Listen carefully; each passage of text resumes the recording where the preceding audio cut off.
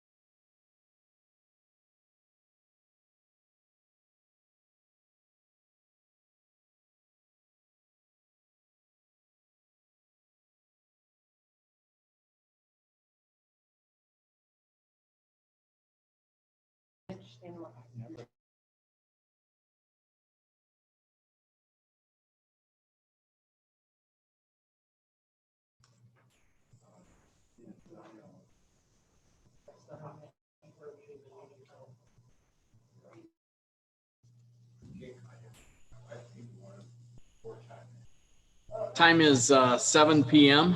We're going to go ahead and begin with the Pledge of Allegiance.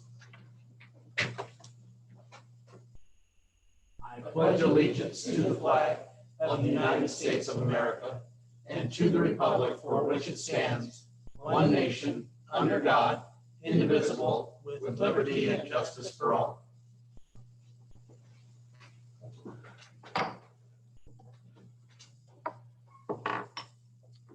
We'll call the Community Development Agency meeting to order of May 26, 2020.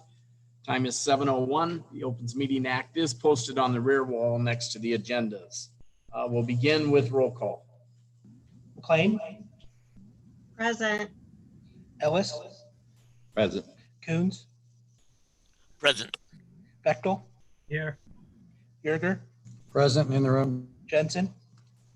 Here. Jacobus. Present and in the room. Lake Band. Here. 8 members present, Mayor.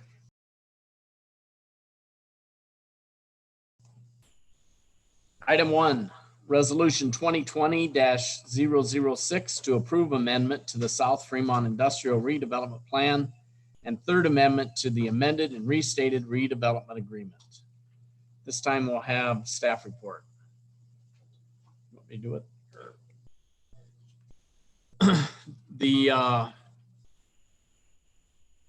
the state about almost 3 to 4 weeks ago contacted the city of Fremont, and they basically stated that they had received their bids. And the bids for the Southeast Beltway were approximately $20 million over budget. The base bid or the projected bid at the time was around 42 to 45 million is what they were projecting. We had told them when we signed an initial agreement with them that we could probably afford $20 million. We also said at that time, if we could, that we really felt 20 million was all we could do, and it was going to be very difficult for us to do any more. So as this project came out and came to fruition, a couple challenges came into play, and that's the flood of 2019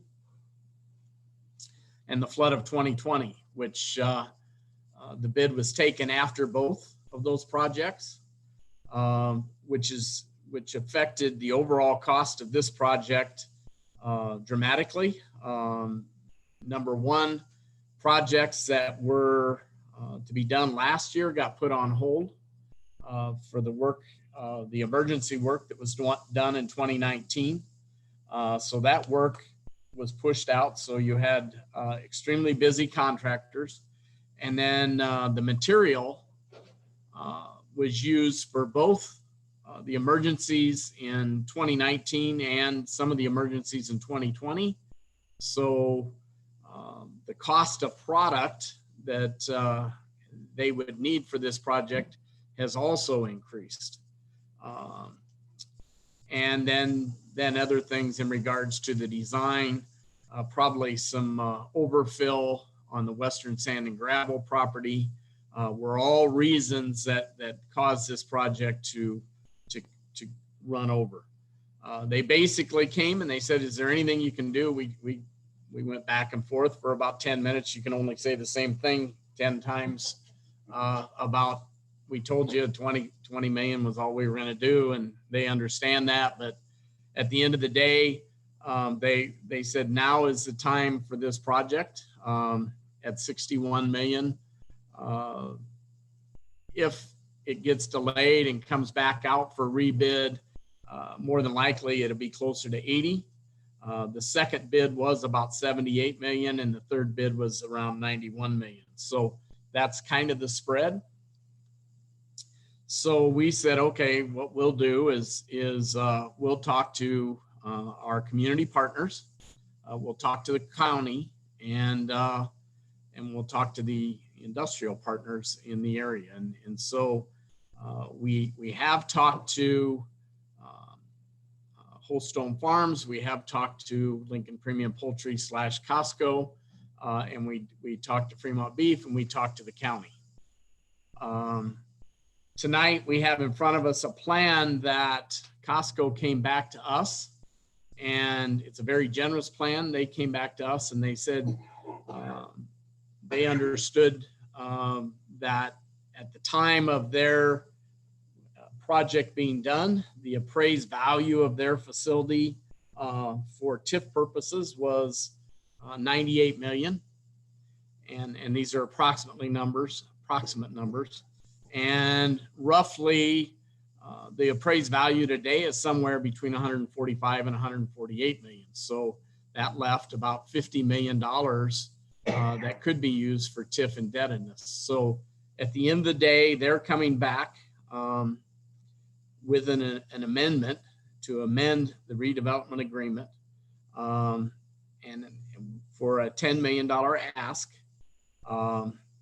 And out of that 10 million, $7 million, they would write a check to us to be written to the state of Nebraska. 2 million would be their share, 5 million would be our share in regards to the Beltway improvements. So with that, I'm going to turn it over to Tom Houston, which is representing Lincoln Premium Poultry and Costco with the amendment. Thank you, Mayor, members of the council. My name is Tom Houston. My address is 233 South 13th Street in Lincoln, 68508. Appearing. Says muted. Tyler, can you hear him? Is he unmuted? Podium is currently unmuted. Okay, should be okay. Okay. Hopefully you can hear me. If not, let me know. I'm here tonight on behalf of PCCW Inc., which is the owner of the real estate of the Costco Lincoln Premium Poultry Plant and an affiliate of Costco. Here today really to support the Beltway project as a benefit to the redevelopment area and the city of Fremont to keep the commercial traffic out of the city and really isolate it and where it should be down in the industrial area. And the proposal in front of you is really to present an alternative to the city using city reserves for funding its portion. And this other source that we've identified is really from the untapped tax increment financing potential of the Costco project itself. A little bit of history on that. The document in front of you tonight is the third amendment to the amended and restated redevelopment agreement, which was approved. The original redevelopment agreement was approved June 5th, 2013, and authorized the issuance of tax increment financing in the amount of $18,300,000. The plant was then completed in March of 2019 at a cost of approximately $450 million due to the fact that the plant grew in size. And a good portion of that cost, keep in mind, is equipment and does not factor into the tax increment financing equation, but that was the investment. But based upon the conversations that were had with the Dodge County assessor at the time that the redevelopment agreement was approved back in 2017, the Dodge County assessor concluded that the valuation would be in the $95 to $100 million range. And that was how the tax increment financing was sized for the Costco project at that $18.3 million number. The redevelopment agreement, when approved in June of 2017, identified over $22 million of eligible costs of Costco, but keep in mind there was only $18 million that was going to be generated by the tax increment financing note. So there was approximately $4 million that was unfunded because of the valuation issue involved with the project. Then the Dodge County assessor in January 1 of 2018, and we assessed real property on January 1st of each year. We established the effective date for this project on January 1st of 2018, and the valuation at that point was approximately $1.2 million. Then as of January 1st, 2019, when the project was nearing construction completion, it was over $100 million of value. And then we believe that the preliminary value of the project as of January 1st, 2020 is approximately $148 million. There's two reasons for that. Number one, the project did grow in size. I think that's a reality, not substantially, but it did grow in size. But also the Dodge County assessor updated the formulas that they used for valuing this type of an industrial property to get a more accurate, in my estimation, valuation of the project. So what we have in front of us, since we had projected and sized the TIF based upon a $98 million valuation, when the value now is going to be in excess of $148 million, we have the ability to amend that. And the additional value would create and support tax increment financing of an additional $10 million. Now, in my mind, there's two things going on here. If note A, which I'm calling the $18 million note, if the city elects not to issue note B, that $18 million note would be amortized in approximately 10 years, according to the amortization schedules that we ran. So that in December of 2028, that original note would be paid in full. And at that time, the redevelopment agreement would expire, the tax increment financing would be paid in full, the property would resort to full value being collected, all the taxes being collected by the various taxing jurisdictions. If we increase the tax increment financing to the suggested $28.3 million, that would be paid by the additional incremental value. That total amount of a note A of 18.3 and note B of $10 million would be paid in the 15 years originally projected. It would be paid in full by 2033. That's really paid with the 2032 taxes that are, since we pay taxes in arrears. So the result would be is that the annual incremental tax would go from 1.83 million to 2.98 million because of the additional valuation. And it would actually support an excess of $12 million additional tax increment financing indebtedness. The request in front of you, based upon the Third Amendment, is to authorize the issuance of Note B, which would be held by PCCW Inc. as the redeveloper. It would write a check to the city for $7 million. And the $3 million differential between the 10 million note and the $7 million check going to the city would then be utilized by PCCW to pay for those unfunded eligible expenses that were described in the original redevelopment agreement. I would remind you that tax increment financing involves no risk to the city. The tax increment financing indebtedness is not a general obligation of the city. The city serves as the conduit only on all the risk would then accrue to Costco. I would also suggest we're not changing the project area. We're not suggesting that changing the 15-year clock that was started, and it would be stopped at the 15th year rather than the 10th year.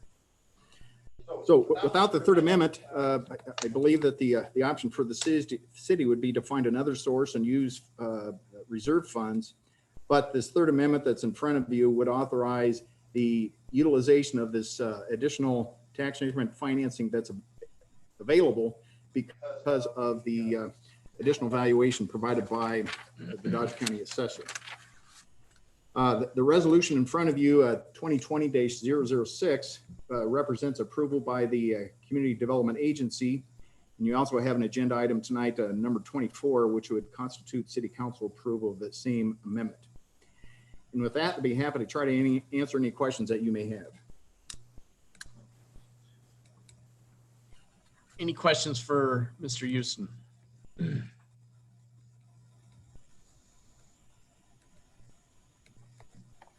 Councilmember Jacobus. I just had a few. You had mentioned that the pre-construction base, 2.269, and now it's like $2.292 million base. Does this continue on at the original base, or does it continue on from the 2019 what the We state established the effective date as of January 1st, 2018. So the base value is actually January 1, 2017. And that valuation was below $1.2 million, but that would continue. The base value would continue, the original base value.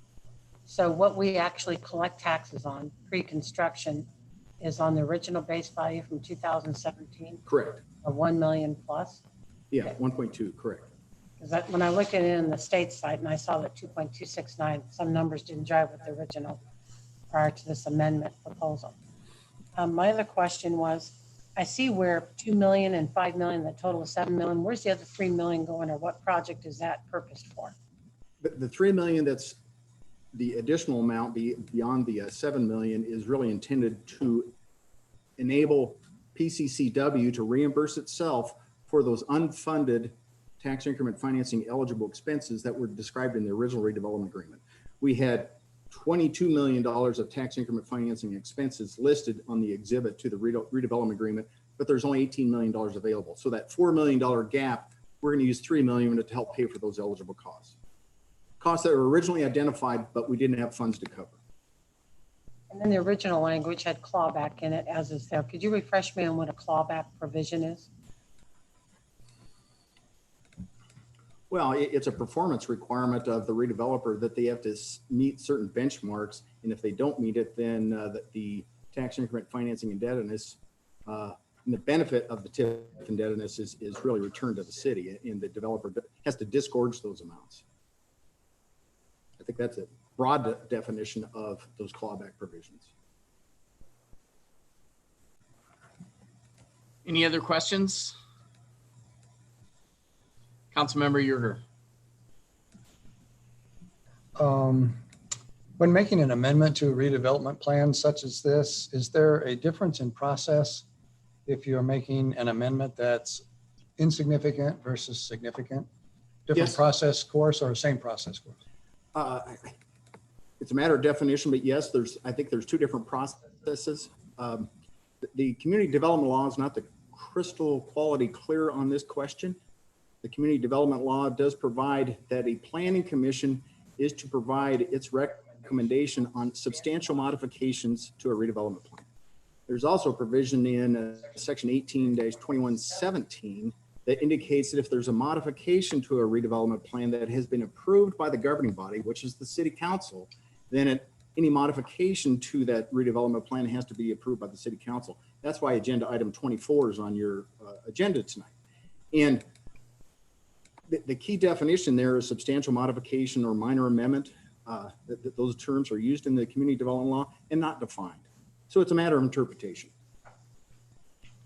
So that leads me to my second question. Is a 54% increase in the amount of TIF a significant or insignificant change to a redevelopment plan?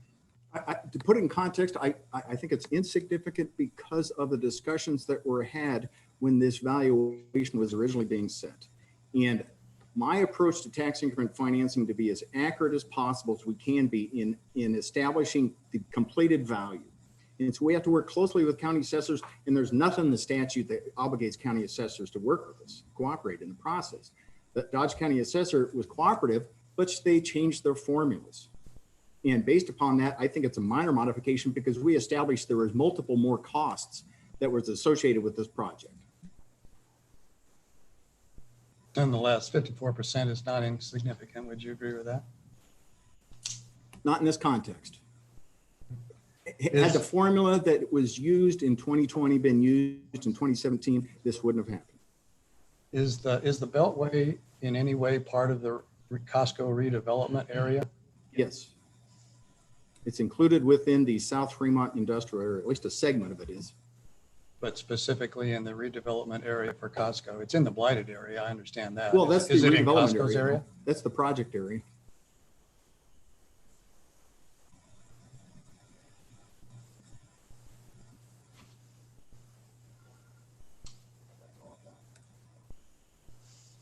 Any other questions? Brad? I'll back up.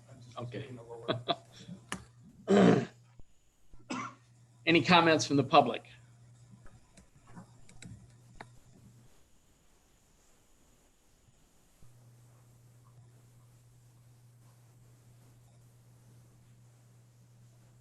Let's see.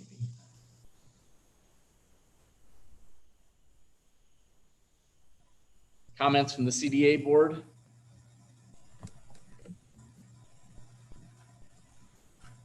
I would take a motion in regards to this item.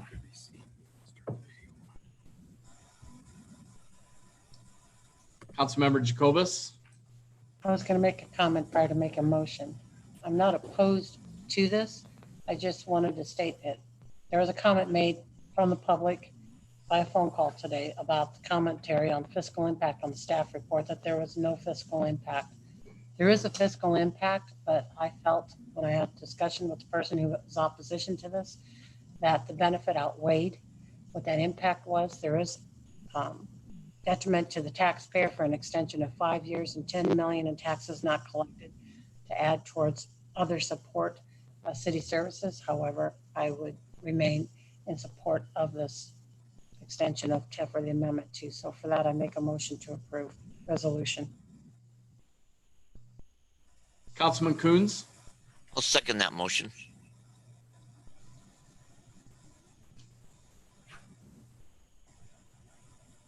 Councilman Coons? Second that motion. Cast your votes. McLean, yes, Ellis, No. Coons, Yes. Bechtel, Yes. Yerger, No. Jensen, Yes. Jacobus, Yes, Lightband. Yes. Motion carries 6-2.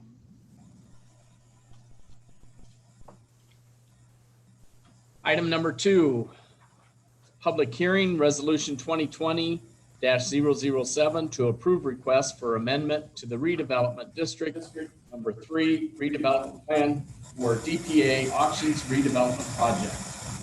At this time, we'll have staff report.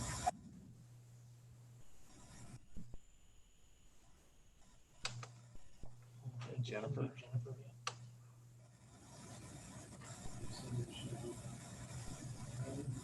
Can you hear me now? Yep. Good evening, Mayor, or Mr. Chairman and members of the Community Development Authority. Jennifer Dam, Planning Director. This is a request for an amendment to the Redevelopment District Number 3 redevelopment plan for the DPA Auctions redevelopment project. This is located in the Nelson Business Park redevelopment area, which was declared blighted and substandard by the city of Fremont on October 6, 2004. And the redevelopment district redevelopment plan was adopted or approved by the city council on November 5th, 2004. The purpose of this amendment is specifically to identify the DPA auction project, which will consist of the construction of an approximately 24,000 square foot office building, parking lot, and associated improvements. The office building will constitute the headquarters for the local online auction company, which is anticipated to employ up to 100 individuals over the next 5 years.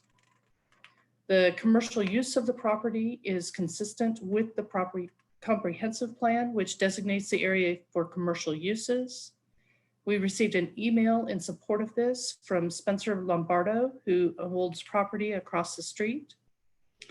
The staff findings, which were also adopted by the Planning Commission on its May 18th, 2020 meeting with a 7-0 vote, are that the area was declared blighted and substandard. The industrial uses, commercial uses are consistent with the comprehensive plan. The annual projected tax shift is $63,000. The estimated total project investment is $3.15 million. An estimated $632,000 in tax increment financing is necessary to provide for the construction and installation of infrastructure and related eligible expenditures. The proposed redevelopment projects will not be feasible without the TIF, and they are in the best economic interest of the city of Fremont. I would be available for questions.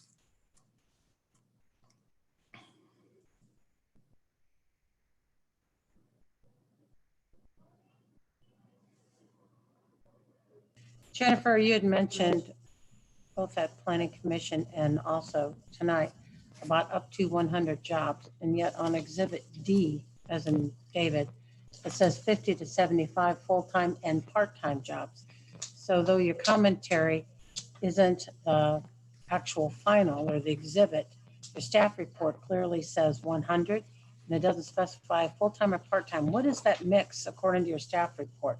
Because right now what I have on Exhibit D under paragraph number 6 is 50 to 75 full and part-time. Councilwoman Jacobus, I don't know what the mix of full and part-time employees would be. On page 2 of the description of the project, it states that it would be anticipated to employ up to 100 individuals in the next 5 years, and that is where I got that information. So it contradicts paragraph 6?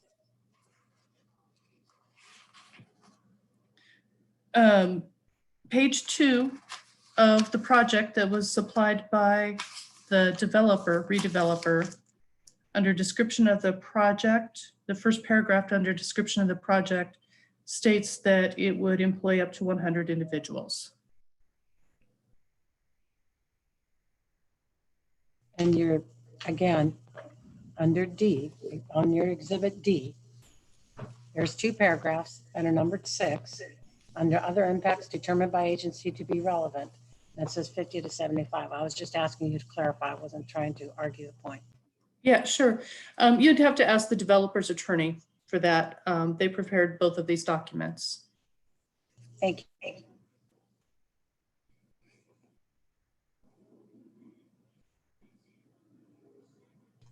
Any other questions for Jennifer?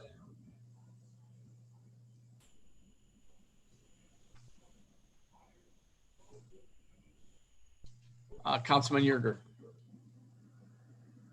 Not so much a question for Jennifer, because I asked her about it earlier today. and I was told that- It's not so much a question for Jennifer. I asked her earlier in the day with regards to the statement in here that says that there'll be a redevelopment agreement for this project, and that's not part of what we have here in this CDA application, nor is it in the council agenda item either.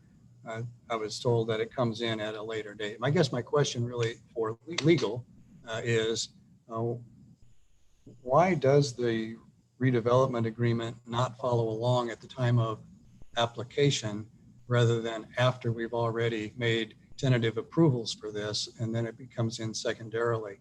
I'm just curious as to why. Is that to allow for more public comment, or what's the reason for the lag in between doing the two pieces that we're doing now and then doing a redevelopment agreement specifically about this at a later date? I'm just wondering if there's a legal explanation for that. There really isn't. That depends on the applicant, more or less, how they're going to move the process along through the city approval processes. That's really not up to us to get all those documents prepared. And Travis, this is Brian here, City Administrator. A lot of times they don't want to spend the cost to get the agreement done until they know they're moving forward with the plan. Yeah, again, that's a logistical determination by the applicant. But legally speaking, as long as they go through the process fully, we're okay with it.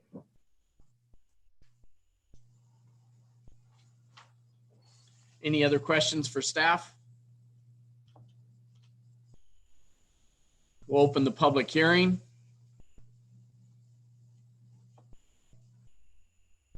Any comments from the public?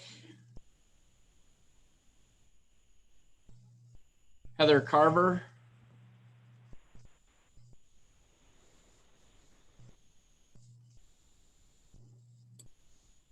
Can you hear me? Yes. Okay, thank you. Sorry about that. I'm Heather Carver. I represent DPA Auctions. I'm with Klein, Williams, Wright, Johnson, and Oldfather.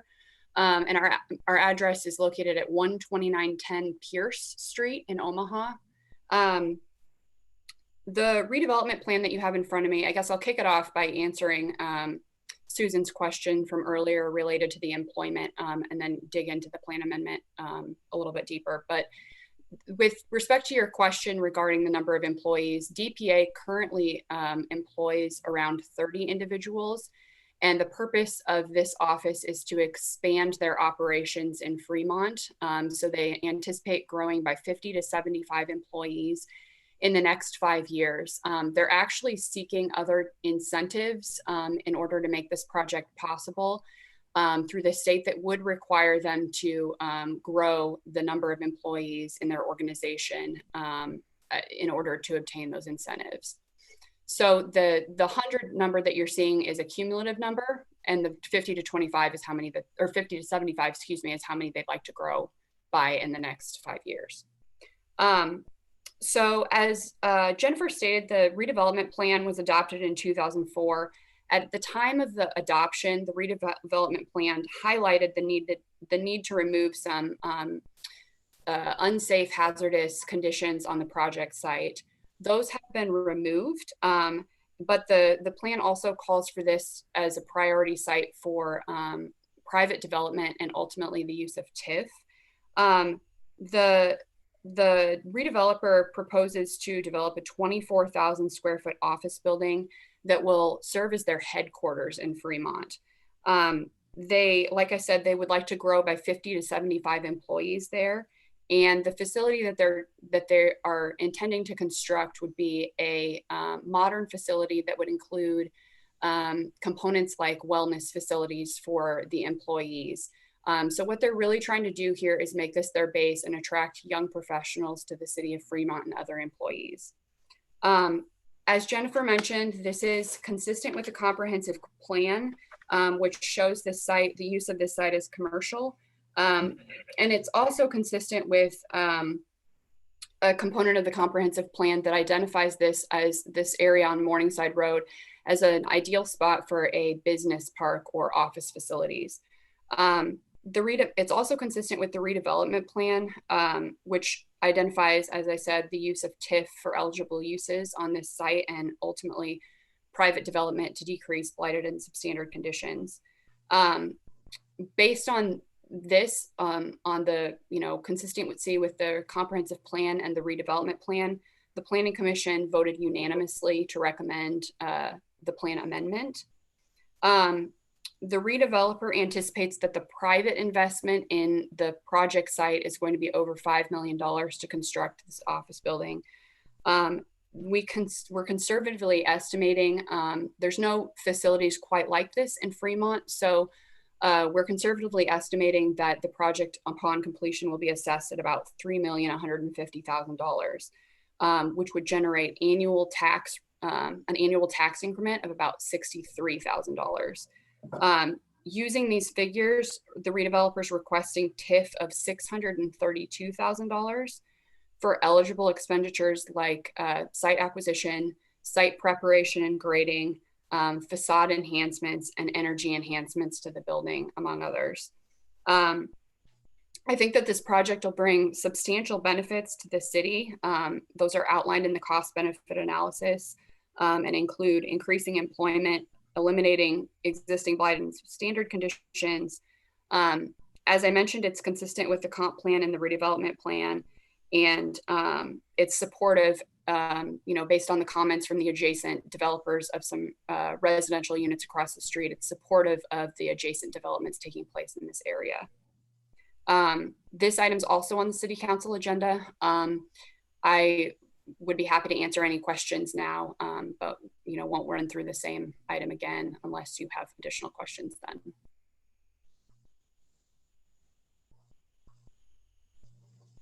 Any questions for Heather?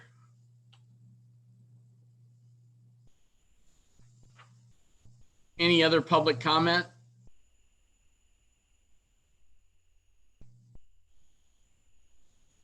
We'll close the public hearing. Any comments from the CDA board?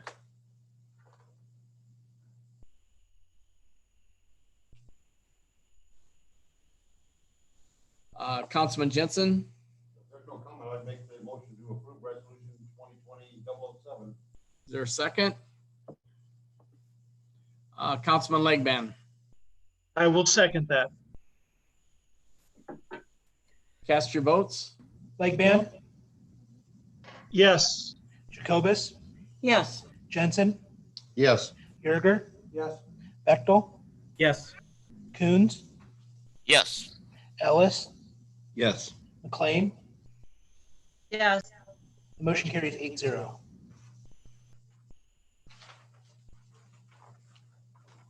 Time is 7:35. I would take a motion to adjourn the Community Development Agency meeting of May 26, 2020.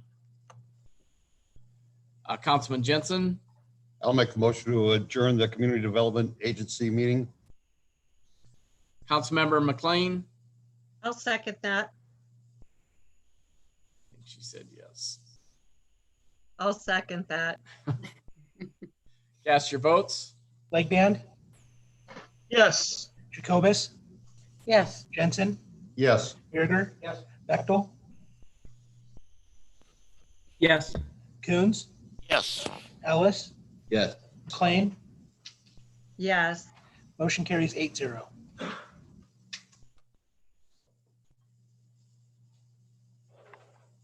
Time is 7:36. We'll now call the City Council regular meeting of May 26, 2020 to order. The Opens Meeting Act is posted on the rear wall next to the agendas. We'll begin with roll call. McLean, Present. Ellis, Present. Coons, Present. Bechtel, Here. Yerger, Present and in the room. Jensen, Here. Jacobus, Here and in the room. Legban. Here. 8 council members are present, Mayor. Under Mayor's comments, just want to give you a quick update. in regards to the pandemic, in regards to our partners. There was a conference call today. They basically met and discussed the new health directives, which are not in force yet. They'll come into force on the 1st of June. But that does mean that the city and the school systems, Midland University, Fremont Health, YMCA, will all be taking actions to begin to open up their facilities. And again, we'll need to follow the guidance. Social distancing is still important. The number of folks at one given time in one group, depending upon physical size, varies. But the fast and easy and quick number is 25, with no more than 6 at any one table. And you still need to have 6 foot of social distancing. The health department will meet tomorrow morning to go over the guidelines in regards to the city's startup procedures, which includes the park department, the library, and the building department, and all of the departments that will begin to open up different programs as we move forward through the month of June. So with that, we continue to follow the guidance of Three Rivers Health, and we thank our partners for all the work they do to keep Fremont safe. Just need to remind the citizens that we're nowhere near done, and we need to continue to follow the procedures that are set out in the guidance coming our way. I also want to say thank you to the fire department. They had an extremely busy weekend with structure fires and with calls. The John C. Fremont Apartments required backup from several departments as well. And we want to thank them for coming in and helping as well. And then there was also a fire on Sunday as well. So they've been extremely busy, and we thank them for all they do. With that, we'll move to item number 1 on the agenda, a motion to adopt current agenda for May 26, 2020, regular meeting. I would ask that item 24 be moved in front of, be moved to unfinished business in front of item number 10. That way those items can all be done together. And I would move 13 in front of 12. That way there's 4 items all in a row that have to do with the Southeast Beltway project. 13 in front of 12. Is there any other items from council? Okay. Oh, no, I think you guys. I would take a motion in regards to that amendment or that change. Councilmember Jacobus. I'll make a motion to amend our current agenda to reflect item number 24 being moved ahead of number 10 and item 13 being split in between items 11 and 12. Councilman Jensen. I will second that. Cast your votes. Legband, Yes. Jacobus, Yes. Jensen, Yes. Yerger. Bechtel, Yes. Coons, Yes. Ellis, Yes. McLean. yes, Motion carries 7-1, Mayor.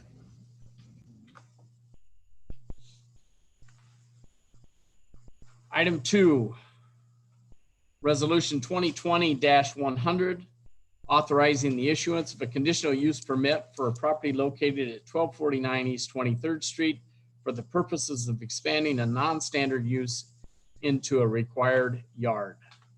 At this time, we'll have staff report. Good evening, Mayor, members of the City Council, Jennifer Dam, Planning Director.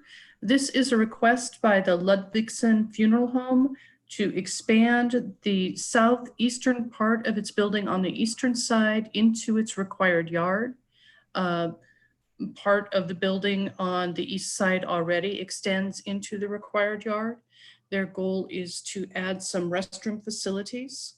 The property is Zone GC General Commercial, and the property is limited use in that zoning district. The existing building is non-standard as to the setbacks on the east side. The proposed expansion will eliminate 3 parking spaces on that east side. However, there is parking available on the west side. The property is already 90% impervious surface. The proposed expansion will not change that. Sections 11-32404 allows the granting of a conditional use permit for this purpose. And it meets all of the other requirements of that section of the zoning code. With that, I would be happy to answer any questions. Any questions for Jennifer?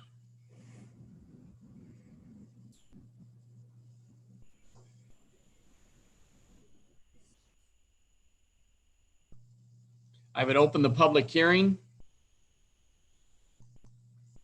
Any comments from the public?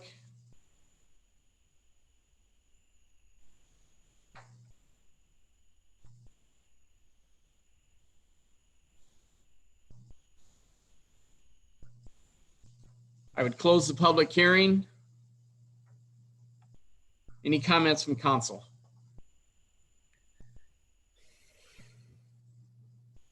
Councilman Yerger. Make a motion to approve resolution 2020-100. Is there a second? Councilman Legban? I will second that. Ready? Cast your votes. McLean, Yes. Ellis, Yes. Coons, Yes. Bechtel,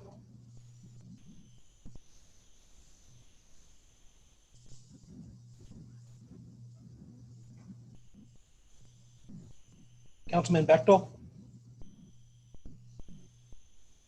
Yes, sorry. thank you. Yerger, Yes.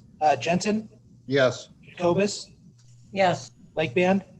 Yes. Motion carries 8-0, Mayor.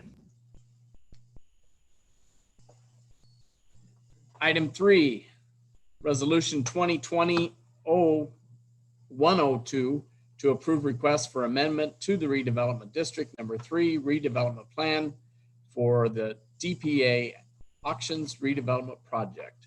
This time we'll have staff report. Good evening, Mayor, members of the City Council, Jennifer Dam, Planning Director. This is essentially the same staff report as I just gave for the Community Development Authority.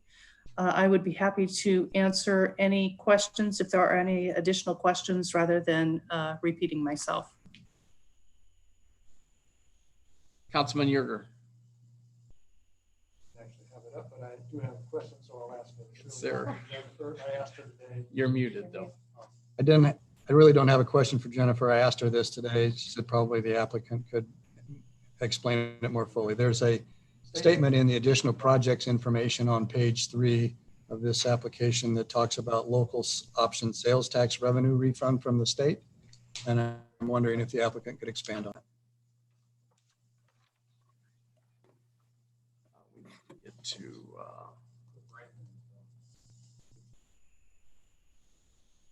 Brandon Peterson is who we need. Okay. or Heather. Heather Carver Heather? is, yeah. Can you hear me? Yes. Okay. So the community development law requires the applicant to make a certification about whether they intend to seek incentives under the Nebraska Advantage Act. There's different tiers of incentives that you can seek through the Nebraska Advantage Act. And the applicant does intend to seek economic incentives through that act, which would involve a refund of the local option municipal tax. That has not been approved yet. I do not know whether the application has been made yet, but the redeveloper does intend to make application for that. So we have to provide a certification as part of the redevelopment plan, or at least prior to entering into a redevelopment agreement.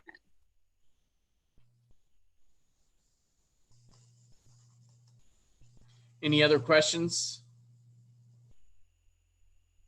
by council?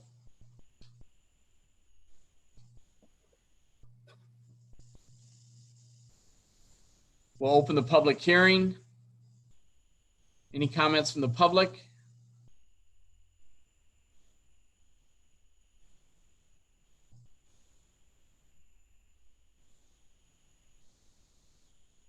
We'll close the public hearing. Any comments from council?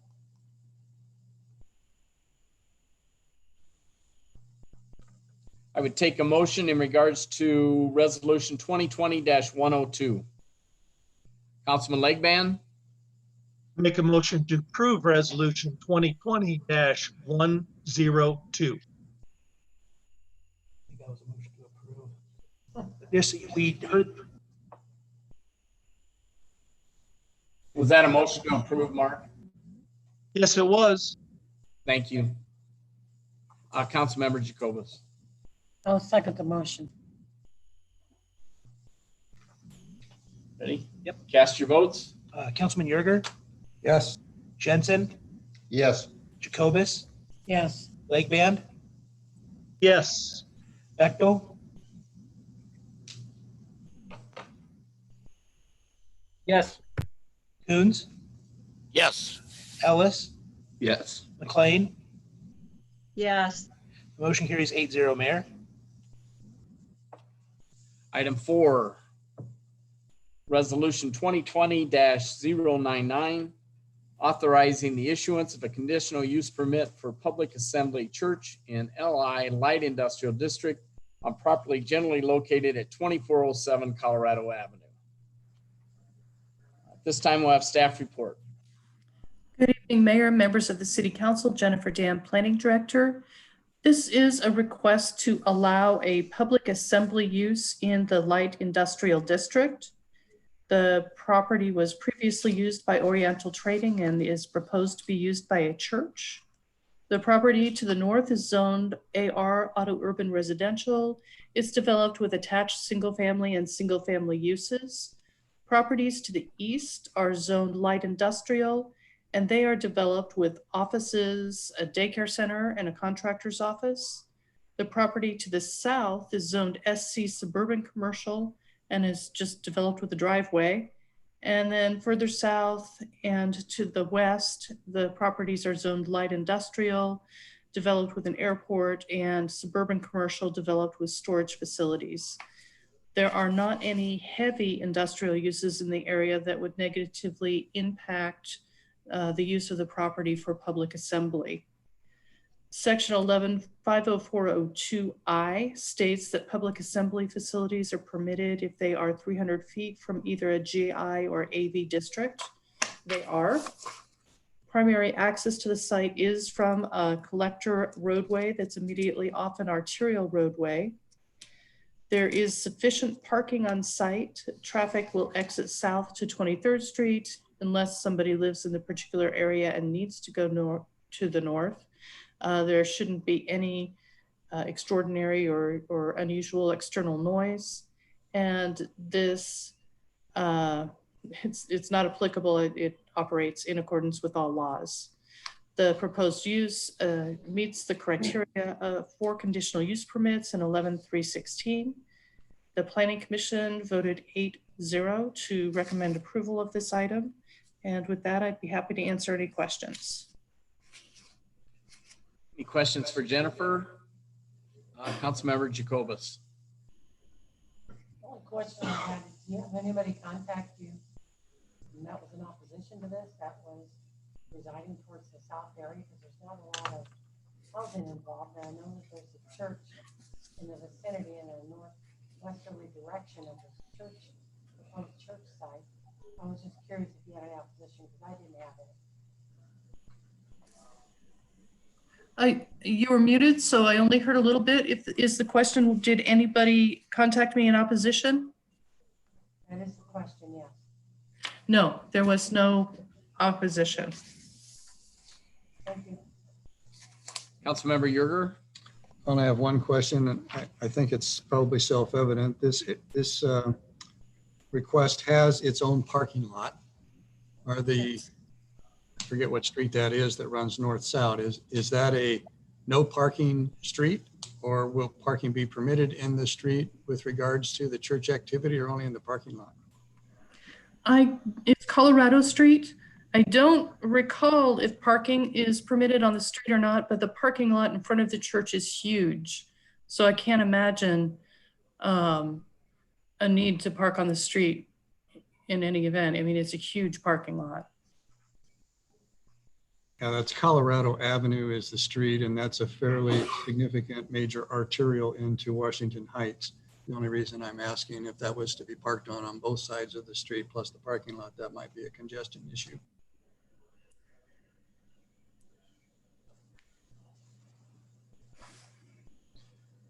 There's not a lot of good parking on the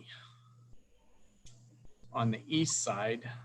The west side, I'm trying to remember if I've seen cars parked there in the past, but it's pretty rare if there is. But that may be a concern as if time goes on for the street committee to review.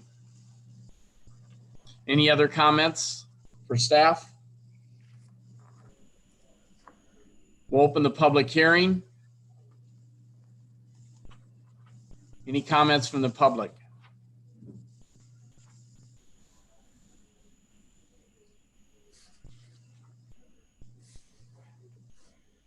We'll close the public hearing. Any comments from council? I would take a motion in regards to Resolution 2020-099. Councilman Yerger? Make a motion to approve Resolution 2020-099. Councilmember Legban? I will second that. You're muted, Mark. I will second that.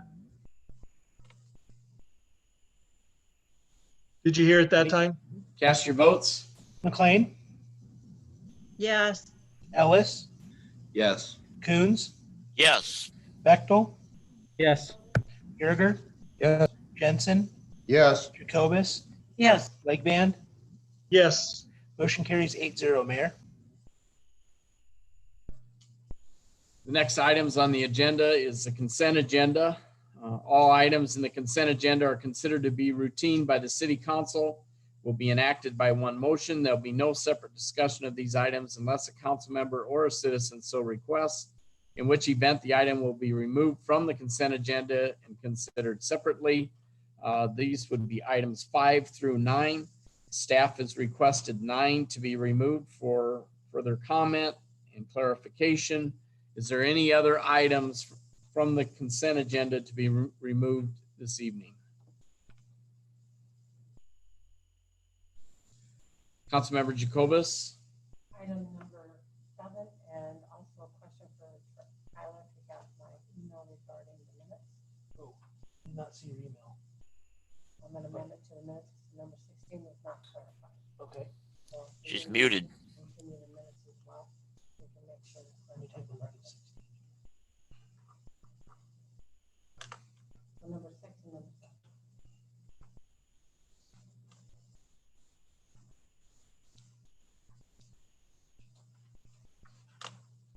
Any other items to be removed? I would take a motion to approve the consent agenda items 5 and 8.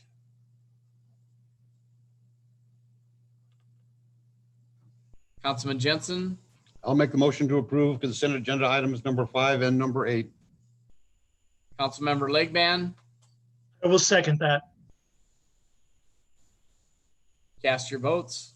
McLean, Yeah. Ellis, Yes. Coons, Yes. Bechtel, Yes. Yerger, Yes. Jensen, Yes. Jacobus, Yes. Legband. Yes. Motion carries 8-0, Mayor. Item 6, dispense with and approve May 12th, 2020 City Council meeting minutes. Councilmember Jacobus. On the minutes, item number 16, it states there's ordinance 5528 for change of zone from R rural to PD, plan development for property commonly known as Blue Stem Commons, second reading. It doesn't say what the vote was or if it passed or if it failed. So that needs to be clarified and who voted how. I would ask that we continue that item to the next meeting.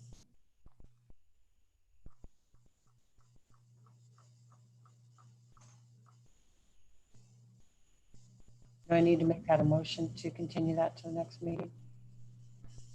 The minutes? If so, so moved. Is there a second? Councilman Yerger. I will second Council Member Jacobus's motion to continue to the next meeting. Cast your votes. McLean, Yeah. Ellis, Yes. Coons, Yes. Bechtel, Yes. Yerger, Yes. Benson, Yes. Jacobus, Yes. Legman. I have a question. Can we continue on with the other stuff if we don't pass this? I think you can. I'm just looking at preliminarily here. Item 14 on there was to continue the item to May 16, 2020. I'm wondering if the reason why this one doesn't have a vote, I'm wondering if it was I either accidentally did not put the vote in there or I didn't put that it was continued. So I think we have item ordinance 5528 on our agenda for tonight. If that's on here for first, if that's on here. Please unmute yourself. That's the case, is that it was continued at the last meeting.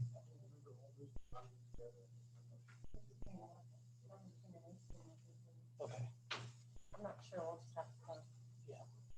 That we went through second reading on that At our last on meeting. item number 15. Tonight should be final. And tonight would be final reading.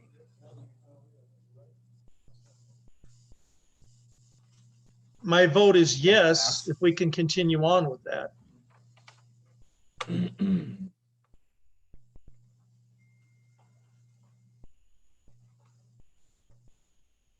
So did we answer Councilman Legman's question? I think that would probably be a question for the attorney.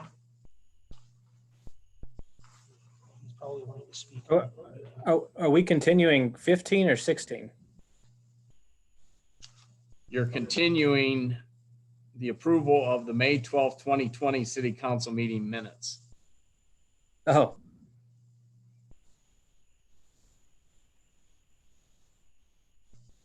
During that meeting, action was taken on ordinance 5528. Second reading occurred and it was approved 7-1 according to the city administrator. well,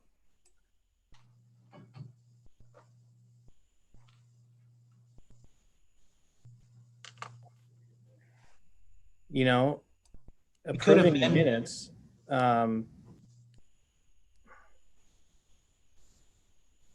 that wouldn't shut down the meeting if we don't approve the minutes. We just have to go back and approve them. Is there a way we could, well, we have a vote on the floor. Mark, I can't really answer you right now. I apologize. Yeah. I think the best way to handle that issue would have been to try to amend the minutes tonight and approve them as amended. But with We're the going to motion- try and do that right now if we can. I think we just have to finish the vote on this motion. So that's where we're at. If we don't approve the minutes, that doesn't mean we can't continue with the items on the agenda today. Travis, Okay, I would it vote be yes better then. if I rescind my motion and make a motion to amend so it can reflect that the vote was 7-1 and that it had passed? I would have no issue doing that. How many people have voted so far? We haven't voted on it No yet. one's voted. Oh, yeah, rescind the motion and that'd make it better. I would rescind my motion then. Is there a second to rescind? Brad. And I will second her rescinding of the motion. Okay, So now I make a motion to so amend. let's vote on that. Cast your votes. McLean, yeah, That's rescinded. Ellis, Let's do it anyway. Yes. Coons, Yes. Bechtel, Yes. Yerger, Yes. Jensen, Yes. Jacobus, Yes, Lake Band. Yes. Motion carries 8-0, Mayor. Now, Councilmember Jacobus. I make a motion to amend the minutes, paragraph 16, to reflect that a vote was taken and the vote being at 7-1, with the only nay vote being Councilman Bechtel, and that ordinance 5528 had passed. So based on that amendment being made, I approve the minute. I would also like to add, and I don't know the information right now, but to include the motion, who made the motion and who seconded it. Let the minutes reflect that as amended. Thank you. Second, Councilmember Yerger. I will second Councilmember Jacobus's amendment to item 16 of the minute. Cast your votes. Lake Band, Yes. Jacobus, Yes, Jensen, Yes. Yerger, Yes. Bechtel, Yes. Coons, Yes. Ellis, Yes. McLean. yes, The amendment carries 8-0. Now I would take a motion in regards to the amended approval of city council meeting minutes. Councilmember Jensen, I will make the motion to approve the amended May 12, 2020 city council meetings agenda minutes. Councilmember Jacobus, I will second that motion. McLean, yes, Ellis, Yes. Coons, Yes. Bechtel, Yes. Yerger, Yes. Jensen, Yes. Jacobus, Yes, Lake Band. Yes. Motion carries 8-0, Mayor. item 7, resolution 2020-104, approving the use of Christensen Field and Fremont Municipal Airport for community fireworks display. This time we'll have staff report. Yeah, I can do that one. Brian Newton, City Administrator. We have a request to use Christensen Field for the annual fireworks display. We just remind the public that they need to stay in their vehicles, maintain social distancing, no large groups, and I think we'll be okay. I mean, there's certainly no room, so gatherings are permissible, so.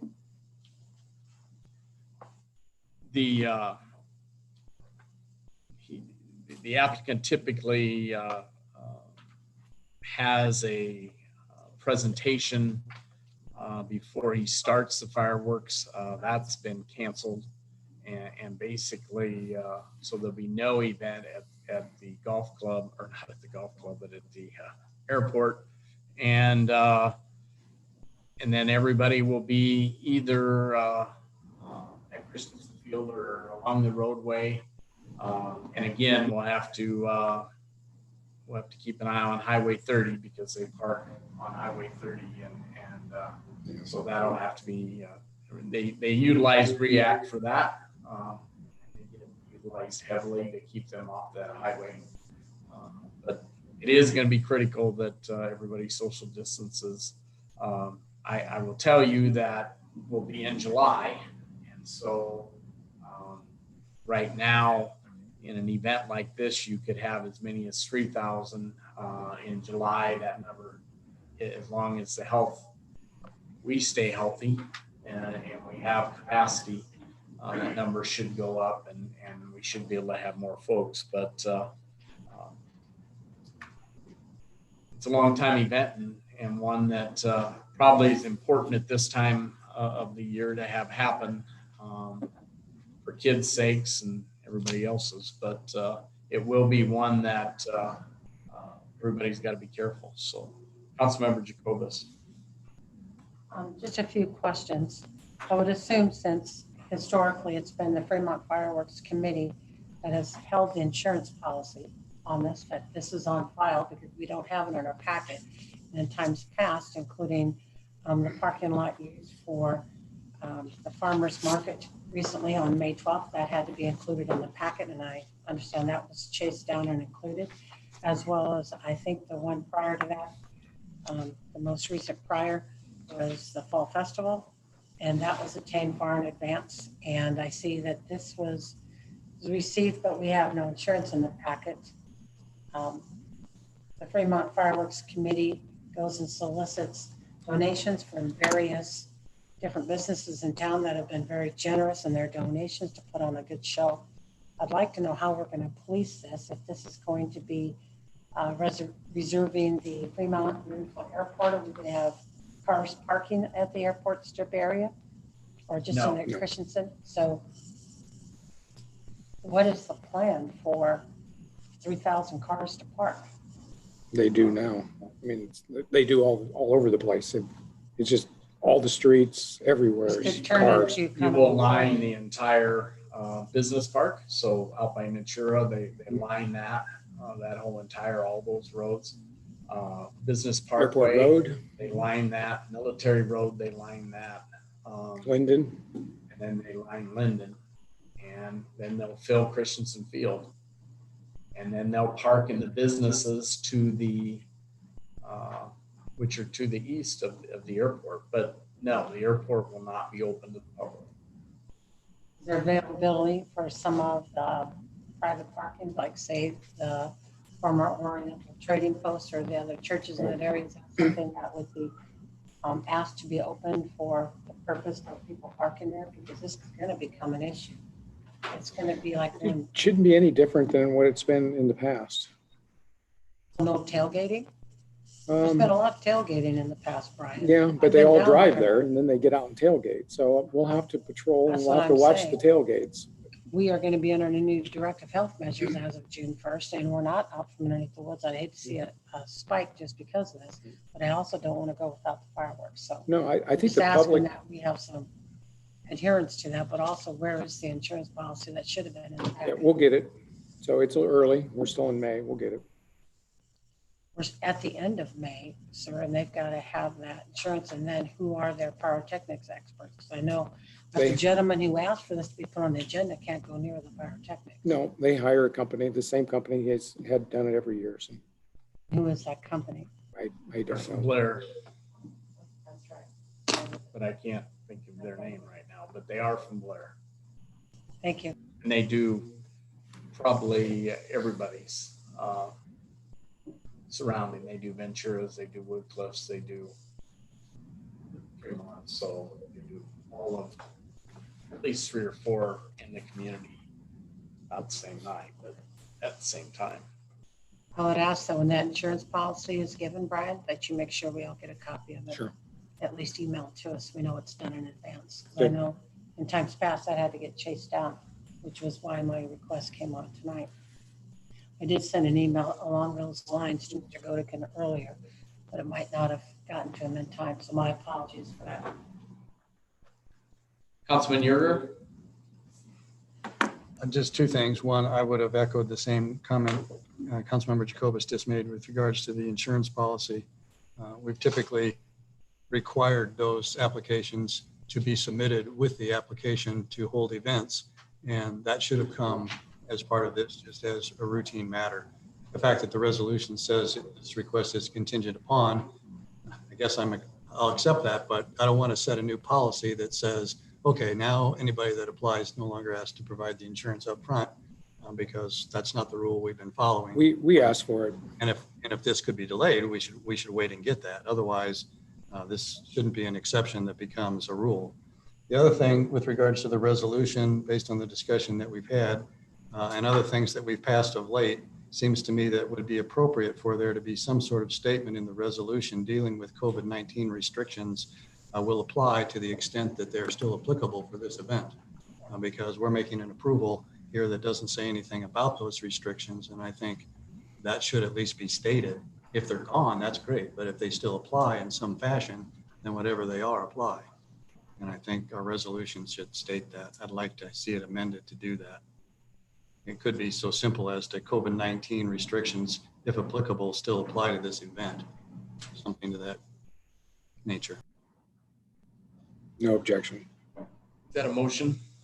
I will make it if you want it to be at this time. Any other comments or questions from council?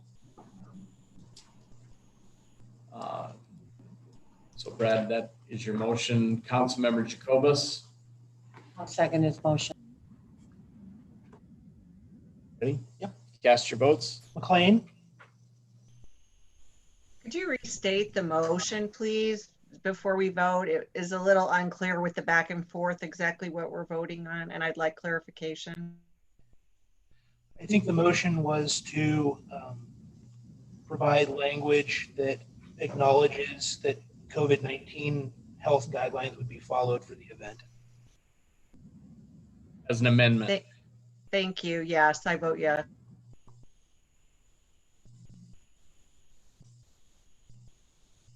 I think she had her question answered. Yes, I vote, Cast and I your vote votes. yes on the motion. Okay. Thank you, Councilmember McLean. Ellis, Yes. Coons, yes, Bechtel, Yes.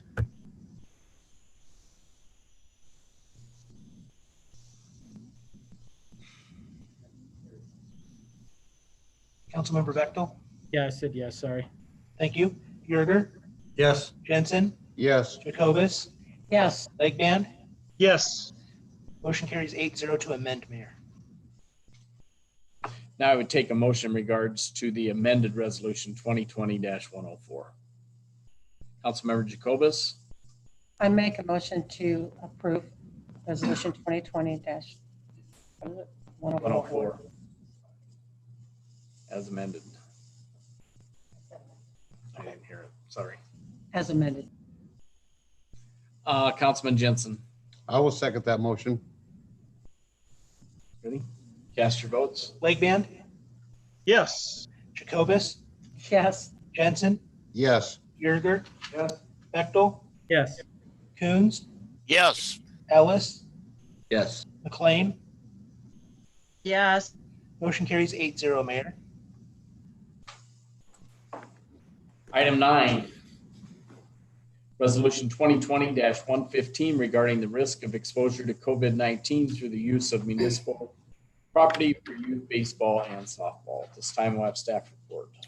So council and mayor, I've asked this to be pulled. Kim put the staff report together and put the information in the packet, but as of Friday, the governor has released new guidelines. And so what we have in the packet doesn't quite reflect his new guidelines. So if you look at starting on page 120, where it says youth sports reopening guidelines, that's dated 5/11. That will be replaced with 5/22.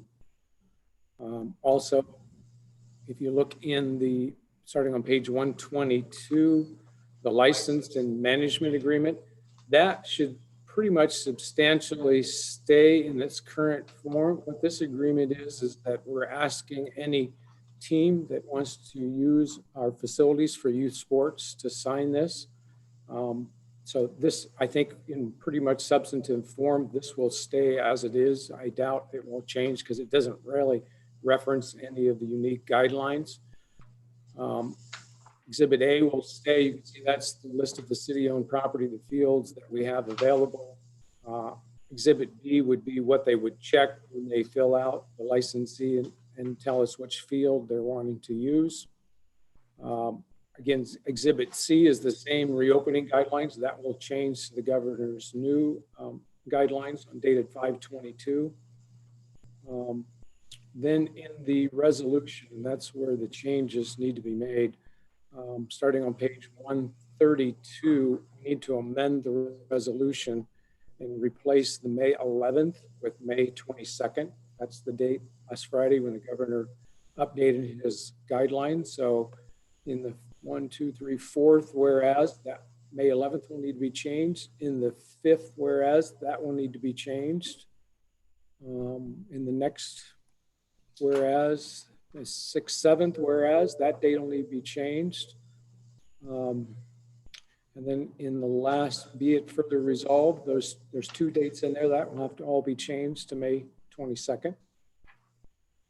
And the only thing I want to also point out is in now therefore be resolved, if you look in there, it's called the COVID-19 Youth Baseball and Participants Agreement. We didn't put that in here because we're going to be getting hundreds of these agreements. Legal has looked at it. I know there's going to be some slight changes to this agreement. It's really, we're going to ask every team that signs the license to go out and have every participant that's going to be on the field to sign that. So like I said, we're going to get hundreds of these in. We didn't include that, but I suspect there will be some changes due to the guidelines to that participant agreement. Then again on page 134, that will be the reflected new guidelines, the 522 guidelines. And so these will all need to be updated. So the resolution needs to be amended tonight to change dates. And then once we get the new guidelines, I'm asking you to approve it conditionally upon having Travis take a look at the new guidelines.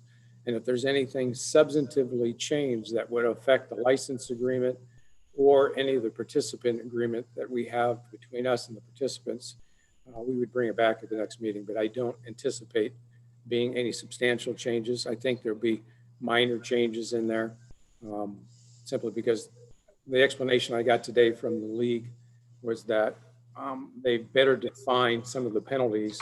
They further define some of the things, some of the rules and things that are permissible, what's not permissible, just to tighten it up. There was some ambiguity in what's a violation mean, different items in there the governor just tightened up. Essentially, it's still the same thing. On June 1st, they can start practicing on our fields. So we need to get things in place so they can start practicing. On June 18th, youth teams can start participating in our fields.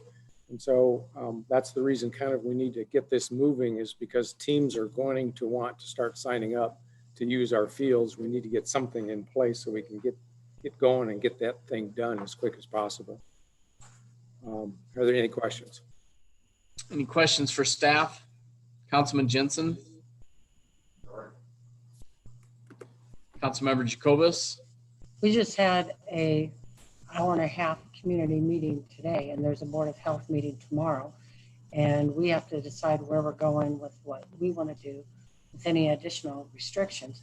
I would hesitate that we're going to jump on this bandwagon and not have legal have gone through this thoroughly as well. So legal I was aware that, I was aware that that had changed and then the league was on top of it. We are still in the throes of discussion on what Fremont needs to do. I really would hate to be preemptive, and you went through, even though subtle, a myriad of some changes that affect the language in this contract that legal has to be. So it's contingent on changes and then contingent on legal approving it.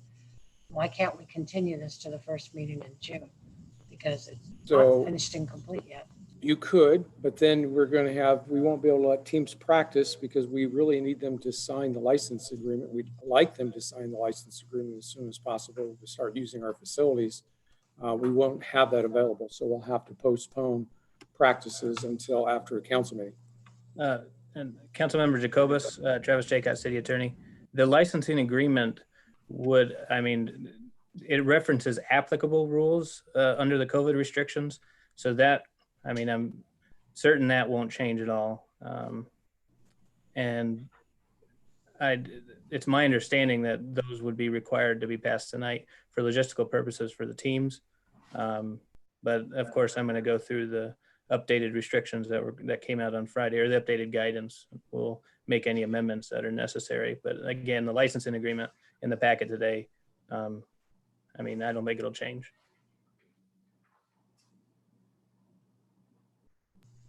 Councilman Yerger? So then based on what I heard Mr. Newton say and what the attorney had to say, perhaps in order to pass this through tonight so that we can get started, there should be some sort of conditional statement in here that we're passing this conditionally because of whatever that is, waiting for final attorney approvals or whatever, so that council's at least protected for whatever might come back to us for further review, because right now we don't say anything about this being conditioned, and I'd be more comfortable if we at least put a condition statement in here and then pass this so they can get started. That's correct. I mean, we don't have, I mean, we have the draft guidelines. We don't have the updated agreements. The league hasn't prepared those yet. They said they would get them to us tomorrow. That's what we'll forward on to Travis to have him take a look at. What you see before you tonight, Molly has looked through all these agreements. We were okay with it last week, but the governor changed some guidelines. So all I'm asking is, can we put a one-line statement in here that says subject to legal review, further legal review and or subsequent reapproval by council, or something that at least gets to that point so that we have safeguards as a council? Yes, you may. You want to make that a motion? And then you might as well include the date changes too while you're doing it too. So it's all in one amendment. Okay, I'm willing to do it. I'm not sure I have it all square, but I'd like to see the resolution amended to require, to make it a conditional approval based on further legal review with regards to. Councilmember, you're on mute right now. And Oh, you're muted. I'm sorry. Travis said you're muted. Sorry. Start over. Yeah. I guess. You must be toggled. Are you not on the screen? Because if you're not on the screen, pushing the space bar don't work. Where'd he go? He's at the bottom.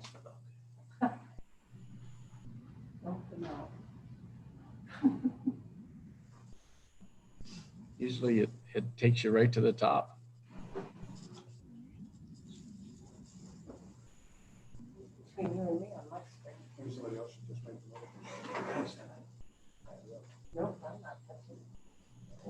There you go. Tyler, you got it. There you go. Go ahead. Space bar, I'm unmuted. Okay, so I would make a motion to amend the resolution to be conditioned upon further review of legal counsel related to the COVID conditions. And was it the dates? The date change And from the May date- 11th to May 22nd. And the date changes of May 11th to May 22nd, as was previously outlined for the various statements in the resolution.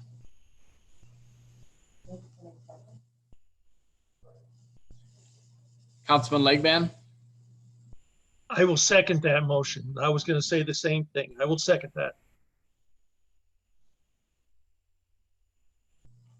Cast your votes. McLean, Yes. Ellis. Coons, Yes. Bechtel, Yep. Yerger. Yes. Jensen, Yes. Jacobus, Yes. Legband. Yes. Motion carries 8-0, Mayor. Now I would take a motion in regard to the amended resolution 2020-115. Councilman Jensen, I'll make the motion. We accept amended resolution 2020-115. Councilman Legban, I will second that. cast your votes. Legband, Yes. Jacobus, Yes. Jensen, Yes. Yerger. Yeah. Bechtel,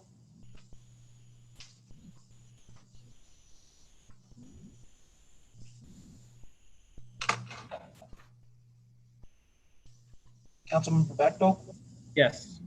Coons, Yes. Ellis. McLean. Yes. Motion carries 8-0, Mayor. Now we move to unfinished business. We moved item 24 up.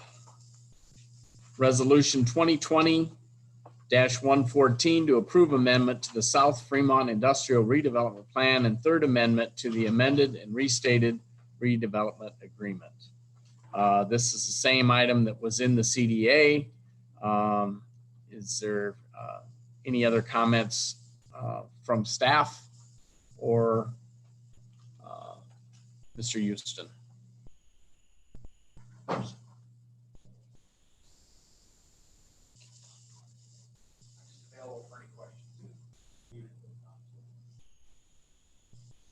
Any questions for Mr. Houston? Councilman Legman. Yes, are they giving us 5 million or 7 million for the bypass? Can you restate that, Mark? Are they giving us 5 million for the bypass or 7 million? It would be 5 million, our share, and 2 million their share. 7 total. Thank you. Any other questions? I don't have a mouse that works, but I have a comment. Councilman Yerger. The only comment that I wanted to make, in addition to what was discussed earlier this evening, was the input that I have received from constituents and residents across the city with regards to the use of TIF funding and the increases to TIF funding. And although this may be attractive as a way of dealing with this, in the discussions that I've had, whether we fund it out of city funds or whether we fund this out of tax incentives given to Costco, it ultimately still is being citizen funded overall. And those are reasons I think that the public has gotten a little concerned with the amount of TIF that we've been granting. And this is a 54% increase, as I noted earlier.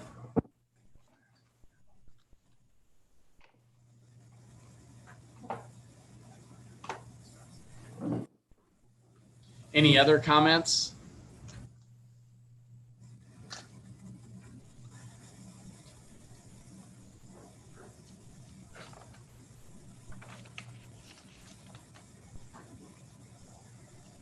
Any comments from the public?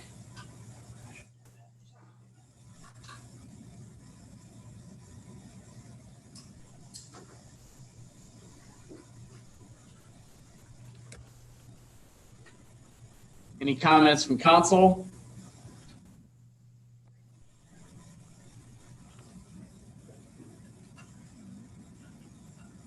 Councilman Jensen. If there are no comments, I will make the motion to approve resolution 2020-114. There's a second. Councilman Legban. I will second that. We ready? Yep. Cast your votes. McLean, Yes. Ellis, No. Coons, Yes. Bechtel, Yes. Yerger, No. Jensen, Yes. Jacobus, Yes. Legband. Yes. Motion carries 6-2, Mayor.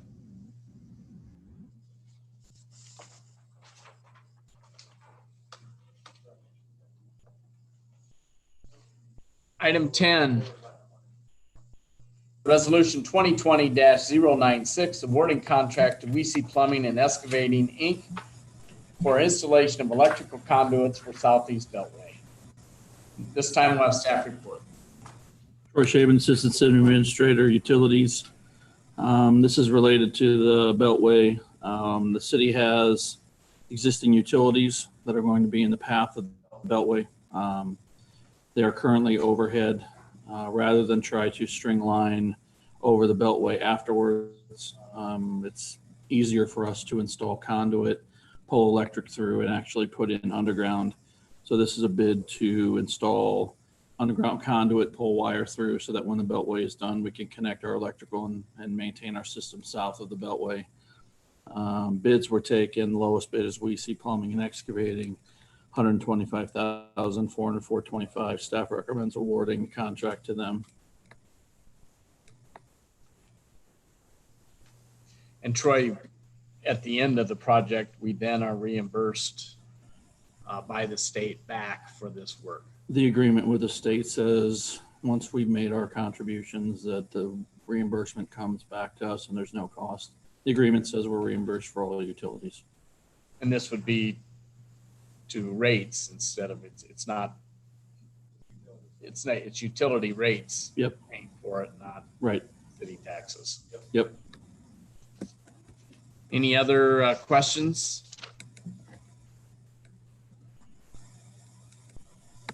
Any comments from the public? Comments from council?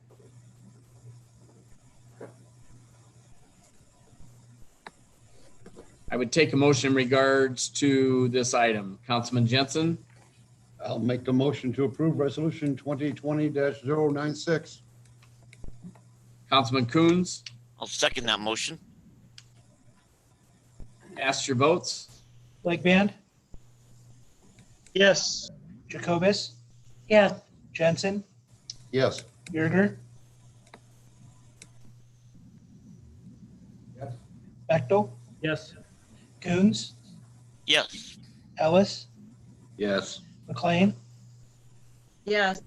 Motion carries 8-0, Mayor.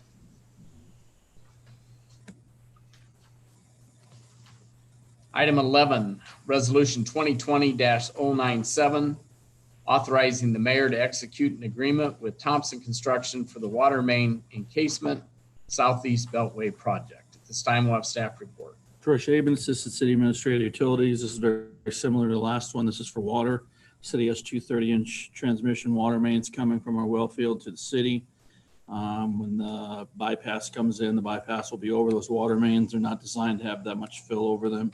So what we're doing is encasing them in a 42-inch sleeve. It's a half sleeve, a split sleeve. Thompson Construction was a little bidder, $896,800. Again, all utility costs are reimbursed by the state, so there's no cost. We front the money, they reimburse us. Staff recommends awarding to Thompson Construction. And the UIB board approved this, not at this 5-0, meeting, yes. but the last meeting. Thank you. Any other comments? Comments from the public?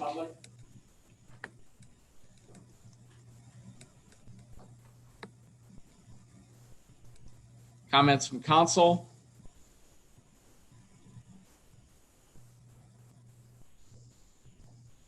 I would take a motion in regards to resolution 2020-097.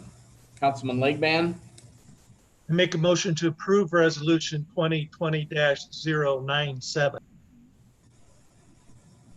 Councilman Coons, I will second that motion. cast your votes. McLean, Yes. Ellis, Yeah. Coons, Yes. Bechtel, Yes. Yerger, Yeah. Jensen, Yes. Jacobus, Yes. Blake Band. Yes. Motion carries 8-0, Mayor. Item 13, resolution 2020-098, authorizing $5 million additional expenditure for Southeast Beltway project. This was a continued item, so it had to come back to the agenda. And basically, there's 2 schools of thoughts here. We now know that the county is giving $1 million. We know that there's $7 million coming combined from Costco and coming from the city of Fremont through the tax increment financing. We know that Fremont Beef has given about 170 to 200,000, somewhere in there. A smaller dollar amount, but they are giving that, and it's proportional based on, I think, actually based on the number of folks that work there.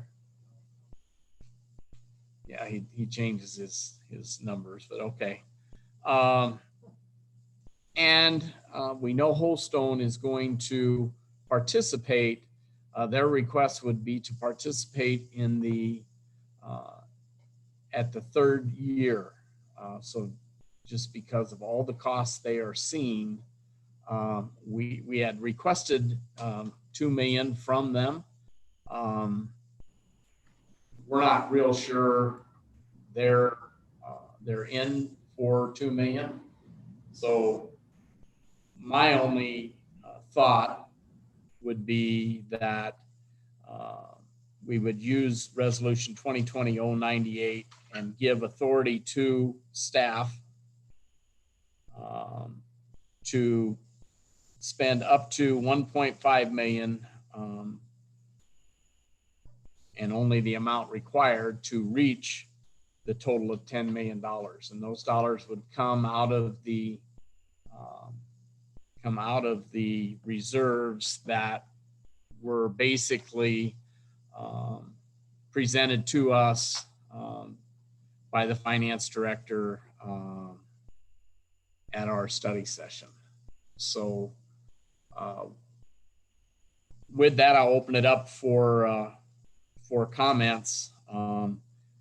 We've also talked to the state, and you know, we could probably go either way here, but this does ensure that we get a full 10 million to the project, which was our request. So any other questions or comments? It would require an amendment authorizing up to 1.5 million. Councilman Jensen? I will make that amendment to authorize spending up to 1.5 million from city funds as necessary to complete the project. There's a motion on the floor. Is there a second? Councilman Yerger?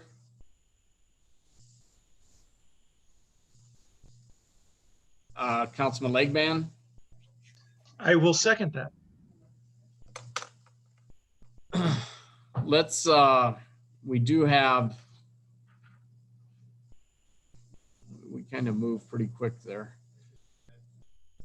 It would be an amendment. Let's make the amendment and then we'll bring it back for full discussion. So we have a motion and a second to amend.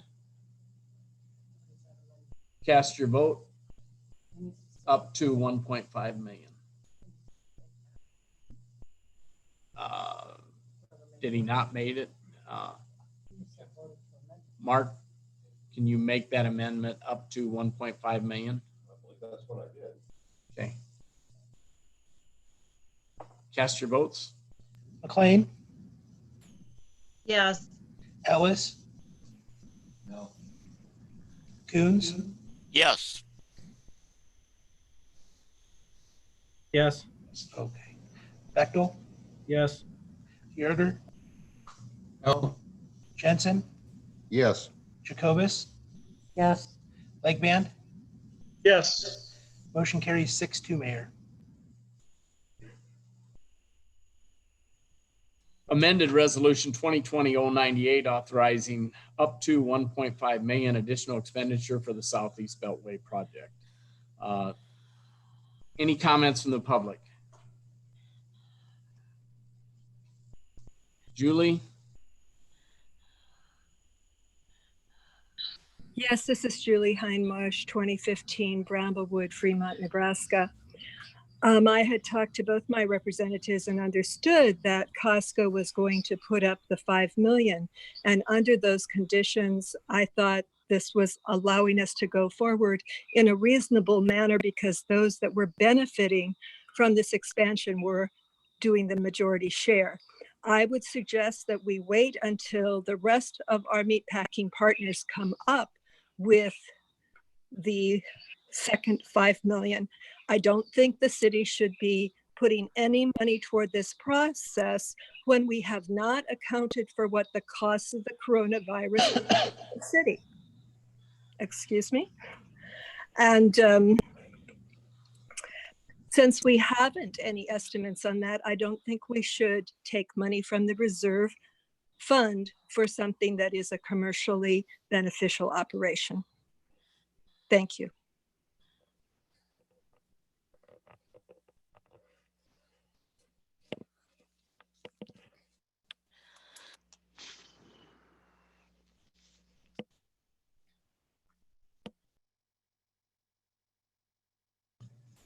I would raise my similar concerns stated earlier. We were told a long time ago that this was $20 million of the funds, and that was our contribution in cap.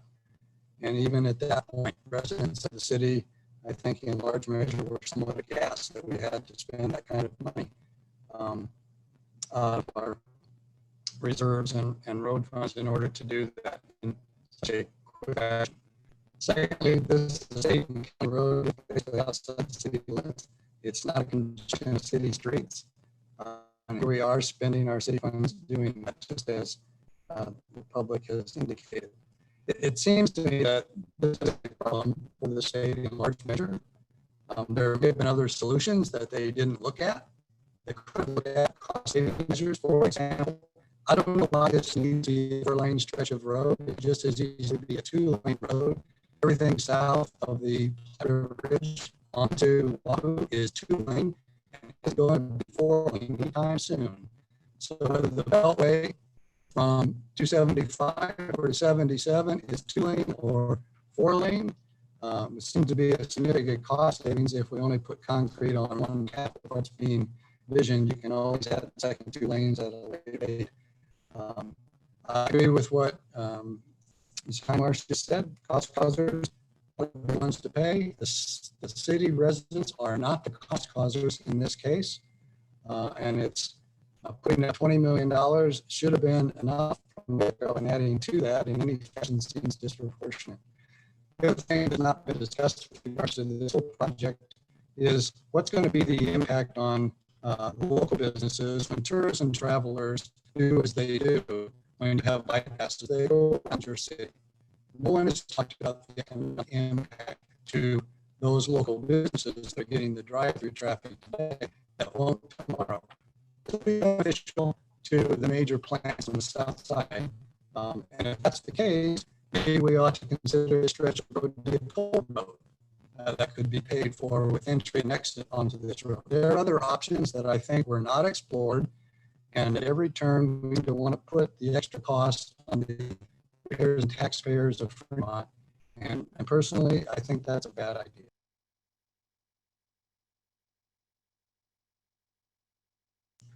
I voted to amend this simply because 1.5 million is a heck of a lot better than 5 million. However, that said, I don't disagree with what Ms. Heinmarsh had to say regarding all of the projects we have on the burner, and this having been an interesting time frame of March, April, May, going into June with COVID, and having gas tax receipts down, and albeit 40 tax money is not yet collected, what the actual impact is going to be to us. If we move forward with this, we need to have some serious reconsideration of our capital improvement projects that we have on there, and take a look at our purchases, whether it's a $50,000 Bobcat, or if it's the airport terminal or what have you, whatever it is, we need to take a look at our priority projects, because we do not have a bottomless pit of money. I'm not against moving forward this. I'm just against moving forward without hindsight, paying some attention to the capital improvement projects that we have scheduled now, and take a look at what the public had said prior, what their priority projects were. We need to take some steps back if we move forward with this and reprioritize what we want for our capital improvement projects. I realize it's a little early in the game for our fiscal year considerations, but COVID wasn't on our radar prior, and now it is. And it is changing how we play this. How this plays out is important tonight, but it's also important to address capital improvement. So if we move forward with this, I want strict adherence that we're going to come back and have a long discussion, even if it's a special meeting, to discuss capital improvements.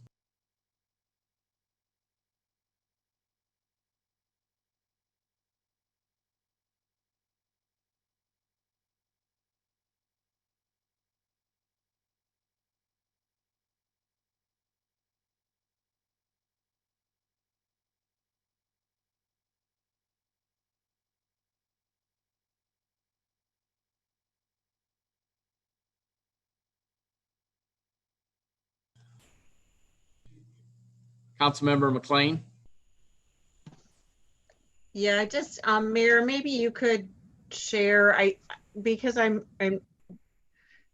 trying to recall that it seems that this contract, the current contract that we're looking at, if we do not commit to the funding to the state, this contract bid, I assume, will expire in some sort of time frame. I can't recall what that was.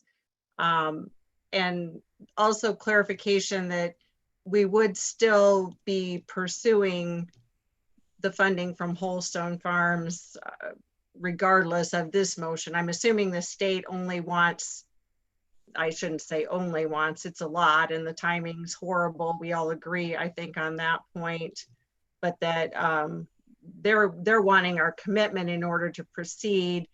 They're giving us 3 years, so we would potentially still be able to lock down some other funds from, be it from Holstone or whomever, between now and the end of that time period. My concern is if we don't do this now, this could become like the viaduct that never gets done. And I think we will hear going forward about traffic concerns and the semi-traffic. I think in order to really capitalize on the South Fremont area, the industrial area, that's really becoming quite active and much nicer than it used to be. We need to complete this project. No one likes this right now, and I agree with Councilmember Jacobus. We do need to look at all of our capital expenditures, but again, maybe some clarification on the time frame, what we're actually doing, and we're still, I think, we're still going to pursue that additional 1.5 million from somewhere else. Is that correct? So the first question was time frame, and that's May 30th, Friday. So 29th or 30th. So that is, that's when we needed to get back to the state. We do have 3 years. We are pursuing, and I only bring this number up because that number should cover any other expense that we would have that wouldn't be covered by Holstone or any other partner that we pursue. And we will continue to do that as we move forward. The dollars that were identified by Jody were reserves in regards to infrastructure projects. And those dollars are set aside and are there. And again, if we would do a third and a third, if we had to pay that ourselves, it would be 500,000, 500,000, 500,000. So if we didn't wait till the very third year, but really the state just wants to hear that there is a commitment, and we have that, and then we still need to make sure that we are committed. If our partners, we can't reach the full 10 million, if we have to make up the difference of maybe it's only 500,000, but we need to make sure we have the ability to do that. And I guess my only thought was that's why we amended it up to 1.5 million, because if it's only 500,000, that's what it would be. Councilman Jensen. Yeah, that was my understanding. As we just have to make this commitment for this money. I think everybody here pretty much fully expects Holstone to come in at least a major portion of that amount. I can't imagine they're going to sit on the sidelines and let everybody else pony in. I just think it's a good idea to make this commitment. I don't believe we're going to end up having to spend that much money. Any other comments? Councilmember Jacobus. I don't like the idea of having to put more money on the table, but I will. And I get it that we'll have it in thirds. I would say once we say we're going to do it, it may be like pulling teeth to get other players to put any more money down. So we just have to know that approving this, we will more than likely go ahead and pay that. but we've come this far and I would hate not to complete it. And I would have to commend the mayor for trying to think outside the box, and I'm reaching out to the various entities to come up with the additional money. So for that, I'm fine making the motion to approve it. Is there a second? Motion to approve. Made a motion to approve the amended resolution 2020-98. Councilman Legman, I will second that motion. cast your votes. Legband, Yes. Jacobus, Yes. Jensen, Yes. Yerger. No. Bechtel, Yes. Coons,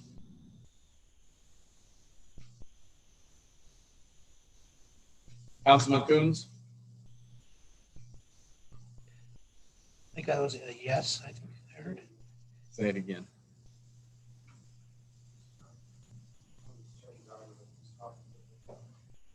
It looks like you're unmuted, Councilmember Coons, but we weren't able to hear you.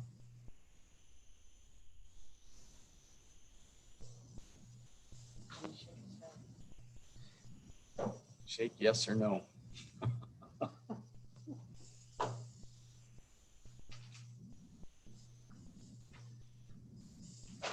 We're not being able to hear you, Mike.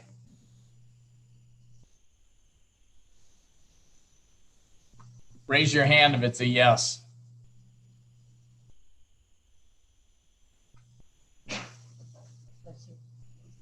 You want me to call him? Mike, can you hear us? Can you hear me now? Do a thumbs up. Is that a yes? Is a thumbs up a yes? All right. Yes. Okay, thank you. Councilmember Ellis, No. Councilmember McLean. Yes. Motion carries 6-2, Mayor. Yeah. Time is about 7 minutes to 9. We'll take a about a 10-minute break.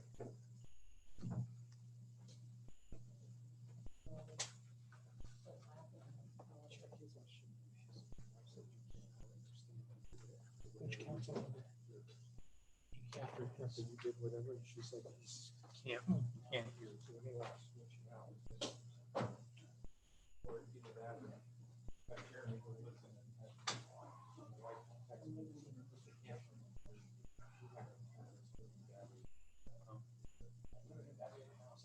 Hey, Mike, are you on?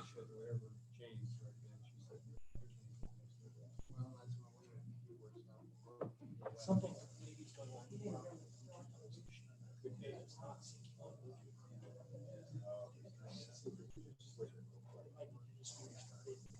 Well, we got time now. It's my whole started.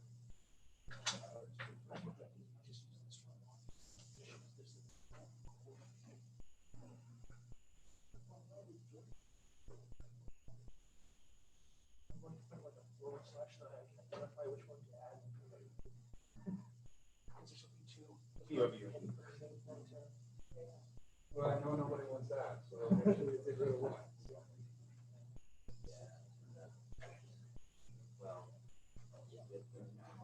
I am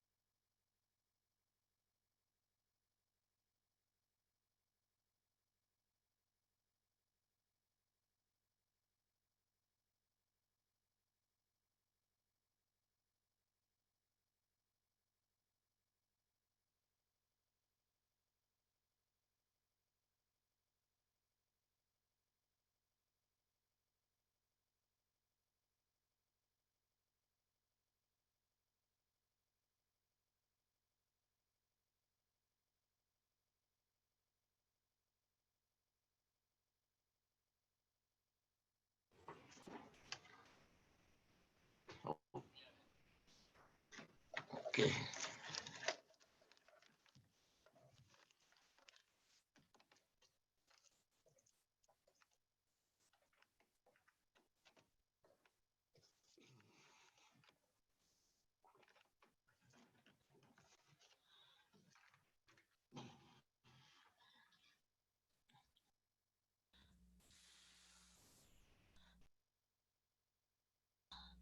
Okay, can you hear me now?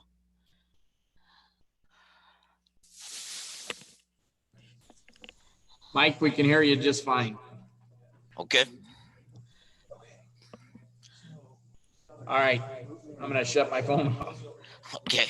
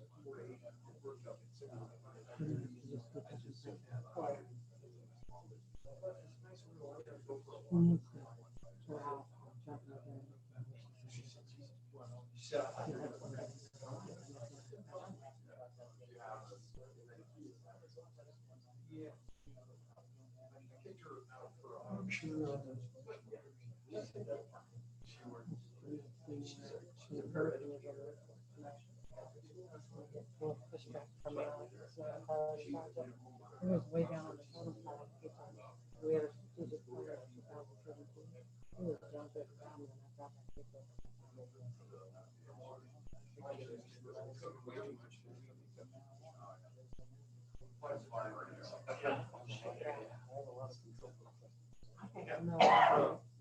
Yeah. Made that about a month left. That's great that we had that said. Oh, yeah. Well, yeah, it's Gotta verify and certify. Yeah, so we got about 5 weeks left of that. So Sue, fill your signatures out. Your petitions. Dylan's got one. My brother in West Point's got one. Not That's got it. another one. It will have to be turned in by the end of June. By the end of June, okay.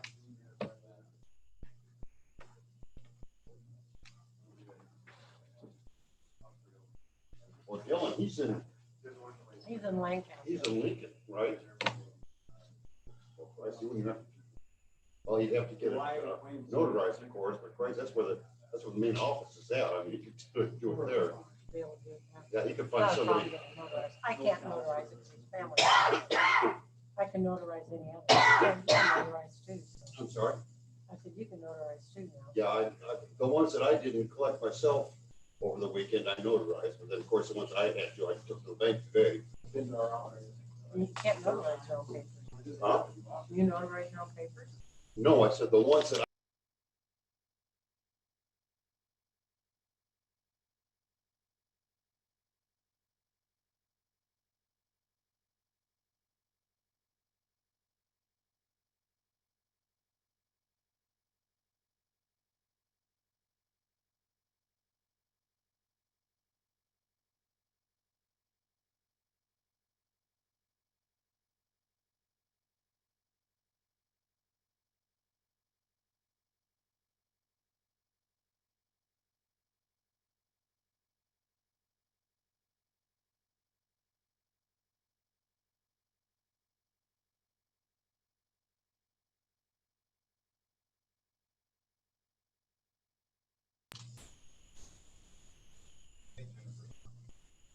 I gave her the opportunity to unmute herself. might get his mic fixed. I think so. Time is 9:03. We will resume with item 12. Ordinance 5533 pertaining to pay plan for officers and employees, proposed addition of library technology specialist classification. At this time, we'll have staff report. Honorable Mayor and City Council, Jennifer McDuffie, Director of Human Resources. This is the salary ordinance for the government employees. The purpose of this change tonight is to add the library technology specialist classification, which has not previously existed. We initially discussed this at the April 28th council meeting. There were some questions and concerns that were brought up, so it was continued so that we could address those. At the last meeting, we asked for it to be continued to allow staff to work through some additional concerns. We've been able to work through those concerns and get everyone on the same page and in agreement as far as our recommendation tonight and our plan. Since our initial discussion, we have increased the pay grade up to a 19.5. This is primarily based on a change. One of the comparable positions, the municipality that had that position changed the wages pretty significantly. So that did change the comparability and our recommendation for tonight. Tonight, we're asking for your approval, and we are also asking this be placed on final reading so that we can move forward with recruiting, and I'd be happy to take any questions. Any questions for Jennifer? Councilman Jensen? Jennifer, could you just give me a rough ballpark figure? If a person was hired into this position and say they came in at the midpoint, about what kind of an annual salary benefits package are we looking at numbers wise? Just a second, let me pull it up here. And you're gonna have to go with my very rough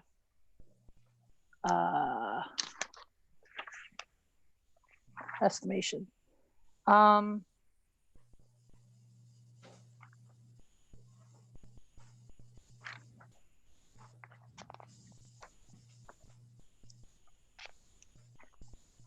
Whoops. Apologize, had the wrong one pulled up. So at a step 4, you're looking at roughly like $49,000 a year. Their hourly wage would be $24.64.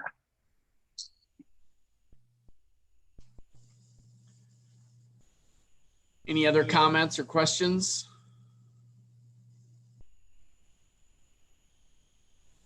Councilman Yerger? I like the progress that's been made on this, Jennifer, but I do have a few questions that I just want to ask with regards to where we were and where we are. Because the consultant has revised the input that we received at least twice, if not 3 times. Was it twice? The study results twice? I don't know that he's revised it twice.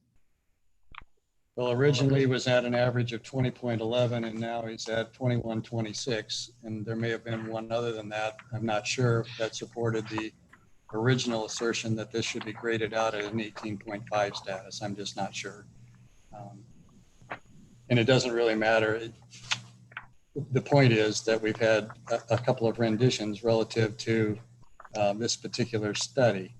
And so one of the things that I noticed in his documentation was reliance on LB 397, which asserts that we use 70% match based on composite duties and time spent performing duties, and a further statement that his belief is that LB 397 made educational differences less important than composite duties. Do you recall those statements in his letter?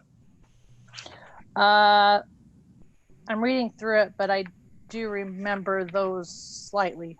I don't remember them word for word, but I do remember them being in there. Okay. Do you recall the consultant making any statements with regards to fulfilling LB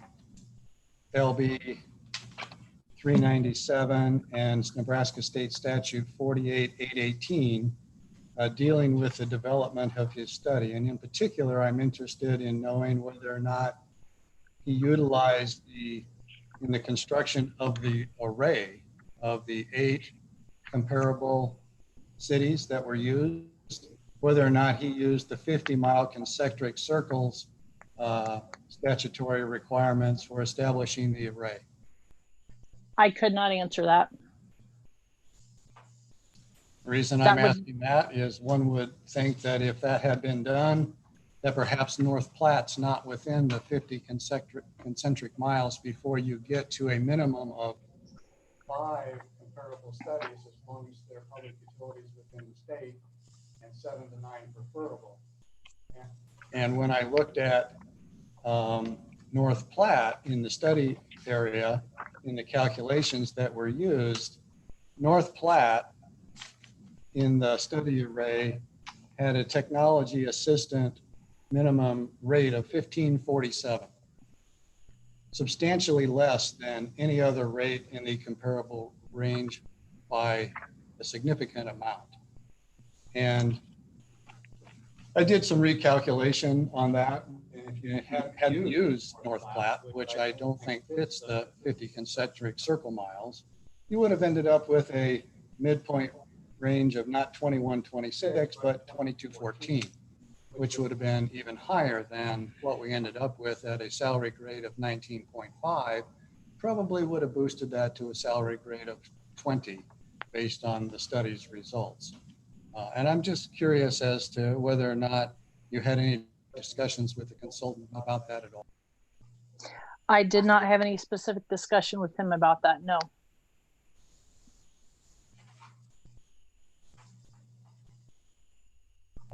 I'm assuming that at this juncture that the library director, library board, the HR, and everyone is on the same page with the job description now. And I'm curious what the educational references are in the job description that was finalized. I assume it's final by now. I had a meeting with the library director and the assistant city administrator 2 weeks ago. The salary recommendation that's in your packet tonight and the job description were agreed upon at that time. The educational requirements include a bachelor's degree. Okay, thank you. And that job description is final. Is that right? That's what you said? It's been agreed upon. I don't ever say job descriptions are final. They're kind of living documents that change as positions change. And my last question is this. It's just an observation based on the question that Council Member Jensen just asked. That is, if someone was hired in at the mid-range of the new 19.5 grade status, that would be roughly equivalent to the starting point of the previous librarian technical position that we're not utilizing as a title anymore. Isn't that also correct?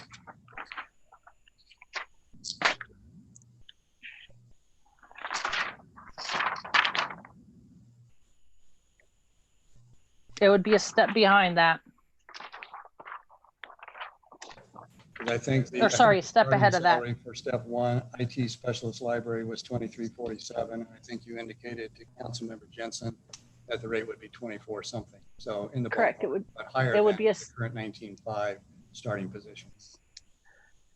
Yes, step 4 of 19.5 is one step above step 1 of, I believe it's 21.5.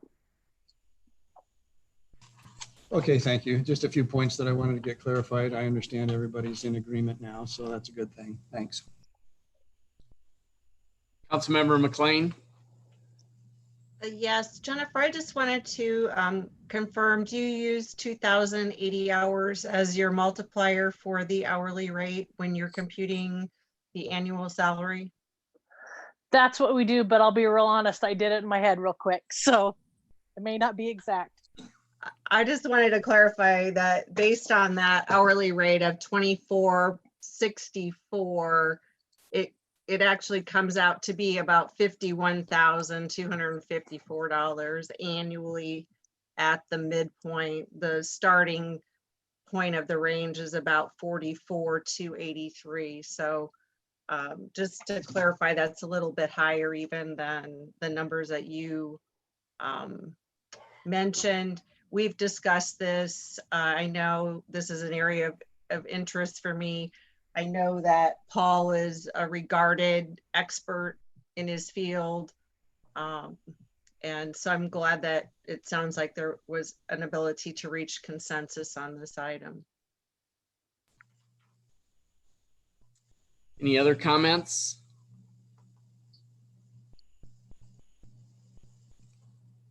Comments from the public?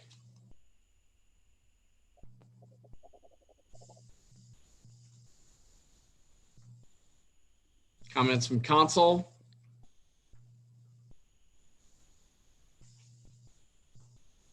I would take a motion to introduce and hold first reading.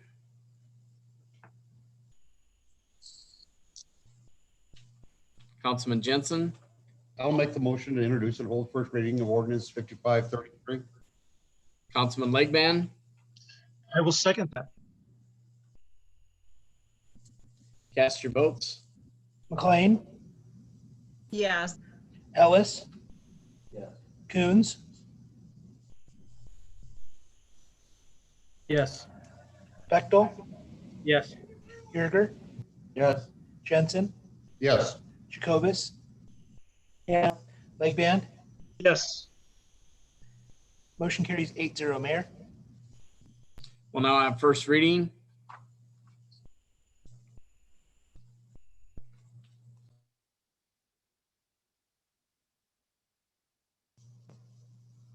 An ordinance of the city of Fremont, Nebraska pertaining to pay plan for officers and employees, repealing ordinance number 5500 and all other ordinances and parts of ordinances in conflict herewith, providing for publication in pamphlet form and providing for an effective date.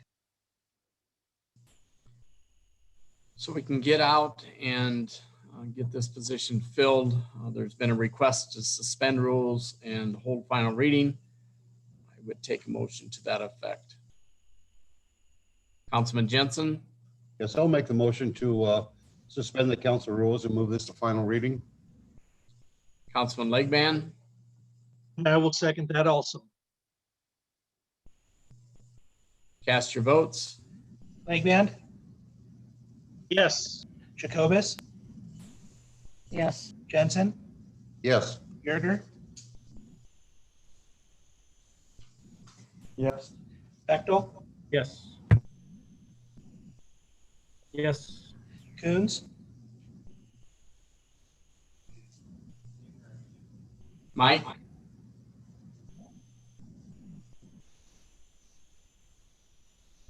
we got thumbs up. That's a yes. Ellis, Yes. McLean, Yes. Motion carries 8-0, Mayor.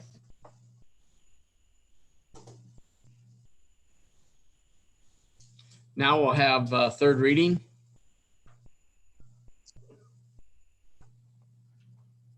An ordinance of the City of Fremont, Nebraska pertaining to pay plan for officers and employees, repealing ordinance number 5500 and all other ordinances and parts of ordinances in conflict herewith, providing for publication in pamphlet form and providing an effective date on final reading. Ready? Cast your votes. McLean, Yes. Ellis, Yes. Coons. Look like a yes. Bechtel, Yes. Yerger, Yes. Jensen, Yes. Jacobus, Yes. Legband,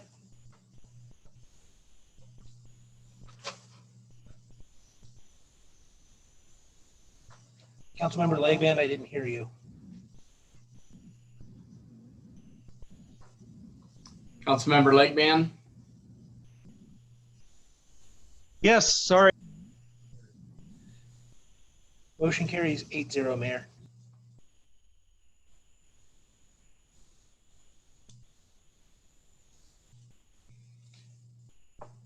Moving on to item 14. Ordinance 5532 to amend section 11-601 of the Fremont Municipal Code to address development standards to exclude planned unit development districts. This would be the final reading. This time we'll have staff report. Good evening, Mr. Mayor and members of the City Council. Jennifer Dam, Planning Director. This is a request by the City Attorney to add a sentence to the end of 11601A in order to provide some clarity.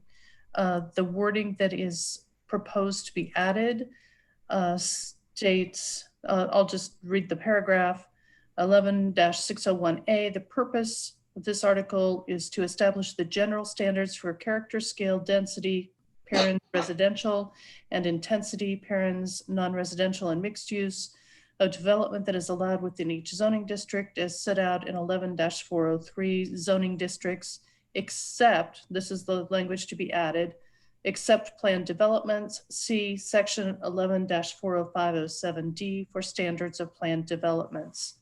This is the third reading for this item. The drafts of the UDC that began in 2013 included several different lot types and housing types than are included in the UDC today. The table as it is today is not defined well. It was ill-defined in the drafts and is confusing. In the existing sections of the UDC, 11-405 relates to planned developments and has a lot of standards that must be met. We have a number of planned developments that have been approved that have their own rules, and this proposal is to clarify that. I don't know if our city attorney has any additional comments. Sections of the draft UDC and the planned development sections are attached to the staff report. Thank you, Jennifer. Travis Jacob, City Attorney. I don't have any additional comments other than the ones that have been made at the last two meetings on this item. So if there are any other questions that have arisen, I'm happy to answer those. Any questions for Jennifer or Travis?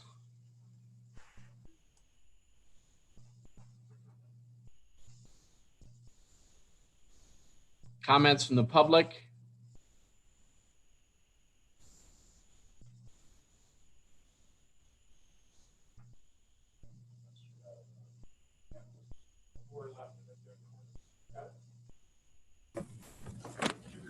Perfect. And then before I get started as well here too, I do have some documents that I drafted myself that I emailed to all the council members earlier, and then an additional one from other members of the Ritz Lake development that would like to submit stuff. Due to health concerns, they did not feel comfortable coming tonight. I'd like to submit those to the record if I could, please. Please bring them forward and we'll. Sorry, Greg Hall, real estate representative for the Ritz Lake development, currently reside at 5405 South 157th Street, Omaha, Nebraska.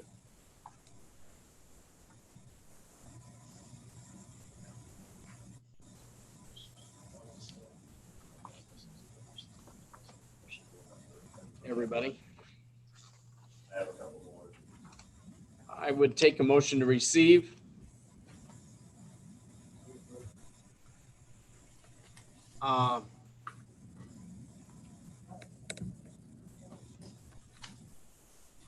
Go ahead.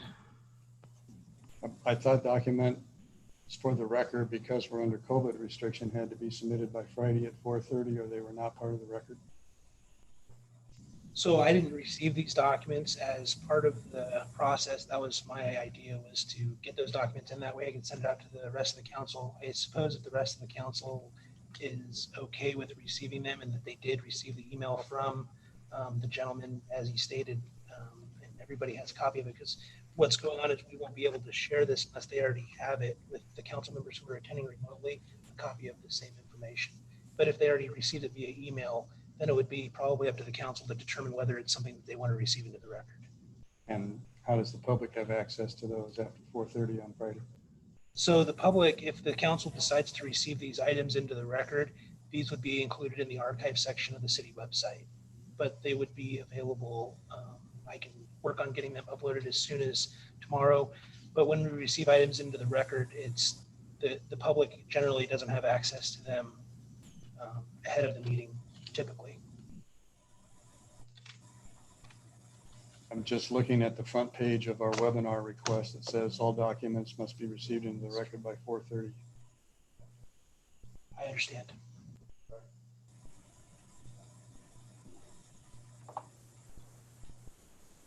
So again, it would be up to council to receive. So I would take a motion to receive. Councilmember McLean. I'm sorry, I wasn't, I wanted to make a comment if I could, but. Yeah. So I did receive these today. There were actually 3 emails that came in between approximately like 1:30 and 4 o'clock. I'm not sure the exact times. They're rather lengthy. There's almost 20 pages of information, which even though I did get them, I have to be honest, I've skimmed them. There's a lot. I did forward them to you, Travis, because I noted you were not on them. And I do think there's probably some cause in these for legal to review. So I'm not sure if we should receive them or not. Receiving these records or the documents into the record wouldn't have a legal significance other than they'd be archived with this item. It has been our policy while we're doing these Zoom meetings up until now to only receive the items that had been distributed to council prior to the vote on receiving them. Because logically, if the council members that aren't present wouldn't be able to actually hold the documents and view them quickly when making that vote. Even though it's been a policy, that's not set in stone either. So if the council wishes to receive these documents, that wouldn't be a problem, legally speaking. It'd just be up to the council for a policy perspective.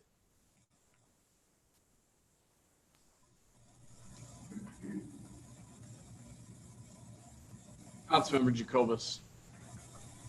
How do we know that is it just the 3 emails or if it's anything different? I absolutely don't recall getting them, but then I was on a few meeting calls today, so I apologize. I'm not aware that I got them. I likely got them. I just didn't see them. So I am not going to accept receiving these. I haven't gotten them, and I can't imagine that everybody's read them if they're that lengthy. And it is a policy of ours, and it is printed on our webinar page. Councilmember McLean, your hand's up.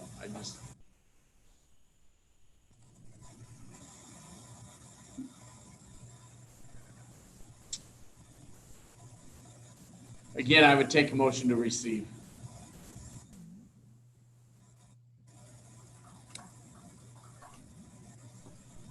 Councilmember Ellis. I'm going to make a motion to receive. I don't believe there's any issues with the knowing the origination of these documents, and they were all sent to us via email. So I would ask that we receive them. Make a motion. Is there a second? Councilman Jensen. I'll second on that. Cast your votes. Flag band.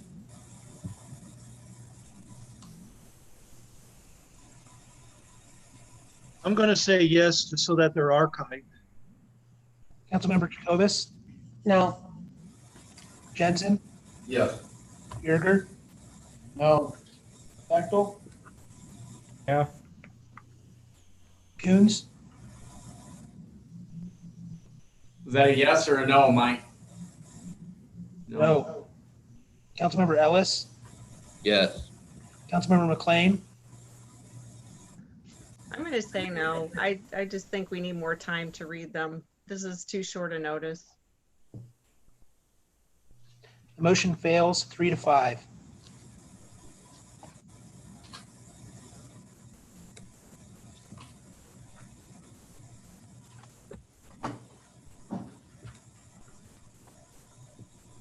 You have the floor. Okay. Just to clarify, all the documents I was putting in there were just to reiterate a lot of the points we're going to talk about tonight and try and make things go a little quicker so we don't take all evening here. But with this current agenda item, I would like to voice my opposition to it by stating making this change would be a terrible mistake. The Fremont Municipal Code is already very lax and very vague when it comes to planned developments when compared to other zoning types. In fact, the section you are being asked to change, 11-601, and subsequently table 11-602.03, is the only section of the code that offers any guidelines when it comes to planned developments. I agree that this section of the code could use some revision and clarification, but to simply disregard it would be negligent. I've brought this section of the code to light at multiple meetings regarding the Bluestem Commons development, and it has been quickly dismissed by legal counsel multiple times. It seems now legal counsel has recognized that there is a potential issue here, and rather than address the fact that the Bluestem development is out of compliance, legal counsel has recommended that this section of the code should just be omitted for planned developments because, in their words, it would be easier. Perhaps we should not be asking what is the easiest solution, but what is the right solution. In my opinion, simply ignoring the problem is not the right solution. If you vote to make this change, you will essentially be removing any guidelines or recommendations in regards to planned development.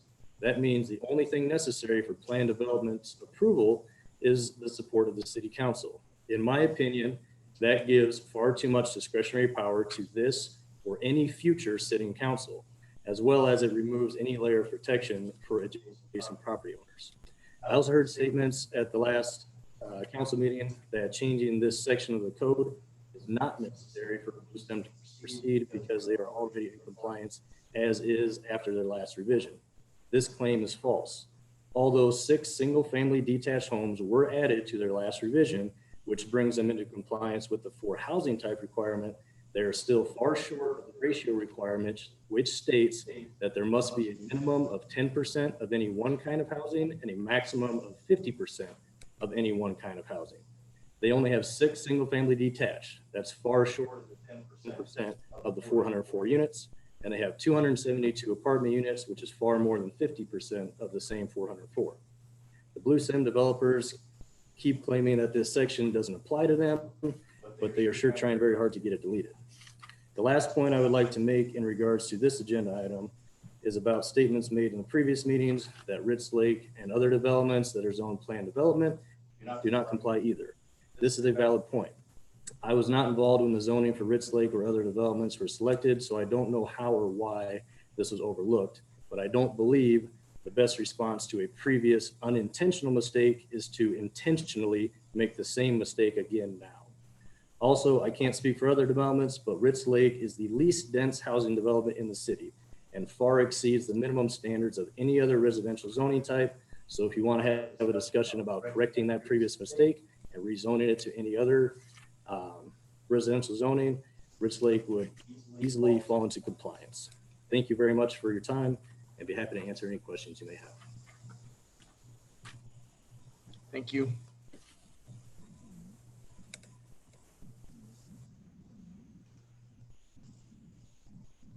Any other public comment?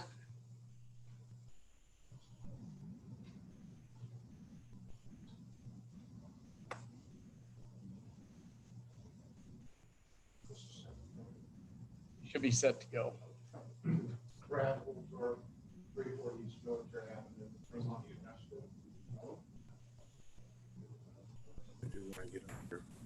We'll just let you do it. Oh, yeah, that's good. All right. excuse me, I guess now I'm ready to go. Brad Holtorf, 340 East Military Avenue, Fremont, Nebraska, here on behalf of Rich Lake. Through the discussions that we've had the last two readings, it becomes apparent that yes, we need to change this particular law that is being 11-601 to deal with things such as what is a planned neighborhood, because that's still in there and it's not defined.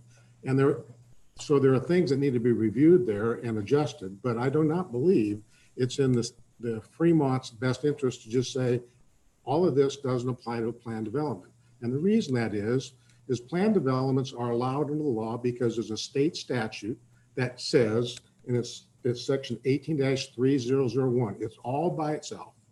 And it says cities can have planned developments, and here's what you have to do in order to do that. I call that the enabling legislation. Well, read through that particular statute, and subparagraph 3 specifically states that planned unit developments have to have regulations to the use of the land, including the permitted uses, lot sizes, setbacks, height limits, required facilities, the buffers, open spaces, roadway and parking design, and land use density. That's what the statute says. You got to have that in regulations in your planned unit development. You do have that right now under 601, because 611-1B says we have this as regulations to govern all these land uses. Once you now say that doesn't apply to planned unit developments, you don't have any regulations. Yes, you have 11-405.07 with general stuff, but you don't have any of these requirements that are necessary for a planned unit development. That's why I say, if you want to change this and adjust this, you have to study it and do it. We can't just rush it through by saying it doesn't apply to planned development. I think that's a disservice to Fremont. I think it's a disservice to the people who own land in this area, including Rich Lake, because it needs to be studied, it needs to be done. As to Rich Lake planned development, that was done under a prior law. That was done before you changed this law in here. I don't know what that old law was. I did speak with Tyler one day. Do you have a record I could look at that? And he has to go back in the archives to get that. But I'm just saying that didn't apply. I don't know what laws apply, but it certainly wasn't these at that time. But we can deal with that. We'll deal with those problems, but you don't deal with it by just shoving it under the rug, and that's what's happening here. And thank you. If I can answer any questions, I'd be glad to. Thank you.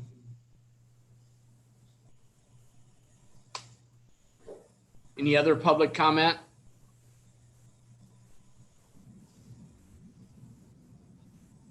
Gary Clark?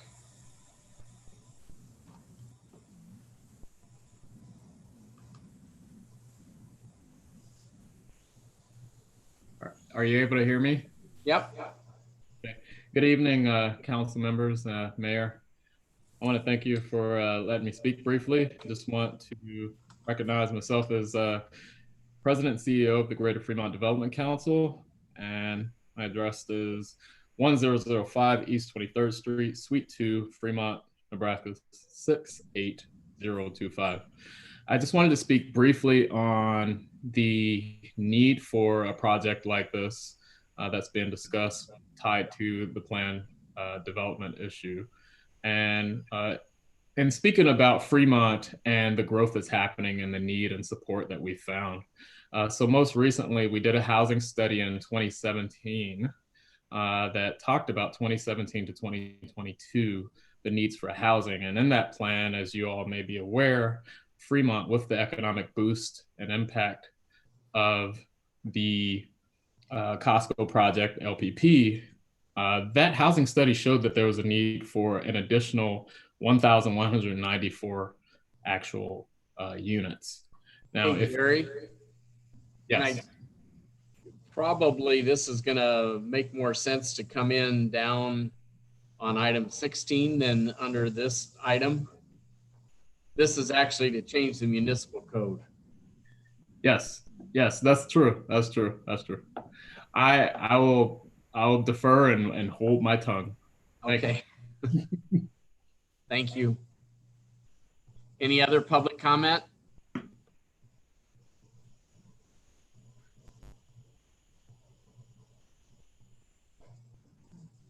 Comments from council?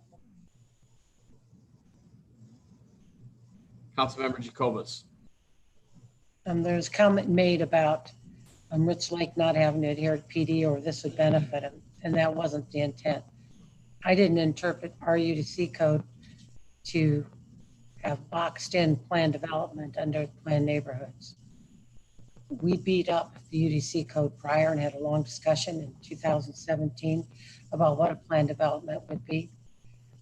These conversations we've had with this plan development and a prior one were beat up at great length because nobody wanted it, quote unquote, in their backyard. That said, the plan development becomes its own specific section of our municipal code underneath Chapter 11. That plan development is its set of rule books. It sets the parameters of the street widths. It sets the parameters of where the cul-de-sacs are. It sets the parameters of how big a lot or how small a lot's going to be. Those parameters are there. It isn't given a free license. It is what works best for that developer, for that parcel of land.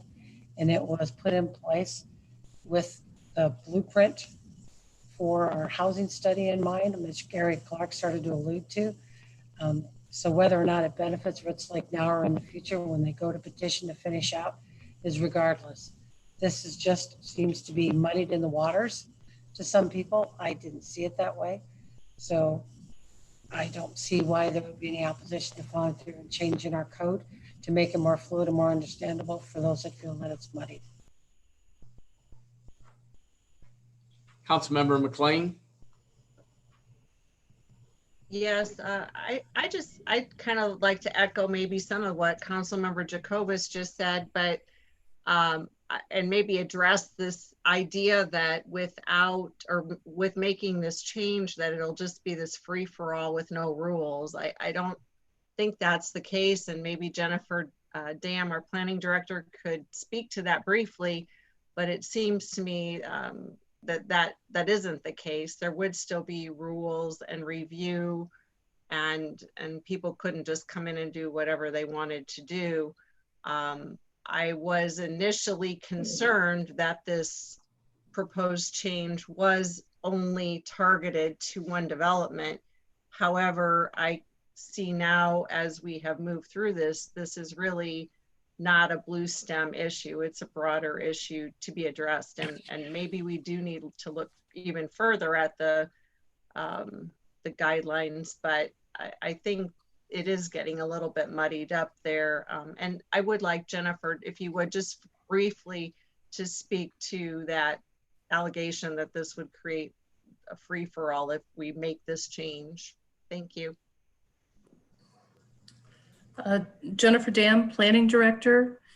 This would not create a free-for-all. Section 11-405 is very specific about planned development and what's required to be included in a planned development district. The development, just looking at 11-405-07D, all planned districts at a minimum shall satisfy the following standards and requirements. It shall include uses permitted.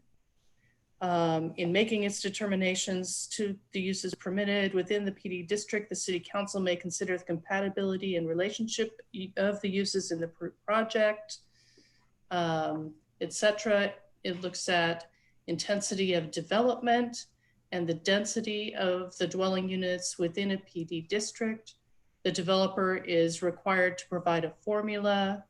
For non-residential developments, the developer is required to address floor area ratios or minimum square footage, setbacks and lot sizes, and bulk and area requirements are required, public facilities, access to public thoroughfares, off-street parking, signage, perimeter treatment, etc. All of those are required to be addressed in our code and are in compliance with the Nebraska state statutes, which Mr. Holtorf referred to. In fact, coming up on this agenda, you will see the revised Blue Stem Commons plan development, which includes a detailed narrative addressing those issues. It includes a site plan that lays out the lots and the lot sizes. It addresses setbacks.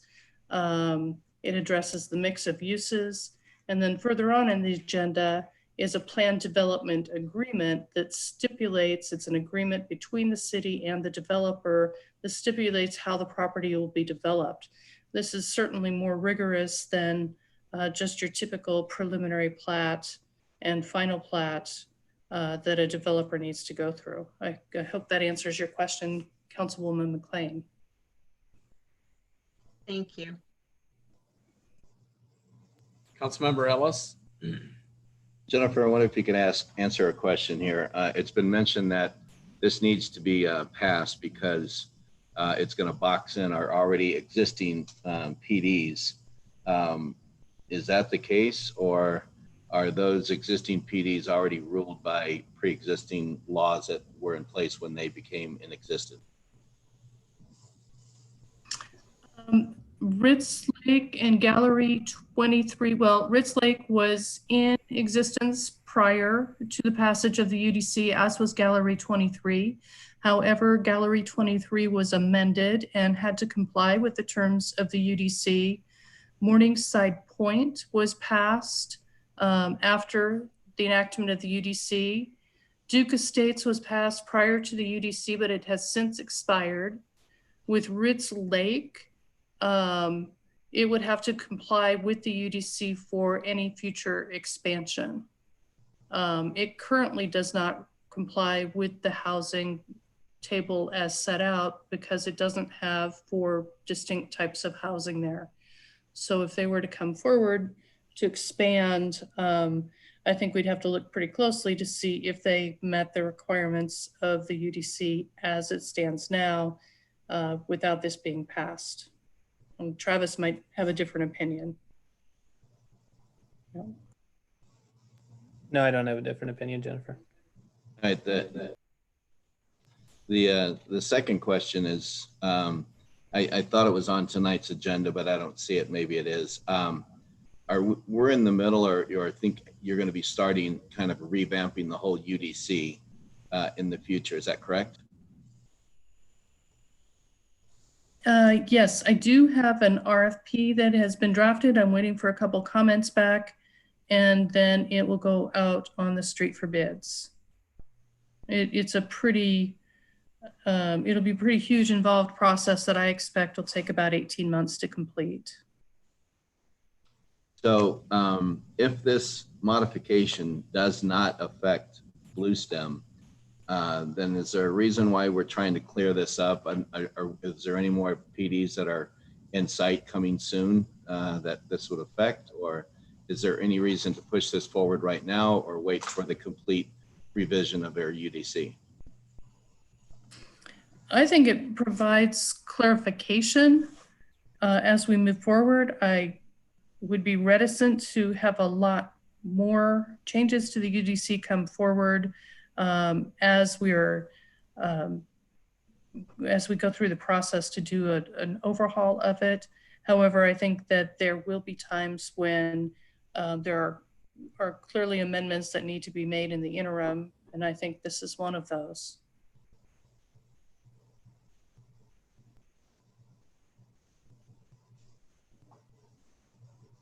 Any other comments?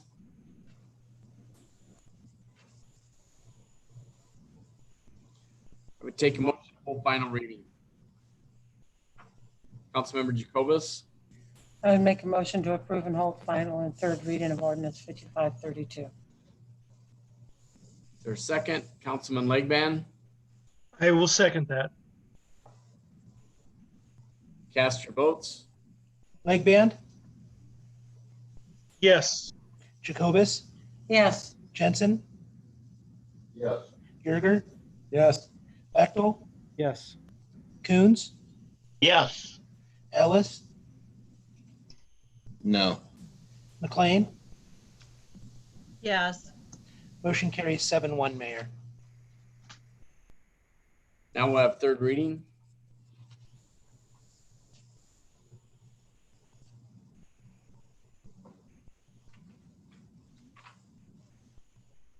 An ordinance of the City of Fremont, Nebraska, amending Exhibit B of Ordinance 5427, specifically portions of the Unified Development Code, UDC, Chapter 11, zoning, Subdivision and site development exhibit B, providing for repeal of ordinances in conflict herewith, providing for severability and providing an effective date on final reading. Ready? Cast your vote. McLean, Yes. Ellis, No. Coons, Yes. Bechtel, Yes. Yerger, Yes. Jensen, Yes. Jacobus, Yes. Legband. Yes. Motion carries 7-1, Mayor. Item 15, ordinance 5528 for a change of zone from R rural to PD plan development for property commonly known as Blue Stem Commons. This would be final reading. This time we'll have staff report. Good evening, Mayor and members of the City Council. Jennifer Dam, Planning Director. This is the third reading on the Blue Stem Commons plan development. The City Council had the first reading on this on March 10th. And the second reading was held 2 weeks ago. This is associated with the preliminary plat, the final plat, the plan development agreement, and a subdivision agreement that stipulates who is responsible for payment of the infrastructure installments, and that also creates an SID. This has been going through the process since November 18th. There have been multiple changes that have been made to the development as it has moved through the process. Currently, the proposal consists of 6 single-family detached lots, 54 duplex lots, or a total of 27 buildings, 72 row house lots, or 18 buildings, 8 apartment buildings. Each would contain between 30 and 34 units for a maximum of 272 apartment units. The total units count would be up to 404 units.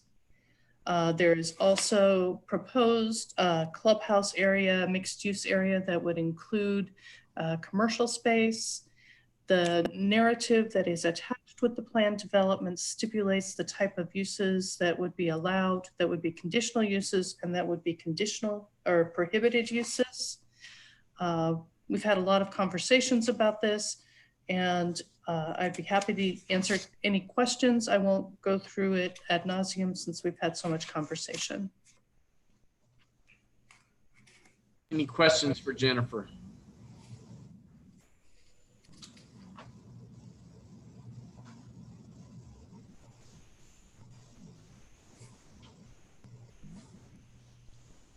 Any comments from the public?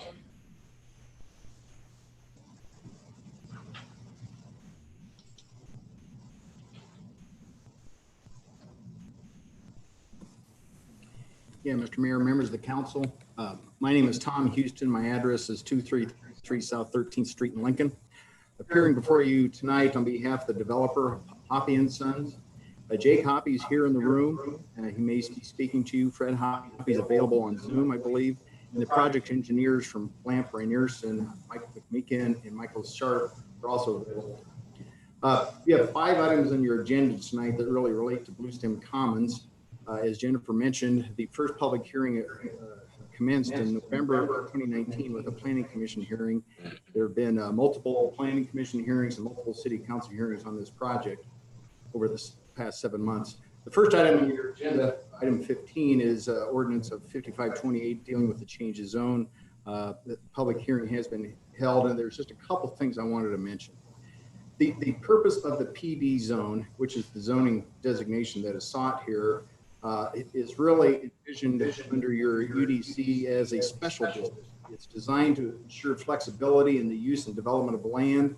It's designed to provide a high level of urban amenities, but it's also to be subject to certain standards that are supposed to be set forth in the plan development document itself that's being approved. And that is on your agenda as item number 17, and we'll get to that point. As a legislative body, your decision that you're trying to make here is really a legislative determination that affects a change of your zoning ordinance. The zoning ordinance is comprised of both the text, the language in the zoning ordinance, but also the map. And the change in front of you is a change to the map. The Nebraska Supreme Court has told us that the comprehensive plan is the guide for legislative bodies to make these determinations. So the comprehensive plan is not code. It's not your law, but it is the guide on how these decisions are to be made. And the city of Fremont adopted its comprehensive plan blueprint for tomorrow back in May of 2012. Planning Director Dam's staff report identifies multiple principles to the comprehensive plan with which this project complies. There's two that I want to mention in brief. One of the objectives of the comprehensive plan is that the developers should be encouraged to promote diverse housing types and price points.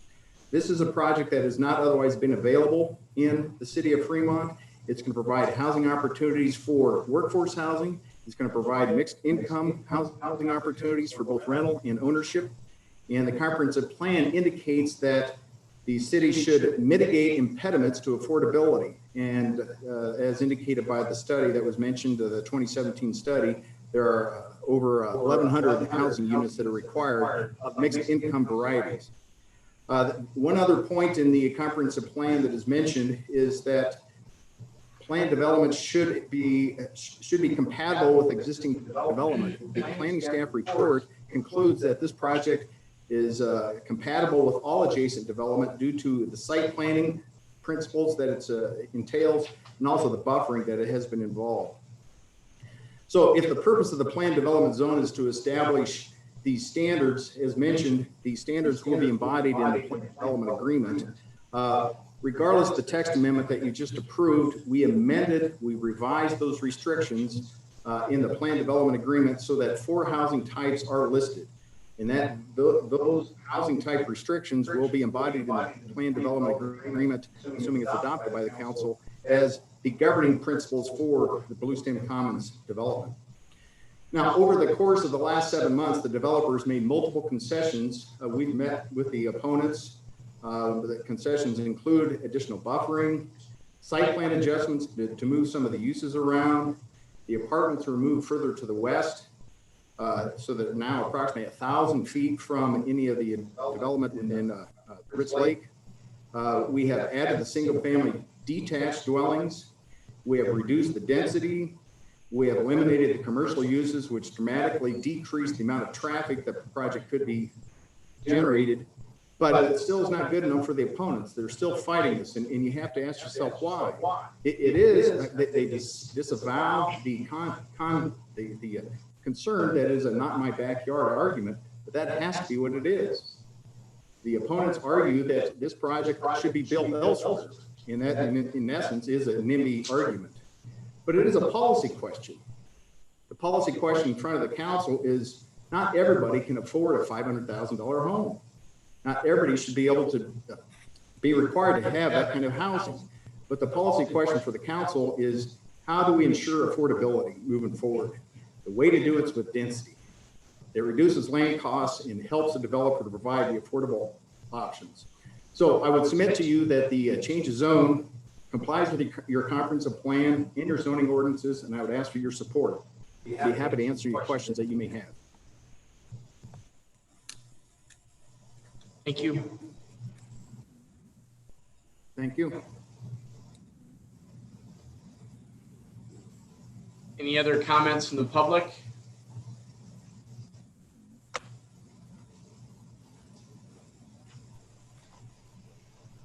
I'm looking to find you're good. I'm good. Okay. Don Eichmeyer, consultant for Ritz Lake Development.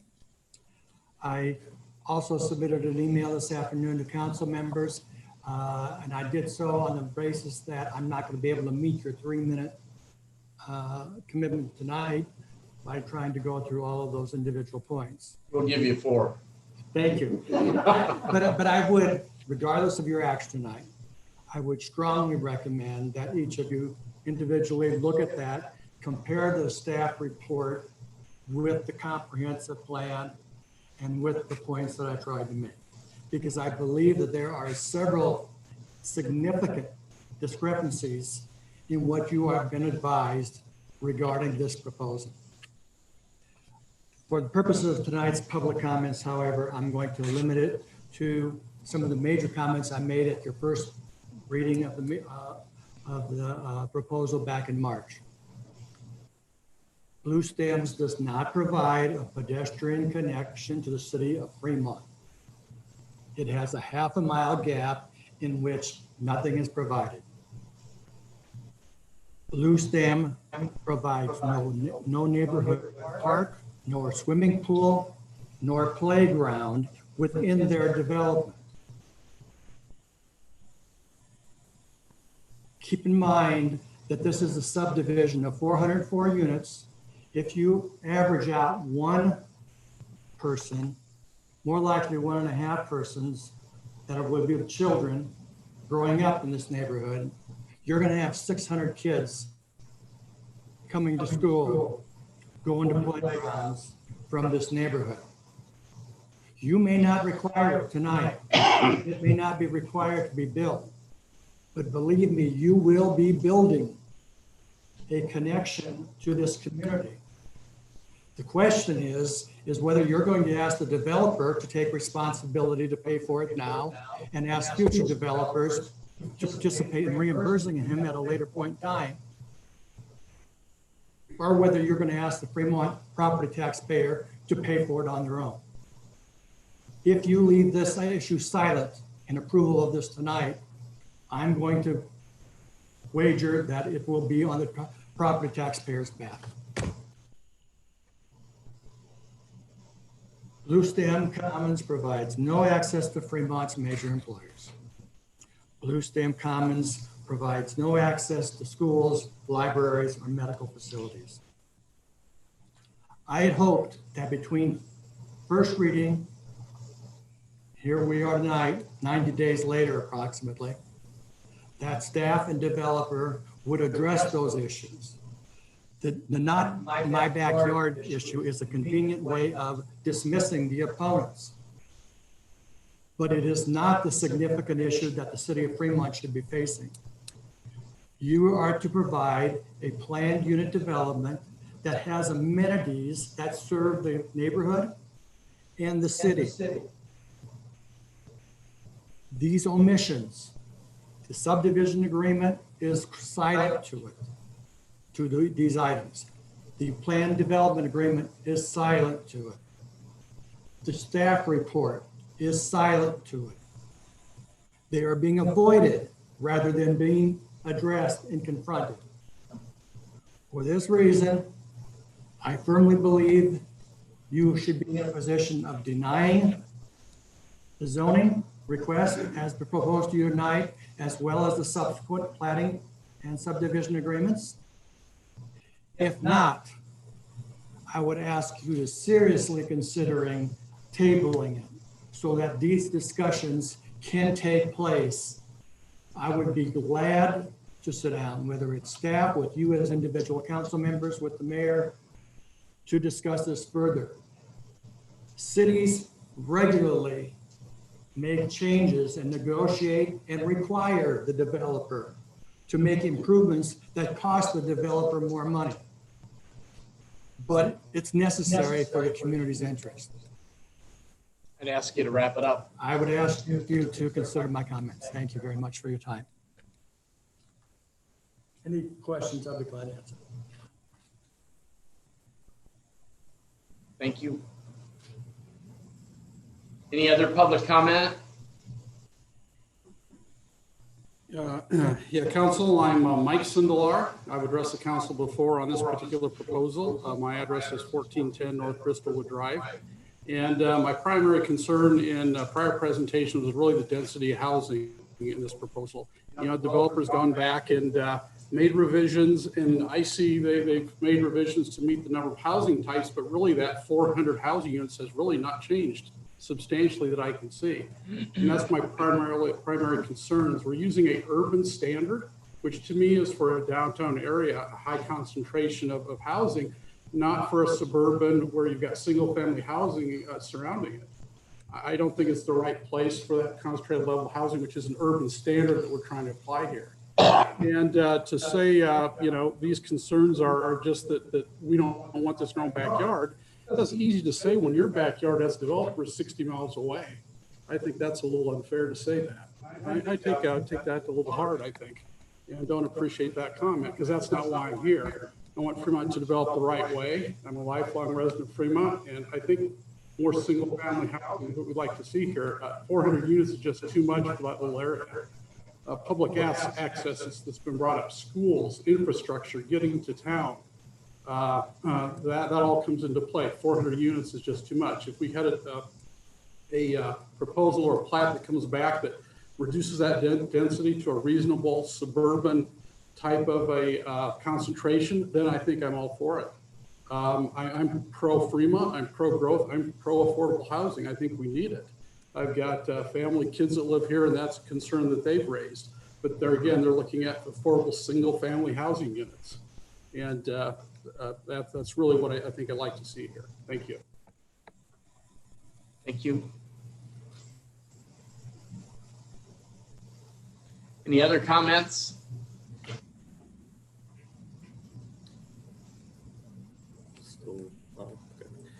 Again, Greg Hall, real estate representative for the Ritz Lake Development, reside at 5405 South 157th Street, Omaha, Nebraska. As other people have previously stated, there's multiple agenda items that address the blue stem issue tonight. So I will try and be brief in my statements and try and address my key talking points without reiterating too much of what we have discussed at previous meetings. So myself and many of the people that I represent are very much opposed to this zoning change. The adjacent landowners on every side of this proposed development are opposed to the zoning change. So I kind of take exception to the not my backyard deal being aimed at the Ritz Lake development because we contacted landowners on every single side of them in a 350-degree pattern. Every single one is opposed. Even the property owner to the south that sold the land to the blue stem developers is opposed to it now because the blue stem developers were very misleading when they bought it from them as to their intentions for the property. They've also been very misleading to other adjacent property owners and the city as a whole throughout this whole development process. Multiple times in the city paper, it was listed that there would only be 270 some units, and every time we've been here, it's been over the 400 mark. This proposed development is not in complete compliance with Fremont's municipal code or the comprehensive plan. It is in compliance with parts, but not all. Developers are very good at pointing out the parts that they're in compliance with, but consistently omit the parts where they're not in compliance. Most notably, location, proximity to amenities, density, infrastructure, and many of the things we've talked about at length at previous meetings here. All points of non-compliance have been extensively laid out in the written reports. Hopefully, as Mr. Eichmeyer said, if not tonight, if you haven't had a chance to read them yet, you take the time to read through those. Also, the last time that I checked, developers don't get to pick and choose which parts of the codes or ordinances they want to follow. Myself personally, as a real estate professional and a builder here in town that has built and sold millions of dollars worth of real estate in the last couple of years, I will certainly not afford that option. I have to follow all the codes and ordinances that other builders and developers in town have to do as well. One other point I've noticed tonight, it's been mentioned a couple of different times, that the housing study has been done that says they need 1,100 new homes in the next few years. I've pointed this out at previous meetings, but I think it is worth reiterating that there are currently 1,900 residential units that have been approved and are under construction now. So the claim that we need this much more density, I think, falls a little bit short. So in summation here, it's clear because of the numerous issues of non-compliance and overwhelming opposition by adjacent property owners, your constituents, this request for zoning change must be denied. That is, after all, the job of the council to enforce codes and ordinances and to enact the will of your constituents. Any action other than denial would be a grave disservice to the people you were elected to represent. Again, I would be happy to answer any questions, both now or anytime in the future, if you feel free to contact me. Thank you. Thank you. Any other public comment?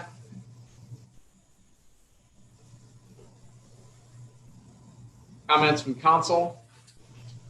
I had one, but I thought maybe GFPC wanted to comment, so I'd like to comment, but that's fine. I didn't want to step in front of somebody else. We good to go? Brad Holtorf again, Fremont, Nebraska. Attorney on behalf of Ritz Lake. Mr. Rittalder is not here tonight because of the COVID situation. He did provide to you by email today his position and for you to read. I had copies here that he asked me to give to you. or to put into the record. I'm going to offer that. I know you talked about that earlier, but I want to bring up an issue here. Your notice said that you had to have things in by 4:30 on May 25th to the city clerk. The city clerk was closed. It's a legal holiday. So in the law, and I don't know what you have there, you have until the next day at that time. So when your city clerk is closed on the day that you're supposed to deliver it, how is it now improper for us to give you that document for you to receive into the record? And so I am like to put in Mr. Rittaller's email to each of you into the record and offer, and I guess you can decide whether that's appropriate or not. I do point out that notice that's on your agenda.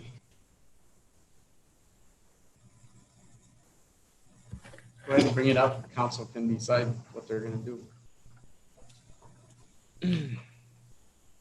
Have copies if you want to have them, but he did send it by email. So what would you like me to do? I would take a motion to receive.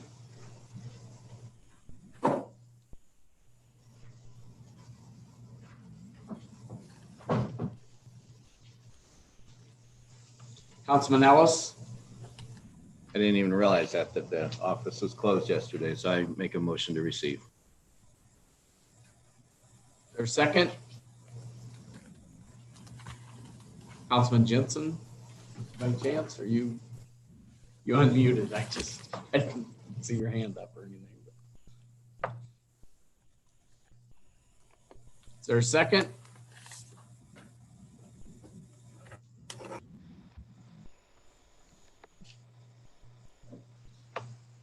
Nice for lack of a second. Go ahead. Thank you for consideration. We've talked about this several times, but this all comes down to whether or not this particular development complies with your comprehensive plan. That is the benchmark that this is judged by, and that is by statute. Again, I go back to the enabling legislation that I talked to you about previously, but 18-3001, which is this one statute that talks about plan developments. It says that the plan development shall comply with your comprehensive plan. It doesn't say may, it says shall. That is a direction, and that's what has to happen here. And it isn't, you know, I can hit 2 out of the 5, I can get 2 out of the 10, I can get 3 out of the 10. You have to comply with the comprehensive plan. You have to comply with each part of it. This isn't a policy decision. I disagree with that. This is whether or not this is complying with your comprehensive plan, and it doesn't. And I've said these before, but I'll say it again. Where doesn't it comply? You have to have proper transition and buffering. This doesn't have it. I asked where in this, if the transition and buffering in this is the 6 single-family homes and the duplexes that line up Luther Road, when do those get built? The subdivision agreement that you have doesn't require those. The first thing that's going to get built are the apartment complexes to the west and all the row houses.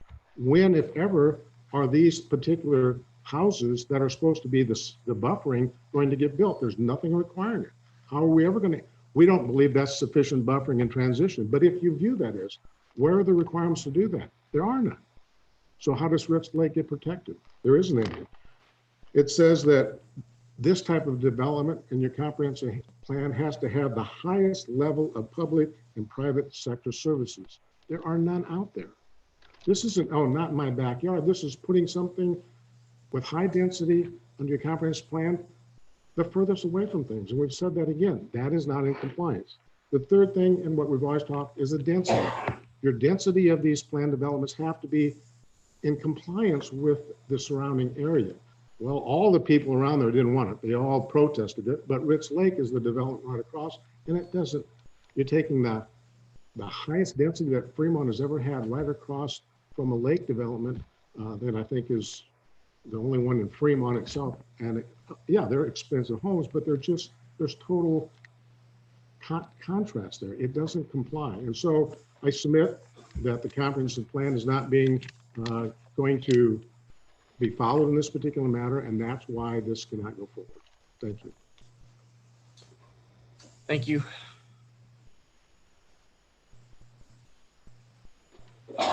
Any other comments from the public?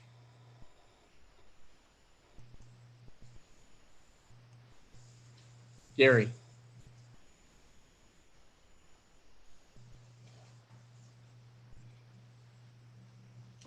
let me try this again. Good evening, council members and mayor. I want to thank you all for letting me speak briefly about this project.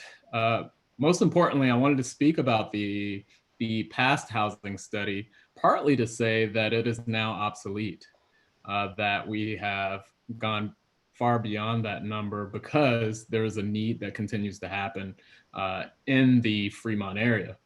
And so 2017 to 2022 was supposed to be a development plan for 1,100 units or more in Fremont. What we've found is that we're now in the midst of a follow-up from a flood in 2019, a follow-up from, and still in the midst of COVID-19. And this has created an opportunity for us to go after another updated housing study from the Housing Task Force in Dodge County, looking at the fact that we have gone far above and beyond the need for housing. With that being said, I wanted to highlight a few items. Tied to what we've done in economic development. One being is that the interest level for jobs and creation, which means housing, has at least 9 current projects with a number for capital investment, which is actually an average of $38 million for capital investment. Most of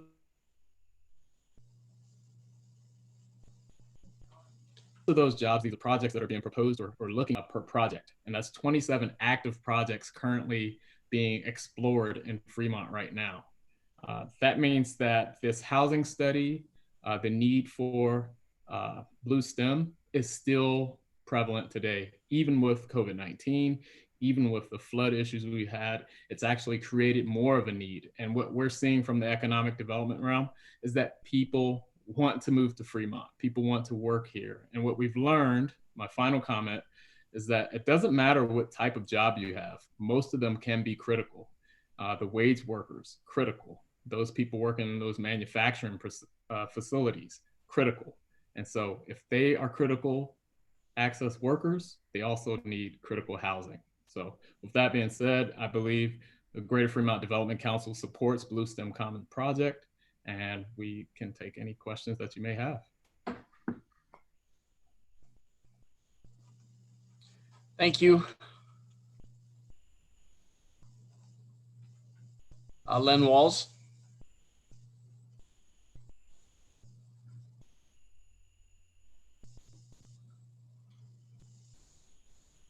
Can you hear me? Yep. Okay. Lynn Walls, 1717 Parkview Drive. First of all, thank you, Mayor Gutschman and council members for the opportunity to speak tonight. I think I'd like to start by saying that well over 10 years ago, I served on the Fremont Chamber Board of Directors. And well over 10 years ago, a major need was identified in Fremont, and it was affordable housing. And I believe that it's still one of Fremont's biggest needs. This project, both its location and development team, is uniquely suited to deliver housing that is accessible to medium or affordable income to medium income Fremont residents. Although we do have other developments and housing projects that have been approved and are also very much needed, I feel that they are unlikely to address the specific unmet need, which is again, affordable housing for median income community members.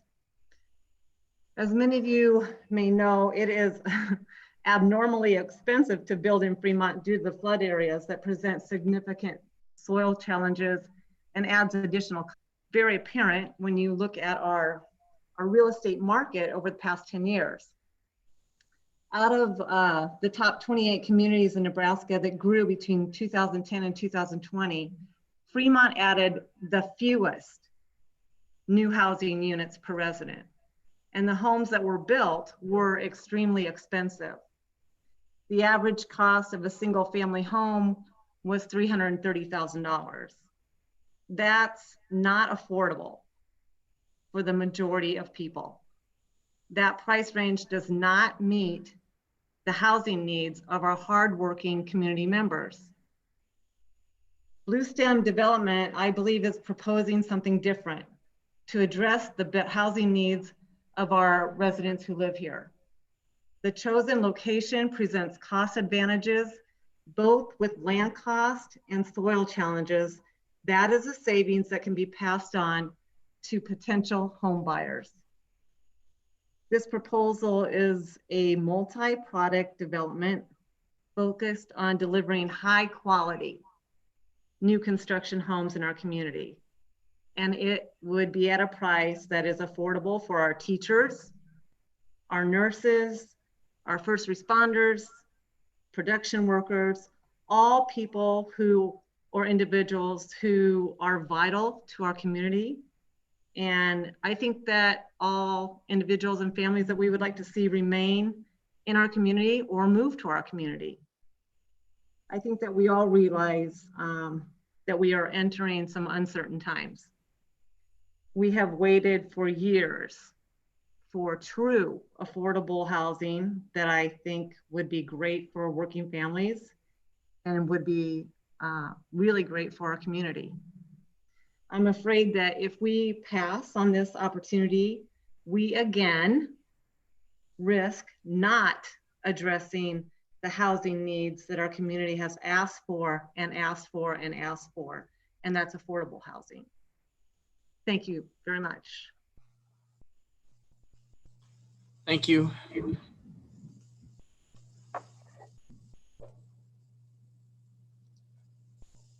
721-5622.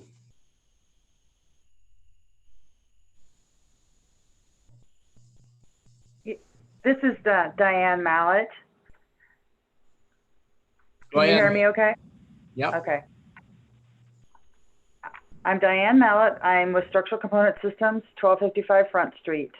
I'm speaking tonight, not only on behalf of SCS, but also as a member of the GFDC board and a member of the GFDC Housing and Manufacturing Task Forces. Despite the pandemic, manufacturing in Fremont is still booming, as we mentioned, a couple of you mentioned earlier. Speaking on behalf of the manufacturers, we actually have been meeting weekly because of the pandemic, and we are all struggling to find workers, more now than ever, despite the higher unemployment in Dodge County. And as I mentioned in past meetings, many of the workforce from the manufacturing sector are commuting from long distances and have a strong desire to reside locally. We have several displaced employees due to the flood and have had to move, and they've had to move to Omaha or surrounding communities. And at SCS, we've done our own research, and the retention rate of employees residing in Fremont is 3 to 4 times that of those that commute from Omaha metro area. And of all of our 400 plus Fremont employees, that they do all drive to work unless they're within walking distance. So this development definitely would not be too far for them to drive to our facility to work. The GFDC Housing Task Force, we want all housing developments to be successful in Fremont. We want RITs to be successful too. However, one of the greatest needs is the affordable housing sector. According to a recent article I read in Wall Street Journal a couple days ago, the affordable housing construction and development sector offers a bright spot in the sea of uncertainty as far as the housing sector goes. And there's every indication that development of this product type will only increase with the current economic environment. And here's why. Affordable housing has historically performed well in times of economic uncertainty and in times of economic growth. Affordable housing demand has always outpaced supply, and even now. There has consistently been a shortage of affordable housing units nationwide, and Fremont is no exception. High unemployment figures equal fewer breadwinners per household for many families, meaning that more people will be seeking affordable housing as the economy struggles to recover. Therefore, the need for affordable construction will only grow in the coming months and years. And cities are placing an emphasis on affordable developments across the country because the health and safety of our communities are of the utmost importance of cities, and ensuring people have housing is a key factor in that. Midwest cities like Fremont may see a long-term gain from the pandemic. Studies show that more manufacturing will be returning to the U.S., bringing more jobs to cities like Fremont. And I've also heard that more individuals from large populated cities are going to want to move to more suburban areas and where there aren't as many where it's not as densely populated. So again, this will require more affordable housing to accommodate this growth. Consequently, in order for Fremont to support current and future economic development efforts, we need this development. The Blue Stems Commons housing development helps to meet this need. Therefore, I encourage you to support this development. Thank you. Any other comments?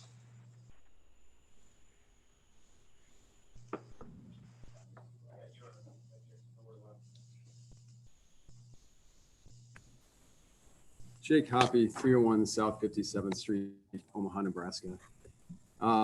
Thanks for getting me out of my house where I've been for about the last 6 weeks. It's obviously my hope that I'm part of the development team who's spoken to you before. It's my hope that you'll approve Blue Stem Commons this evening. We've worked tremendously hard, and I think about it a little bit as Lynn described. You kind of have an opportunity for median income housing like this, where you have the right location, the right team, and sort of the right layout or right plan that come together that enable you to deliver housing to the street at the prices that folks who are making 80 to 100% median income can afford. We've worked hard, exhaustively, iteratively with both the planning department, the community, even before we stepped foot in front of the city, and and also with our neighbors, trying to understand their concerns and how we could both meet our target market and ameliorate their concerns of resistance to development. Unfortunately, we weren't as successful as I would have liked us to be, but it wasn't for lack of process and trying and listening and being responsive. And I think you see that in the changes to the plans that have come forward and that you've been aware of. We have worked really to create a development that would have the amenities that can attract people from West Omaha who are commuting from long distances, the common spaces that build community inside of a development. There was a comment about parks and pools and things like that not being present. I think those quite obviously are in the plan development agreement if you've read it. And certainly we have plenty of common space that we've set aside that others might not have in order to meet that need. And really the focus has been, how does a teacher, a social worker, a librarian specialist too, that you guys described or whatever that was today, someone who might be making $50,000, what are their housing options here that they want to move into? And I think what you find is it's just very hard, and I'll talk about that in a moment, to deliver those. This location is right to deliver that type of product. We acquired the property at a fraction to what comparable properties would be available to. We looked at the request of others who didn't want to see the project go where it is. We tried to see if we could take our development to other sites that were available. The answer was that the cost structure would just have been prohibitive to do that and meet our target goals for affordability. It's both the cost to acquire the land and the cost of the fill and all of the dirt work that has to happen to develop in Fremont, which is quite challenging. We are as close to or closer to major community services and amenities. Any other site that's available would be trading one amenity for another or one service for another. There's really no place to do a development that you could say was within 100 feet of a school, a hospital. I mean, the bar has been set quite high in that regard, it appears. We are the right development team. This is really all we do, is focus on how do we develop high quality housing product at prices that are reasonable and affordable for people who make median and less of the wages. If you ask, I really am riding the tailwinds of my father's reputation, but if you ask anyone in Nebraska who the face of housing that targets that market is, it's Fred Hoppy. And then finally, this is the right design. I think we've heard about density. We've heard about some other concerns in that regard. If you were to take just sort of the normal historic density of a Fremont neighborhood and try and build that today, you'd be looking at infrastructure costs that would be upwards of $70,000 to $80,000 a lot just in infrastructure.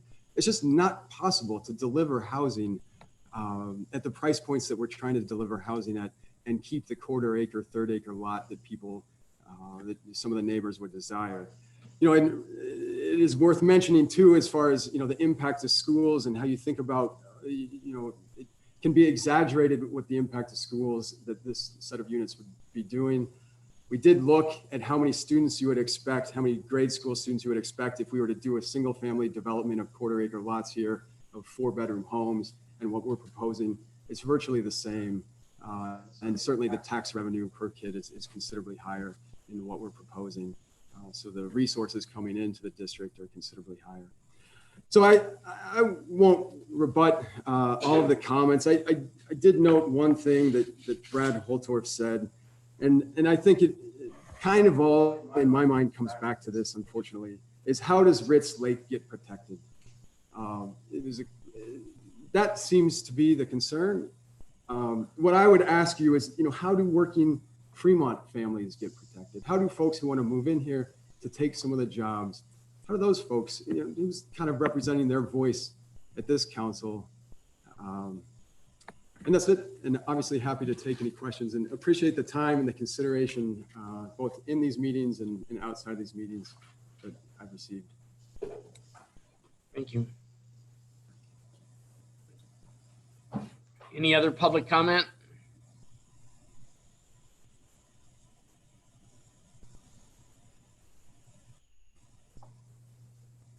Tosca Lee.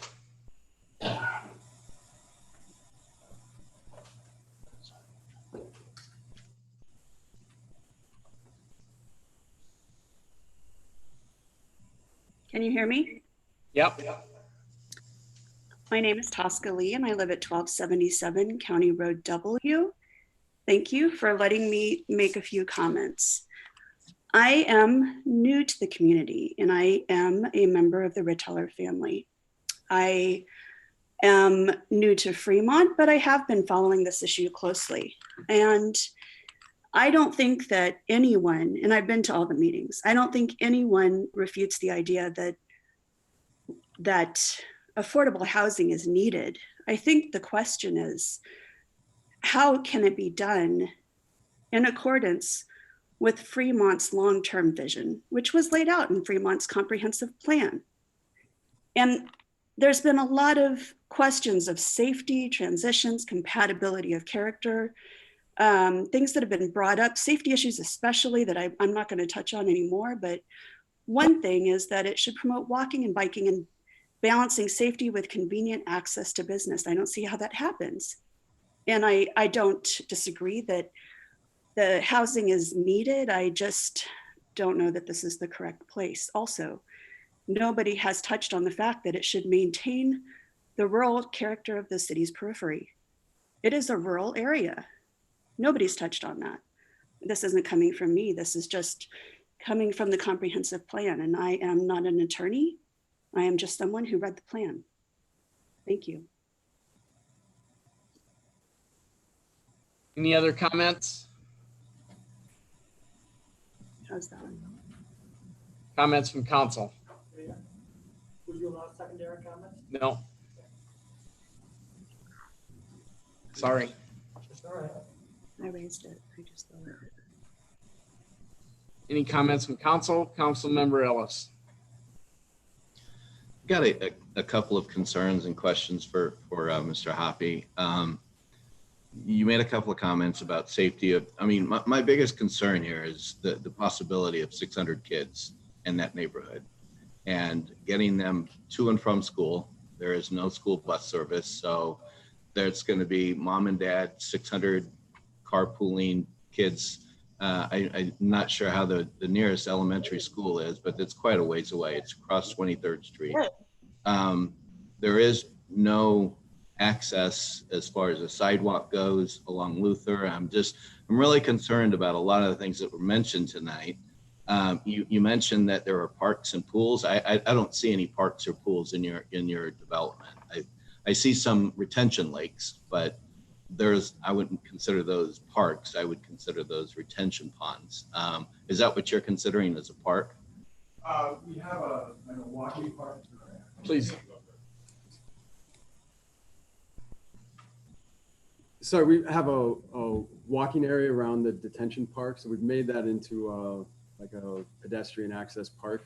And then in the central area should be under the proposed uses to have a playground, a swimming pool in the commercial space, which is sort of the amenity center.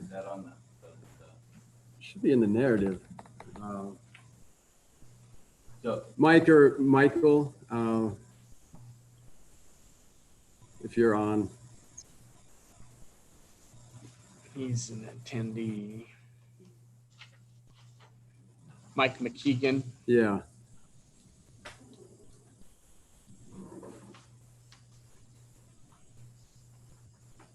Go I'm ahead, sorry, Mike. State yes. your name and address and. Good evening, Mr. Mayor, members of the council. Mike McMeekin with Lamprey Nearson, 14710 West Dodge Road in Omaha. Are you hearing me okay? Yeah. Jake, could you state the question you'd like me to address? The question was around parks and the swimming pool, sure, playground, sort of the uses of the commercial, commercial amenity space. Yeah. So as Jake alluded to, we have provided a walking trail around the stormwater pond in the corner of the site. In addition, the lot that the clubhouse sits on is about a 2-acre lot. And it will include significant room for just open space. And then within the project narrative, we've also laid out the community type uses that would take place within the clubhouse area. For sure, it would include playground equipment and like neighborhood gathering spaces as uses that would be built. And then the narrative also states that other potential uses which would possibly go in would include a pool, although no final decision has been made on that. There is certainly room for that if it could be worked out. The development also includes sidewalks along Luther Road and County Road T adjacent to the property. The gap to the south could certainly be filled in as those properties develop, as they likely will. Glad to answer any other questions. And thank you. I believe we were held to the same standard with developing that connecting infrastructure, and maybe Jennifer Dam can comment that as Ritz Lake was held. So, I mean, well, you made the comment that there were the same amount of kids, no matter whether it was going to be your high density or whether it was going to be single family home thing. I'm thinking there's probably going to be more kids in that in the high density. So that's what I'm a little concerned about the children. You got here where it's being considered playground equipment, and it's being considered workplace transportation, and considered swimming pools, but none of that's in the plan. So is Mike correct in saying that? yeah, I mean, I guess the way I would address that is I would consider that table stakes for successful residential development. We have them in our other developments. And if it was a concern and we wanted to, I mean, I'm speaking way out of turn, Tom will probably shoot me, but if you wanted stronger language in regards to that, I mean, I don't think we would have any problem with committing to playground equipment. I don't think we would get families and residents if we didn't address those. I mean, that's the whole design of this has been made to be able to provide amenities so that people want to live in the neighborhood. So don't get me wrong, I'm all about affordable housing. Sure. You got to address that. But I've been told several times in the council that a lot of that takes place by building newer houses like the Rich Lake or the other housing developments that are $330,000, and those individuals living in the $120,000 houses move up to those 300. My wife's a real estate agent, and I'm seeing that firsthand. People, selling their $110,000, $150,000 houses and moving to. Can you be on mute, please? We can't hear it. I think I'm all about growth, but I think we have to do it smart, and we've got to do it safe. mean, if we're gonna have. Glenn, you're muted. Am I now? You were, Oh. still are. I'm pushing down on the space. What else do I have to do? Oh. Why does that have to be on that screen? There you go. Okay. Sorry about that. Okay, you're good. I'm good now. So, so I'm, like I said, I am not against housing. I mean, I really do believe we have to address the issue, but I think there's a more incremental way of approaching this as opposed to going forward with such a large development in a rural environment. And I'm just concerned about trying to get kids, you know, on sidewalks. How safe is that going to be driving up and down Luther Street? Getting the services that they need. I mean, it's just a little concerning to me as far as putting such high density outside that eventually is all going to be, you know, eventually owned by the city and we'll be managing it. But that's a long time from now. And so that's my concern is making sure that that we are thinking of not just the future of yours, but the future 10 or 15 years from now when that SID switches over to become part of the city property. So. Councilman Ellis, I appreciate those concerns. May I make a couple of comments or observations? One is that this doesn't happen overnight. We don't approve this and it becomes 400 new housing developments tomorrow. It will be incremental over time. And my guess is the rest of the city of Fremont, given the direction that the comprehensive plan gives as far as growth in that northeast area, will catch up such that it does not appear to be such an anomaly. I do note that, you know, other developments, there just isn't, you couldn't do there's no place to locate a project like this that is, you know, appropriately, by that definition, appropriately proximate to Fremont. I mean, I think you see that when you see Gallery 23 going in outside of the Beltway. So it's just challenging to deliver housing. And I don't take, I don't dispute at all what you say about, you know, building higher end housing often takes, makes available a unit of more affordable housing. It just takes both. I mean, I would venture to say that's been Fremont's affordable housing strategy for the last 10 years has been, let's permit and build $350,000, $400,000 homes such that it creates an opportunity for someone who's for a more recent entrant, and it hasn't met the need. And so I guess I would make that observation of saying that's a fine strategy. It's a necessary strategy, but it's not sufficient. But I appreciate the concerns. Councilman, you're. Just a couple of thoughts relative to the discussion that I've been listening to, because this isn't the only PD that has been recently going in, nor is it the only subdivision that the city council has approved in the last few years. And during those approvals, I distinctly remember a lot of discussion about the elimination of open space. Couldn't have open space. We changed the city code so as open space would not be a requirement. I was against that for the same reasons that is being discussed here tonight. You want to have open space. You want to have a place that's attractive and usable space. We have PDs south of Fremont that have to get their kids across the railroad tracks.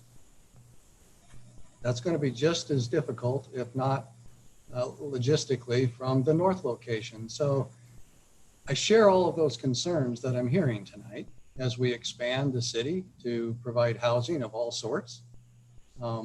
But on many of the discussions that we've had, the same concerns that were raised in the other fashion. We eliminated the potential for parks. We didn't set aside any land that the city would own temporarily or to give back to the developers. We just eliminated it. And therefore we made no provision in the expansion of those subdivisions to provide pools if needed, parks if needed, recreational areas. We didn't do any of that. And so now to be suggesting in this case that it must be a requirement that this subdivision does that when we said it wasn't necessary in others gives me some pause, I guess. We're looking for equitable treatment, affordable housing, yes. And we've been looking for affordable housing in a lot of these new subdivisions that have been being built. Oftentimes they don't deliver what's offered. They're supposed to be affordable. They're turning out to be not quite as affordable as we originally thought, it seems. And so, perhaps this is another opportunity to, make that happen.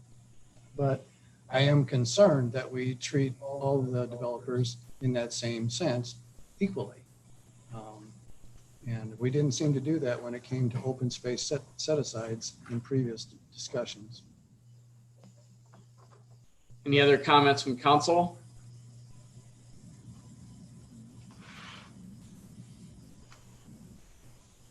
Take a motion to hold final reading.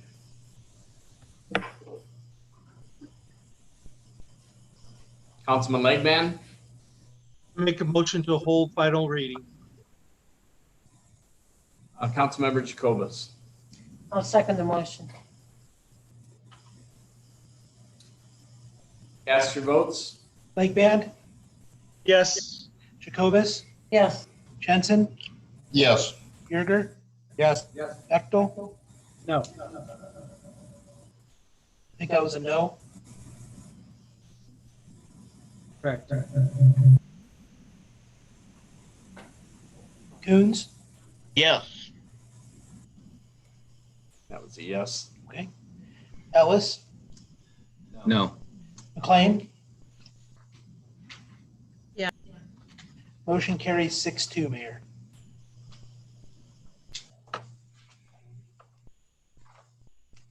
Now we'll read final reading. An ordinance of the city of Fremont, Nebraska, amending ordinance number 5427 as it pertains to the zoning map to rezone the property generally described herein is located at County Road T and North Luther Road, Fremont, Nebraska, from R rural to PD plan development, providing for repeal of ordinances in conflict herewith, providing for severability, and providing an effective date on final reading. You ready? Cast your votes. McLean, Yeah. Ellis, No. Coons, Yes. Bechtel, No. Yerger, Yes. Jensen, Yes. Jacobus, Yes. Lakeband. Yes.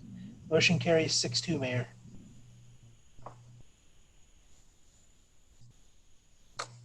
Moving on.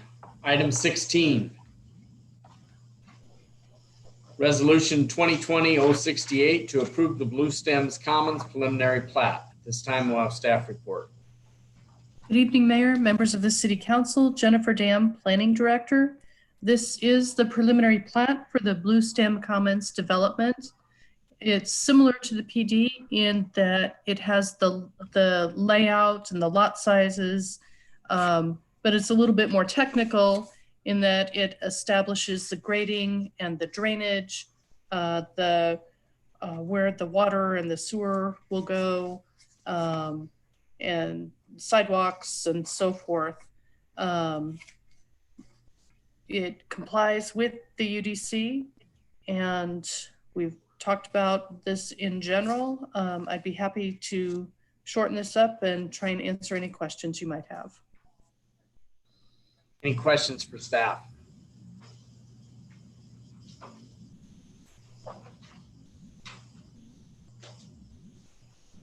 Comments from the public?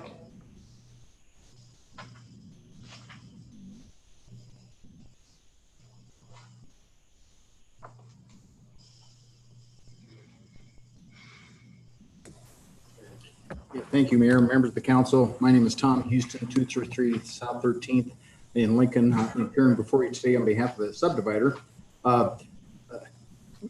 Two things I wanted to mention. This preliminary plat is really what I always consider the engineering document. This is the document that the engineers prepare that controls the lot layout for the subdivision.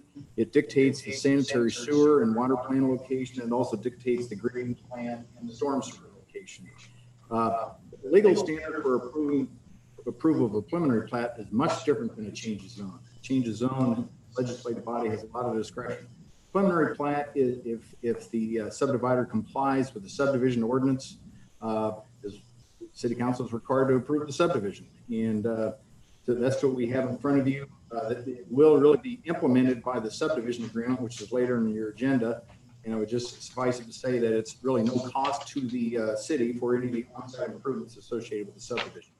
And with that, I'd be happy to answer any questions that you may have. Any questions? Councilmember Yerger. I just have one quick one. It's stated in the staff report with regards to the preliminary plat. It may seem like a rather small item, but I didn't find it specifically later on when it gets to the subdivision agreement. So there's a statement here that says fire hydrants and street signage will be addressed in the subdivision agreement because they're not specifically addressed in the preliminary platting documents. And I'll have that question when we get to the subdivision agreement. And it's not discussed here. I don't see it discussed as part of the layout. So I assume that the parameters of that are going to be in the subdivision agreement, or they should be, because they aren't noted here and they don't need to be noted here. Is that I agree that they should be. Thank you.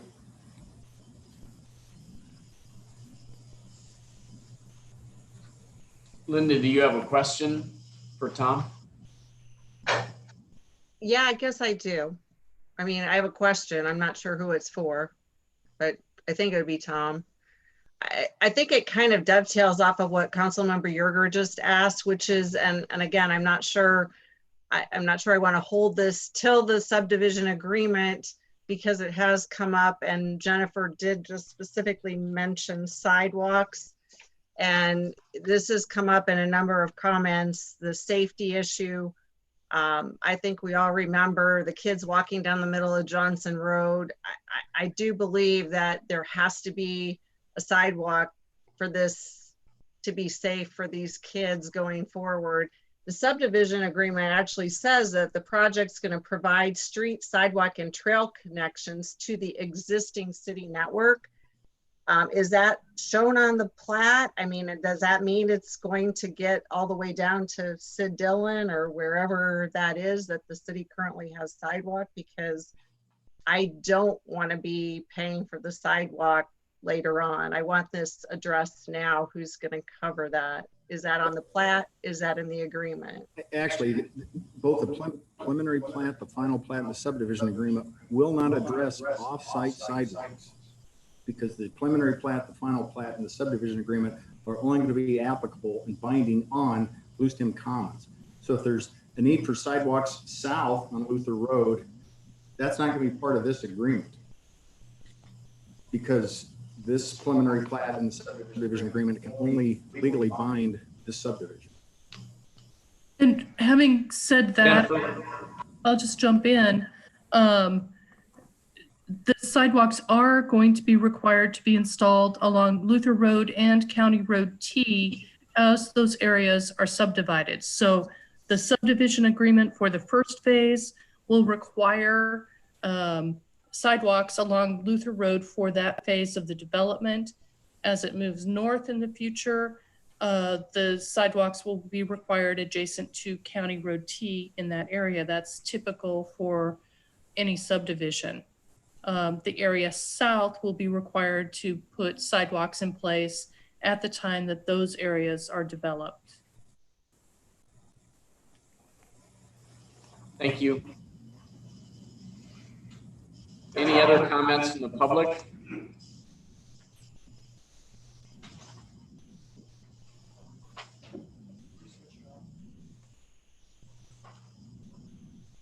Yeah.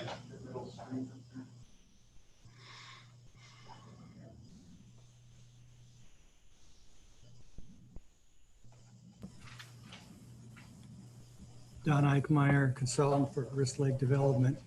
I have 4 questions for the planning director that apply to the preliminary, final, and the subdivision agreement, development agreement. I'm going to ask them once, and if it's okay, I'd ask the development or the planning director to answer them in that manner. And then I have one additional comment. Is there a requirement in the preliminary, final plat, subdivision agreement, or plan development agreement, a requirement for park acreages to be developed? besides the stormwater lagoon? Let me finish the questions. Is there a requirement for a playground? Is there a requirement for a swimming pool? Is there a requirement for a pedestrian access from the southeast corner of Blue Stem Commons to the corporate limits or 23rd Street of Fremont, wherever the sidewalk finishes up inside the corporate limits today? Those are my 4 questions. They will apply to this as well. And I'd prefer you just to ask them once. They're not, the council's tired of looking at me anyway.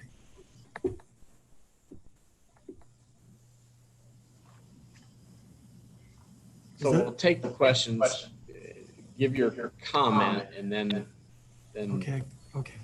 we'll probably answer them all at one time. Then my comment is that although mandating a developer to develop things outside of its subdivision property is not customary, it is being done in the Omaha metropolitan area and other parts of the nation on a regular basis. The developer who chooses at his expense or the city's expense, whichever way the city pursues it, to go hopscotching out half a mile from town has made the problem of creating a pedestrian access to town. The provision that other cities are using is to require the developer at this time to build that and to provide reimbursable language when other developers build along the way to offset the total cost to this developer. There is a means, a legal means to handling this issue. Thank you.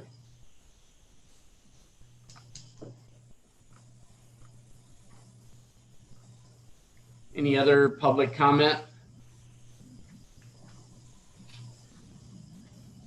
Good evening again, Greg Wall, real estate resident for Ritz Lake, same address as the last couple times I spoke. I just have one really quick small point to note out here in regards to the plat itself. We talked a lot about earlier this morning how there aren't really that many restrictions as far as plan developments, and maybe this is something that Jennifer Dam can answer for me. She said that somewhere in there are some restrictions on there.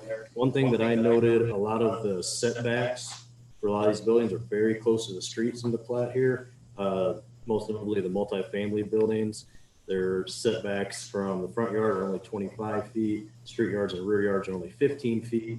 That's far less than any other setbacks that I could find in the code. I don't know if I'm looking in the wrong spot here, but I couldn't find anything that applied directly to this. I just noted that a lot of these buildings are far closer to the street than any of the other development standards for other parts of the city. And I think that could cause a serious density issue. And like I say, if I'm overlooking something, I'd be happy to be enlightened by it, but that was just something I pointed out that I thought would be worth notating. Thank you.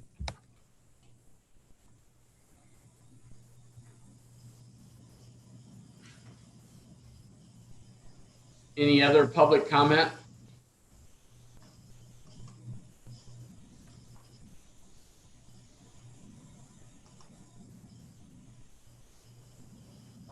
Comments from council?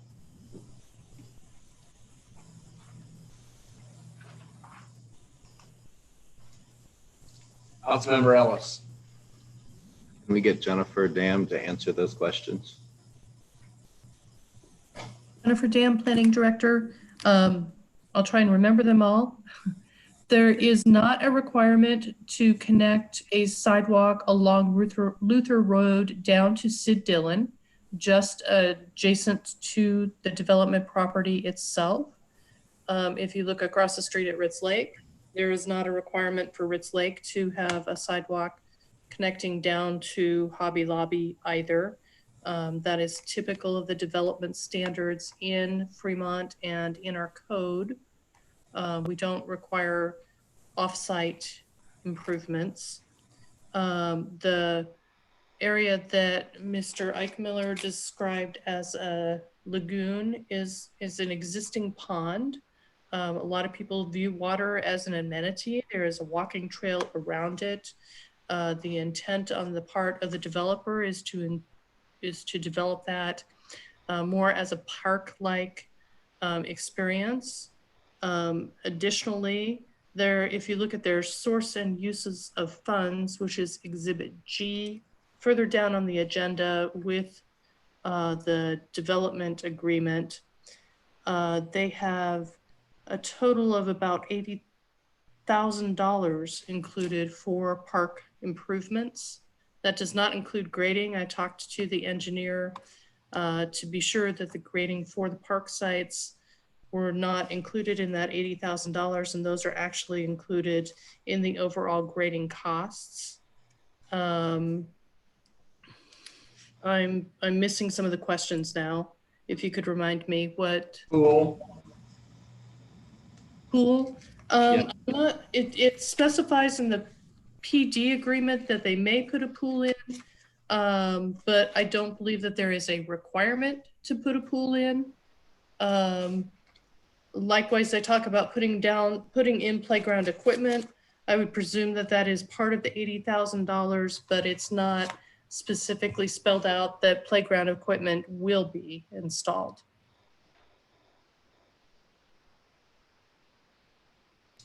Any other questions or comments by council?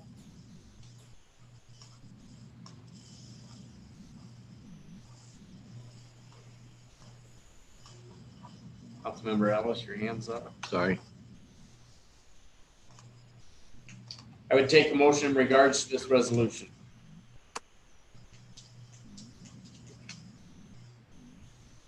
Councilman Coons. I make a motion to approve resolution number 2020-068. Councilman Lightman. I will second that. Cast your votes. McLean, Yeah. Ellis, No. Coons, Yes. Bechtel, No.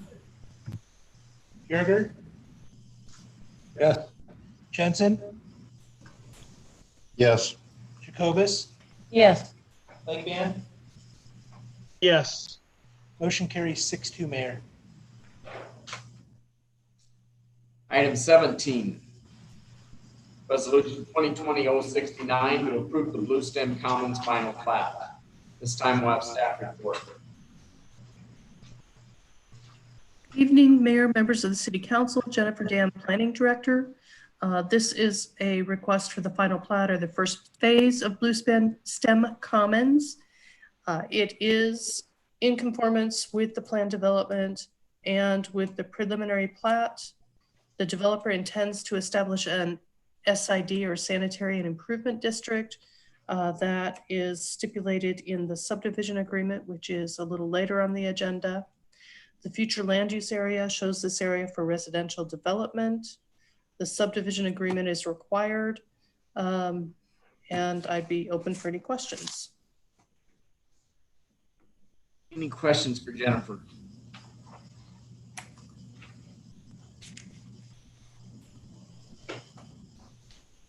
Comments from the public?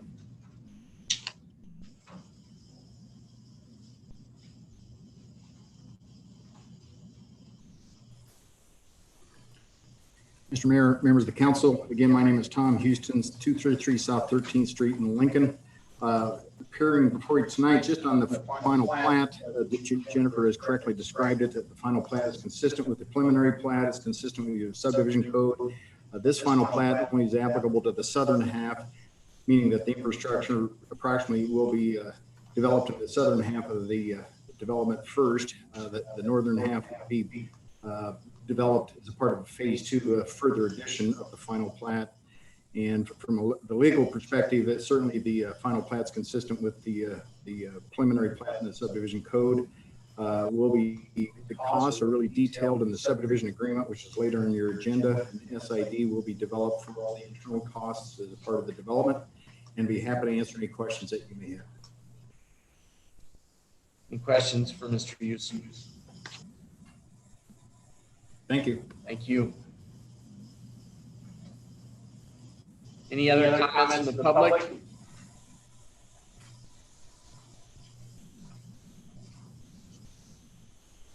Comments from council?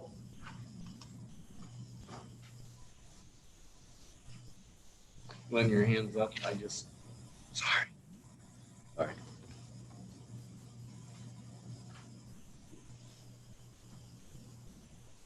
I would take a motion in regards to this item. Councilman Jensen, I'll make a motion to approve resolution 2020-069. Councilman Coons, I will second that motion. cast your votes. Lightband, Yes. Jacobus, Yes. Jensen, Yes. Birger. Yes. Bechtel, No. Coons, Mike, Yes. Ellis, No. McLean. Yeah. Motion carries 6-2, Mayor. moving to new business. Item 18, resolution 2020-109 to approve Blue Stem Commons Plan Development Agreement. This time we'll have staff report.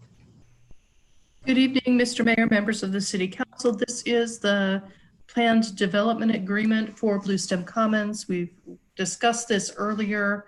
It specifically stipulates in the project narrative what the setbacks will be, the types of uses that are allowed, not allowed, the sizes of the lots, how many units of what type of units are allowed. Additionally, they're showing elevations for the different types of housing. This will become binding on the planned unit development and dictate how the subdivision will be developed. With that, I'd be happy to answer any questions. Any questions for staff?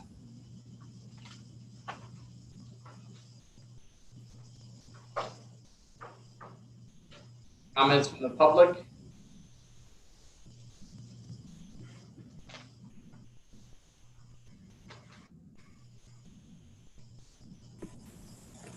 Yeah, Mr. Mayor, members of the council, Tom Houston, 233 South 13th Street in Lincoln, on behalf of the developer Hoppy & Son.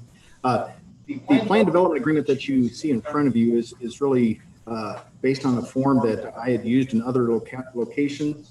The cities around the state that use this planned unit development or planned development zoning ordinance typically have this kind of document that really contains all of the standards that govern the development. And how I typically see it happens is that, for example, if a Blue Stem Commons is approved and there's a building permit application that's going to be submitted for a duplex, the city of Fremont will review this plan development agreement to see whether or not the plans that are submitted comply with the standards set forth in this plan development agreement. This plan development agreement embodies the site plan, the site development plan that shows the location of all of the lots, all 59 lots, showing the footprints of the structures and the setbacks. It also contains the design criteria that's Exhibit C, that sets forth all the dimension requirements, all the setbacks for all of the various yards surrounding the structures. The section 4 details the permitted uses and for all of the different structures that would be developed as a part of the property. It also covers parking, landscaping, sidewalks, and signs. Additional exhibits include the narrative that reflects the elevation drawings for the improvements and the variations that are going to be implemented as a part of the design of the units themselves. Then Exhibit E is the landscape plan. This plan development agreement would be recorded against the subdivision. It would be in the chain of title and would dictate and control and govern the development of the facility as it moves forward. Now, this was challenged, or a similar fact pattern was challenged until probably 25 years ago up in the city of Omaha, a case really involving One Pacific Place called Geiger versus City of Omaha. And it was challenged that the city was not embodying all the restrictions that were going to be applicable against all the other developers. And the Nebraska Supreme Court said the city has really enhanced the police power with this type of agreement. It's an enhancement of the police power because you can dictate what's going to happen in this plan development agreement. I think this is setting forth a template that the city of Fremont can use in all plan development agreements moving forward. And I would suggest you shouldn't approve a plan development agreement unless you have a plan development agreement that embodies the site development plan and the design criteria and complies with all the narration requirements. With that, I'd be happy to answer any questions that you may have. Any questions for Mr. Houston? Councilman Yerger? I'd like to have you turn with me to Exhibit C. Okay. I had asked the last meeting or two for us to square up all of the detail with regards to the number of units, and I originally had thought we had done that, but now I have a question on Exhibit C. Okay. So as I look at Exhibit C, I see 6 lots, 72 lots, 54 lots. That all syncs up with what we discussed. That is still muted. Items that we've been addressing tonight. And then I get down to bottom of page 276 units maximum. Is that the apartment? That's a typo, and I will own that. That's my mistake. It's supposed to be 272 for a total of 404. If that's the worst mistake I've made today, I'm pleased. I'm sorry. I just wanted all those numbers to be squared up, and I thought they were, but I found one that wasn't. So thank you. Yep. Any other questions? Thank you. Thank you. Councilmember McLean? Yes, I just, I guess I appreciate Mr. Houston and all of his, that his template includes a lot, but I do think we've already noted that it maybe isn't addressing the fire hydrants. It's maybe not addressing a mandatory playground, which I think we're all under the impression there will be. I also do think we've approved 3 items here. It's after 11. There are 20 pages of notes that we did get emails on. I would like to take another till the next meeting to approve the subdivision agreement. I just think that would be a wise decision at this time, because I think we're going to have to make some amendments just on maybe some minor stuff, but I just think it would be wise at this point to take a little more time on the subdivision agreement. Okay, we're on the plan development agreement. So do you want to wait on that as well? I misspoke. Okay.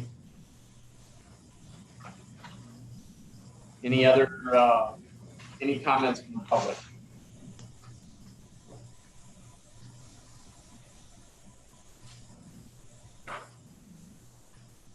Comments from council?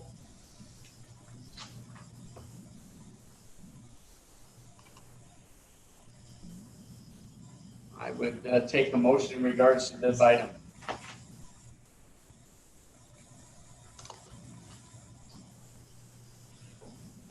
Councilman Ellis, your hand's up, but I don't know if it's been up. Councilmember, is there a motion in regards to resolution 2020-109? Councilmember Jacobus? I'll make a motion to pass and approve 2020-109. Councilman Legman. I will second that. Cast your votes. Lakeband? Yes. Jacobus? Yes. Jensen? Yes. Yerger? Yeah. Bechtel? No. Coons? Is that a yes, Mike? Yes. Yes. Okay, thank you. Ellis? No. McLean? No. Is that a no, McLean? No, yeah. Thank you. The motion carries 5-3, Mayor. Item 19. Motion to approve Blue Stems Commons subdivision agreement. This time we'll have staff report. and Council, Jennifer Dam, Planning Director. This is the subdivision agreement for Blue Stem Commons for the first phase of the development. It stipulates the responsibilities of the developer and the city in terms of the cost and installation of improvements. Additionally, this creates the sanitary improvement district and talks about the structure of that district and the financing. Staff recommendation is approval. The fiscal impact is the city, as typical, will bear the cost of oversizing streets, infrastructure, and 50% of the cost of street signs and the future maintenance of public facilities. The city will not maintain the public facilities until such time as they're annexed, which will be at some point in the future. I'd be open for questions. Any questions for Jennifer? Councilman Ellis? I don't know how my hand is getting up. I'm sorry. Councilman Yerger? I would be interested in if you could direct me to the section of the agreement that specifically identifies that the city covers 50% of the street sign costs, or only 50% of the street side costs. And in particular, where it says that the developer will be responsible for bearing the cost of fireplugs, but they'll be at city specification. That is, we'll provide them, you'll install them, but they'll be of our design. I know it says at some point in here, it says we're going to follow the city standards, but I'm looking for where the cost of those are to the developer and not to the residents of Fremont. Can you direct me to what section of the subdivision agreement I find? So I can answer that. Councilman Yerger, I can answer that. Brian Newton, City Administrator. You look in section 1, paragraph D, fire hydrants, talks about hydrants, where they'll pay for all the hydrants. And again, it's according to our specs. We'll make sure we give them the specs. We'll make sure they get the brand that we want. Okay. But does Yeah, it says they pay that for doesn't it. specify who's paying. Absolutely. If you look at that entire section, they pay for all those improvements. Same thing with the 50%. No. Signs. That's in here someplace? Signs at section 2, prior section, M, they pay for all the signs.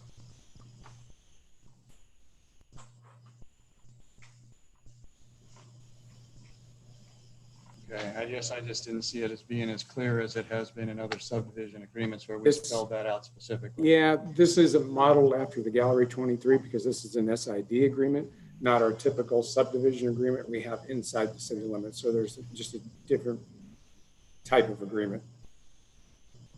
I would interject where it talks about a general obligation. That's a general Jennifer, obligation you want to, Mike? Or to the sanitary improvement Jeremy? district. She's talking, Jennifer's talking. Jennifer, you'll need to start over. Sorry. I'm sorry, where it talks about the street signs being a general obligation, that's a general obligation to the sanitary improvement district. The sanitary improvement district will levy taxes in the subdivision to pay off the bonds that are created to install the infrastructure. And so it'll be a general obligation bond that the SID then taxes itself to pay for.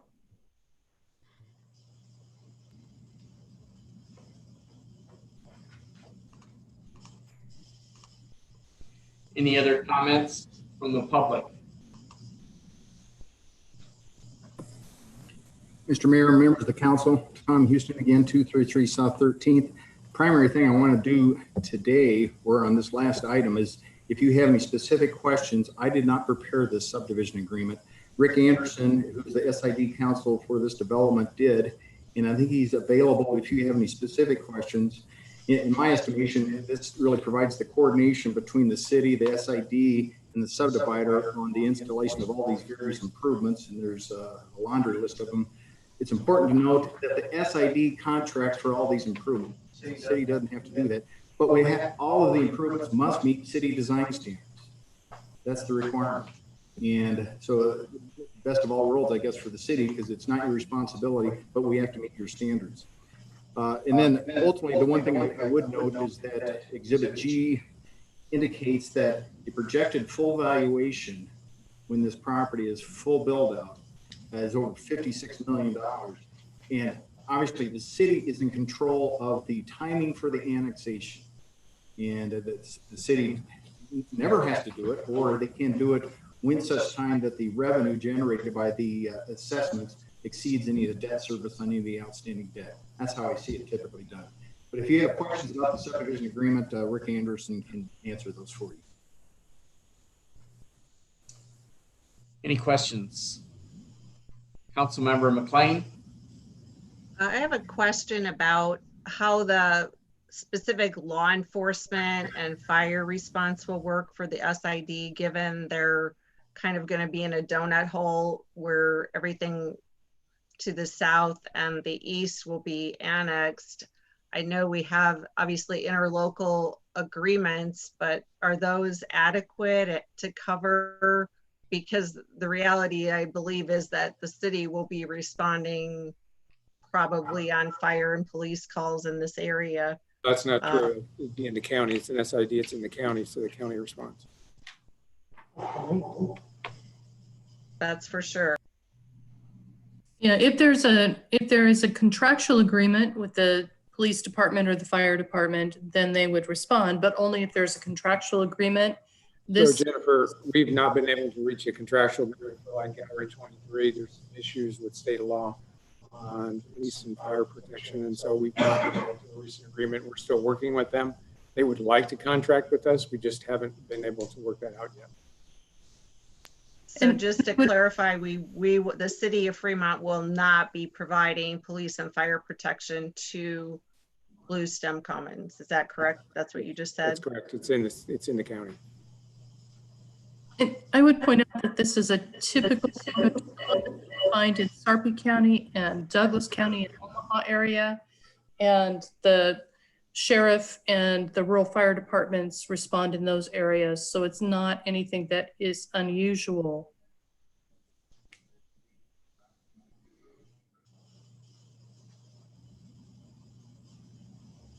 Rick Anderson.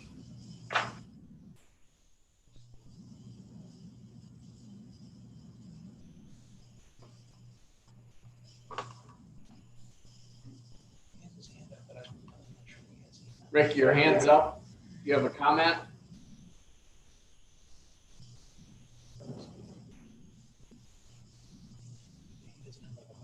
Yeah. Okay.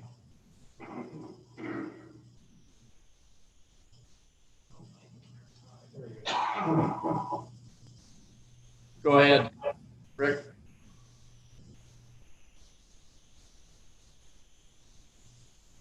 Rick, go ahead.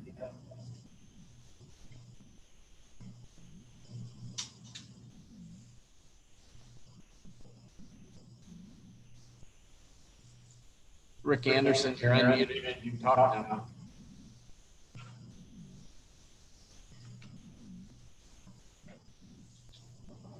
Any other public comment?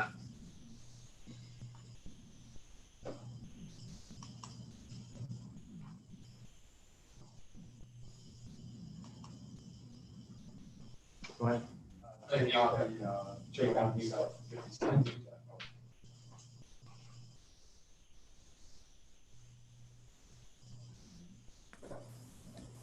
Hoppy, 301 South 57th Street, Omaha, Nebraska. Just a small point, and of course I'm available to take questions, but I believe it is to Councilman McLean's concern, the amended on page 8 of the project narrative, the phase 1 and or phase 2 include a sun deck, barbecue, picnic area, play structures, dog park, dog run, walking trails, and outdoor trails around the lake. So I think those are required to be provided as part of the development or plan development agreement. So anyway, I think that's captured there, but obviously I'm here for other questions as well.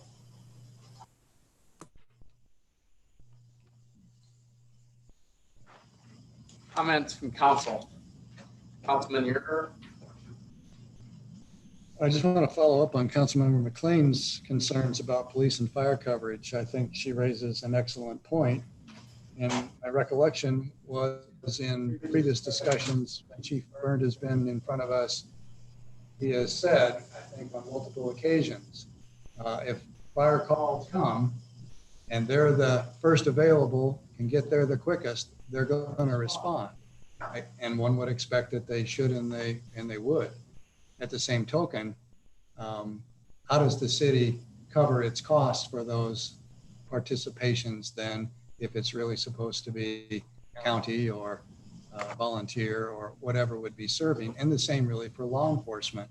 If the sheriff's department can't make that call, is the local police department going to make that call because it's an emergency?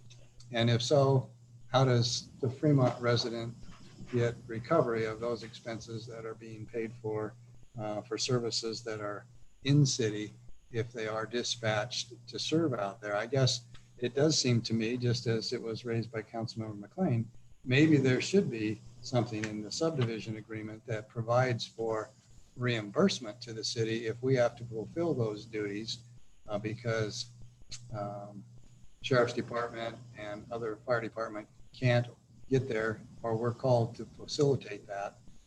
I think she raises a very valid point, and that's not in this agreement, and maybe that's worth studying a little longer.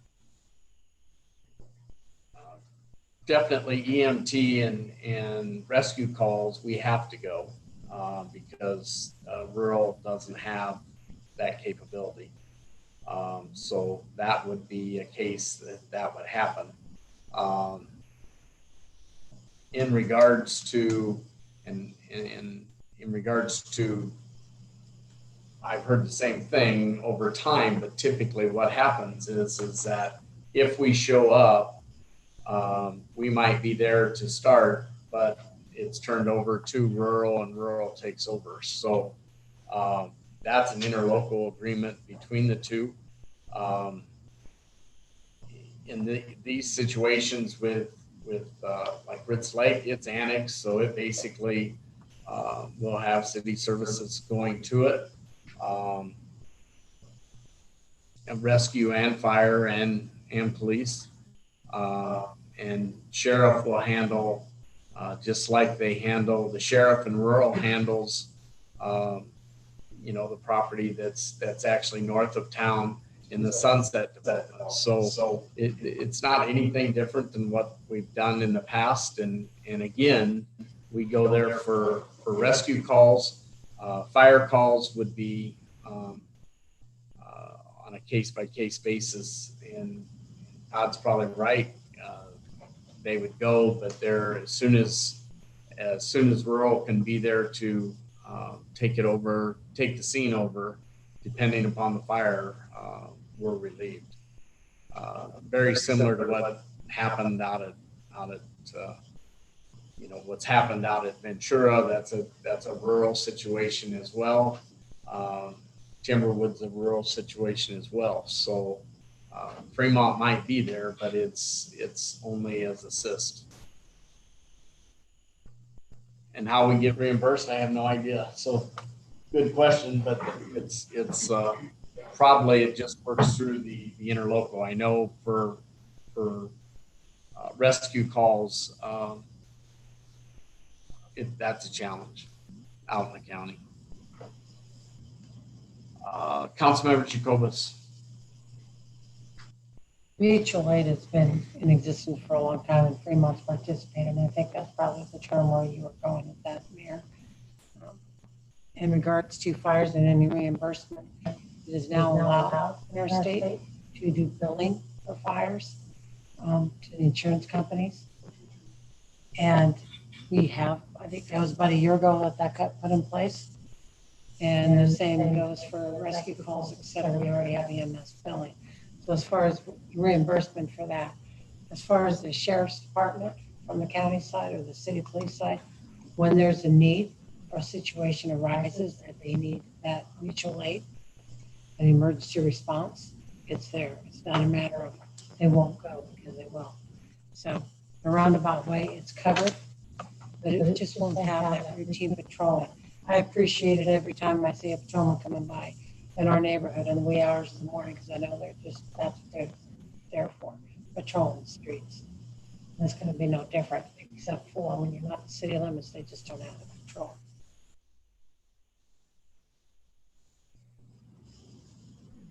Councilman Yerger. So a question for Mr. Newton. You indicated that we have a subdivision agreement with Gallery 23. We don't have any kind of an agreement with regards to necessary police and fire, specifically, still working on it. And the problems there, we have an approved agreement, but we haven't been able to get resolution. And what's in the way of resolution?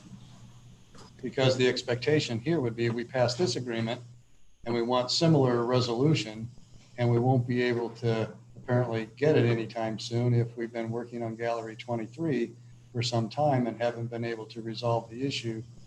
So heading down this road, what's our ability to get resolution? I think it's a legal matter. The fire is easier. They can contract for fire, but according to state law, we have to get the permission of the sheriff's department. And so I think there's where the hitch is. We've just not been able to crack that nut. And it's not our responsibility to go get that. They're going to have to go work with the sheriff to get that before they can come to us and offer an agreement. And my understanding is they haven't gotten that yet.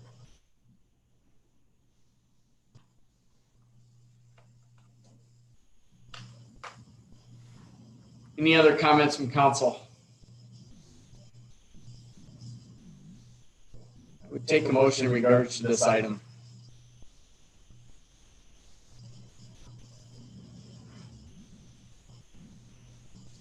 Councilman Coons. Make a motion to approve Blue Stem Commons subdivision agreement. Councilmember Jacobus. I'll second his motion. Cast your votes. McLean, No. Ellis, No. Coons, Yes. Bechtel, No. Yerger, No. Jensen, No. Jacobus, Yes. Lightban. Yes. Motion fails 3-5.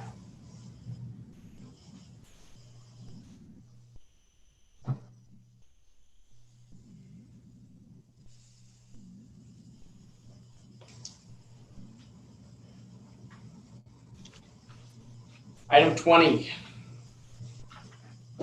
Resolution 2020-110, awarding the base bid and alternate number 1 to Dicon Corporation for the elevator project at Fremont Municipal Building. This time we'll have staff report. Lonnie.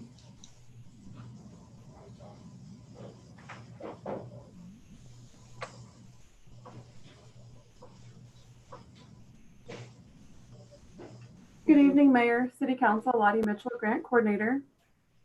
So yes, tonight we are asking you to consider the bid from Dicon Corporation for the elevator project at the Fremont Municipal Building. This project will help correct our ADA deficiencies in this building. And as a recipient of federal funds, we are required to identify our deficiencies and have a transition plan to comply with the Americans with Disabilities Act. In an effort to bring this building up to compliance, to ADA compliance, we applied for grant funding for an elevator and ADA parking. We were awarded Community Development Block Grant 16 CD 202 in December of 2018.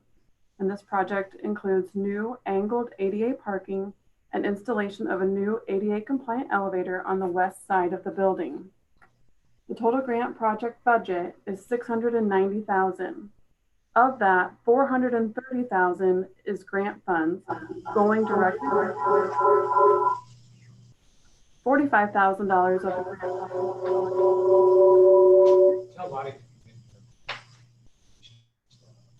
are going towards Lottie, are you construction. still in your office? You might want to come in. We're getting a horrible back feed. You're right there.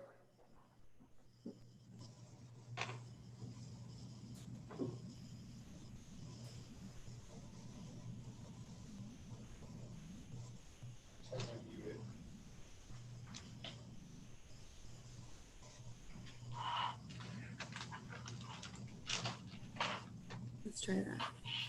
Okay. So I was reviewing the project budget. There is a total of 690,000 with the grant project budget. 430,000 of grant funds are going towards project costs. $45,000 of grant funds are going towards construction management and general administration.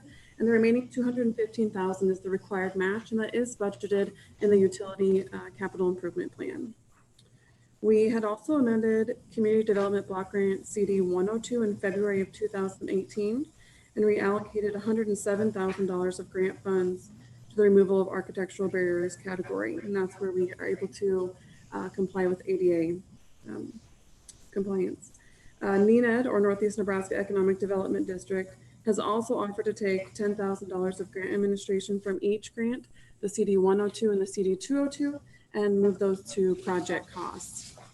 So the total amount of grant funds available for both of the grants for actual project costs is $502,213.01, with a required match amount of $215,471.70, giving us a total grant project budget of $717,684.71.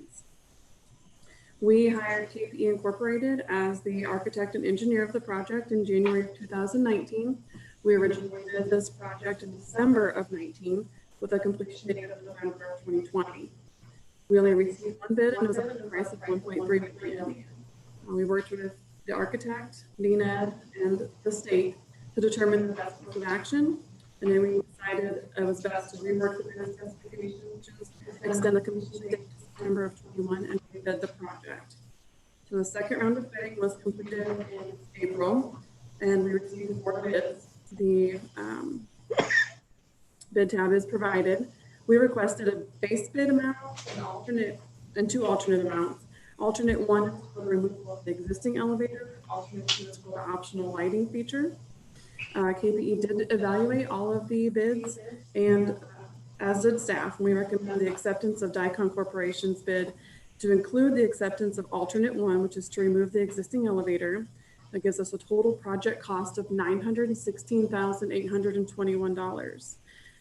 You'll notice that leaves a budget shortfall of $199,136.29. We did go through the utility capital improvement plan to the budget, and there is funds available from other projects that came in under budget and projects that we will not be completing. Dicon does anticipate completion by November of 2020, which is when both grants end, and the project will span 2 budget years. The Utility and Infrastructure Board voted 5-0 at their May 12th meeting to recommend approval of the bid from Dicon Corporation for the elevator project. Be happy to answer any questions. Any questions for staff?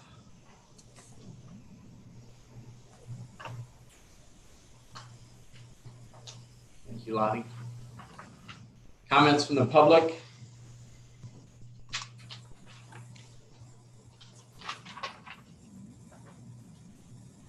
Comments from council?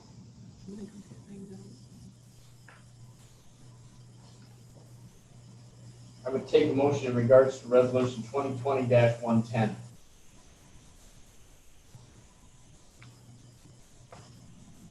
Councilmember Yerger. Make a motion to approve resolution 2020-110. Councilmember Legban. Second that.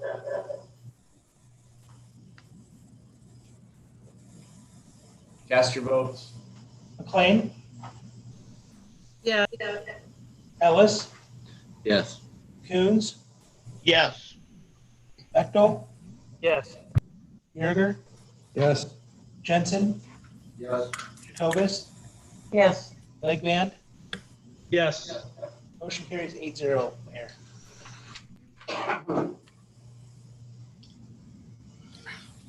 Item 21. Resolution 2020-111, approving a local option economic development loan to Summit Medical Staffing LLC. We'll wait for Lottie for this report.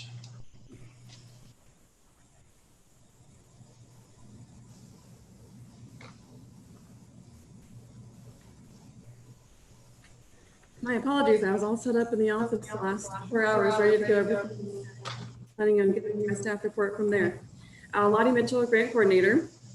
So we are requesting review of Summit Medical Staffing LB 840 application. A little overview of the LB 840 plan. This plan is designed to promote economic development within our community by creating new jobs, expanding the labor market, retaining existing jobs, attracting capital investment, broadening the tax base, and providing for economic diversification. A little bit about the process. Applications are received by the plan administrator, which is the city of Fremont. We then review and take it to the committees, which is the Citizens Advisory Review Committee and the Local Option Review Team. Both of those committees make a recommendation to City Council, and City Council has the final say on the application. So Summit Medical Staffing submitted an application to our fund. They've recently relocated to Fremont. They are leasing a facility here, and they currently have 5 full-time employees. Their plan is to create at least 40 new full-time benefited positions within 3 years of award. Their base annual salary is $45,000 annually plus commission. They are requesting $300,000 from our fund. They are an eligible business under our plan, and that their principal source of income is derived from the sale of services and interstate commerce. An executed lease agreement for a term of 3 years for commercial property here in town has been received. We are recommending 3 separate installments for this application. Each installment would be 50% forgivable and 50% repayable. The repayable portion would be at a 3% interest rate. We're proposing that the installments are laid out and that the first one is given after the initial approval. We're calling that the startup phase. Again, 50% repayable, 50% forgivable.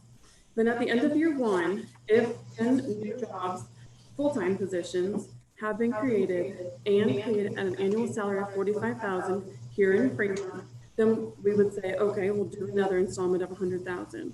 Again, 50% repayable, 50% forgivable.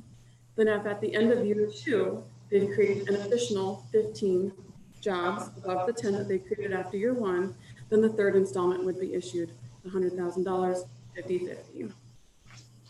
The local option review team met on May 13th to review the application. They, by a vote of 4-1, are recommending just 2 of the 3 installments, and that the first one at startup would be issued, and then at the end of year 1, once the 10 jobs are proven out, we would do the second installment. The Citizens Advisory Review Committee recommended by a 4-0 vote that the application is approved. The committee look at the applications from different angles. The local option review team looks at it from what is the overall benefit to the community, whereas the Citizens Advisory Review Committee looks at it, does it meet the plan, is it in compliance with state statute? So the LORT, the local option review team, has a little bit different conversation than the CART, and that's why the recommendation for just 2 installments came from the local option review team, and the CART recommended approval as they do fit the plan. The applicant, Ashley Groves, is here, should be online, from Summit Medical Staffing. I don't know if his hand is raised. Yep. He would like to give a little overview of their company, and then we're both able to answer questions. Go ahead, Ashley. My name is Ashley. Mute here. At 8130 Watercolor Drive, Land O'Lakes. Good evening, council members. I'm a current partner of Summit Medical Staff, and I just want to start by saying for your support and on our project, headquarters of Fremont, Nebraska. Are we having technical difficulties, folks? Okay. As an individual that grew up in Fremont, I've always strived to bring growth and opportunity to the community, and recently had that ability to do so with the support of my partners. And so that's why we decided to go ahead and move our project to Fremont, Nebraska itself. Summit Medical Staffing is a small operation that has been in existence for 6 years. I and another partner have recently joined the company with a huge mindset for growth, and with a above average rate of pay and an above average rate of culture. We focus temporary staffing mostly with nursing, therapy, and allied, locally, regionally, and nationwide. We have an immediate plan for, as Lottie already mentioned, 10 new jobs starting June 1st that are salaried plus bonus, with an overall 3-year plan of 40 additional jobs over the next 3 years. I'd like to open up to any questions that you guys may have. That's just kind of a general brief overview of us.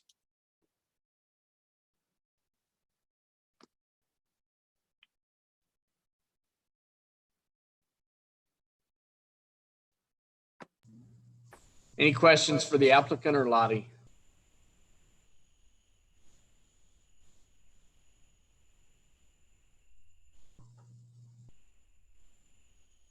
Any comments from the public?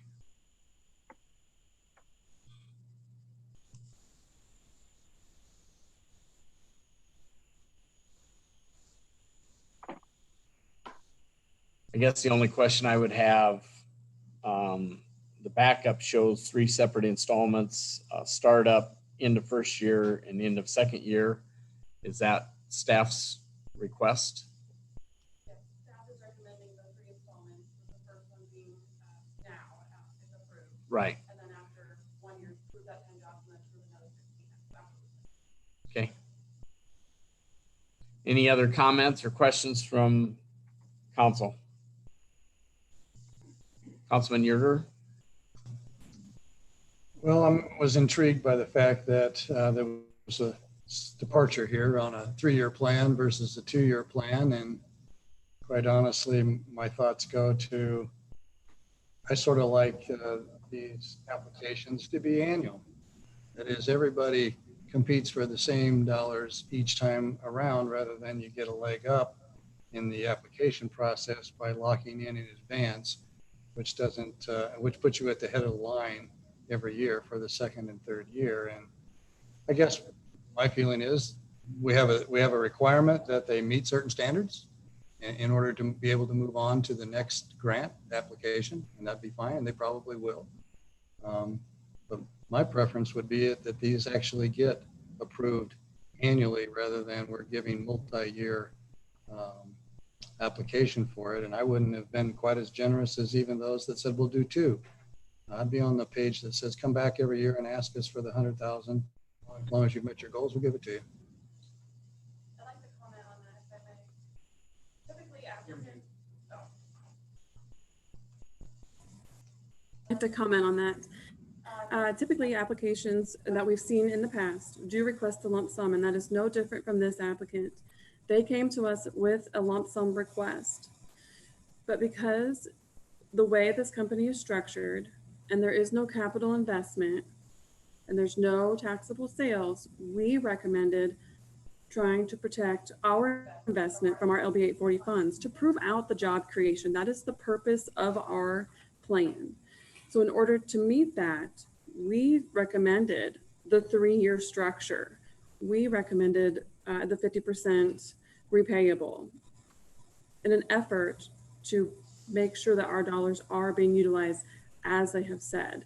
We've had conversations in the past where we are asked, well, how are we give this lump sum? How are we, protecting our investment? And so that was our way of trying to do that in response to previous conversations held at this level. And so it's not the applicants that requested 3 installments, it is staff recommending that. And so if we had brought you the request directly from the applicant as they would have liked, it would have been $300,000, 1 installment with likely 30 jobs over a 3-year period.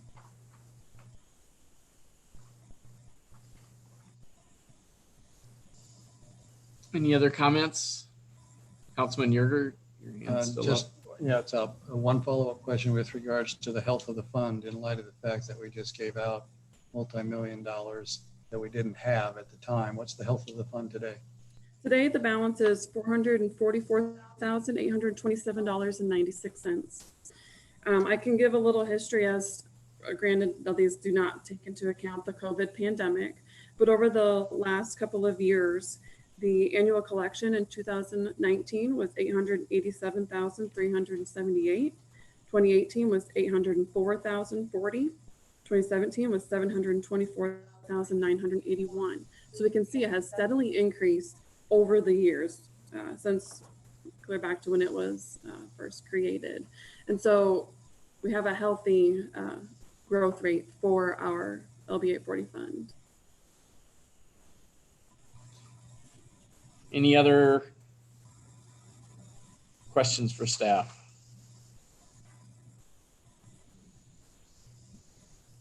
Or for the applicant? Jody?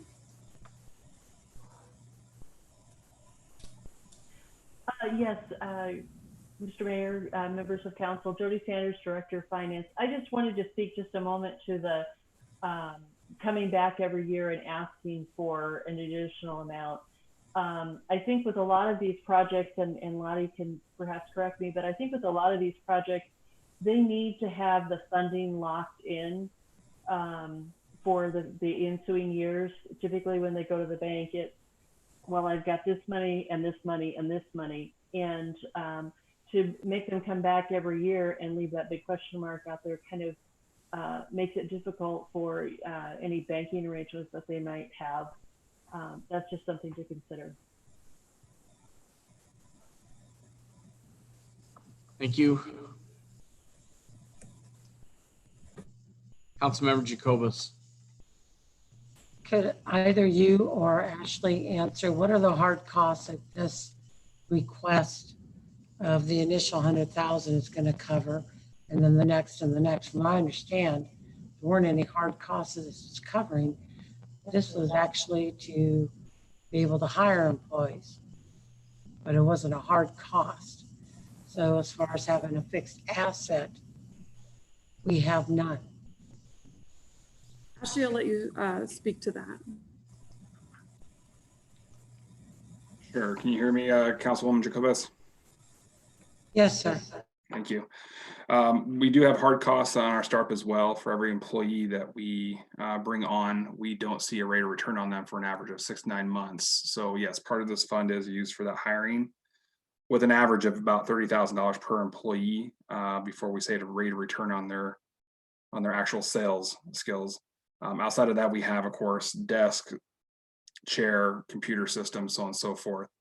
So on a per average employee, outside their wages, we see an average cost of about an additional $4,000 per employee that we see over time. I hope that was clear, and I hope that was a detailed. Please ask additional questions. What I see in here in your prospectus, I guess, or your projection sheets, on page 27 of 47 in the packet, is that there's $19,025 accosted for roughly 10 employees for phones, computers, cubes, chairs, and IT setup.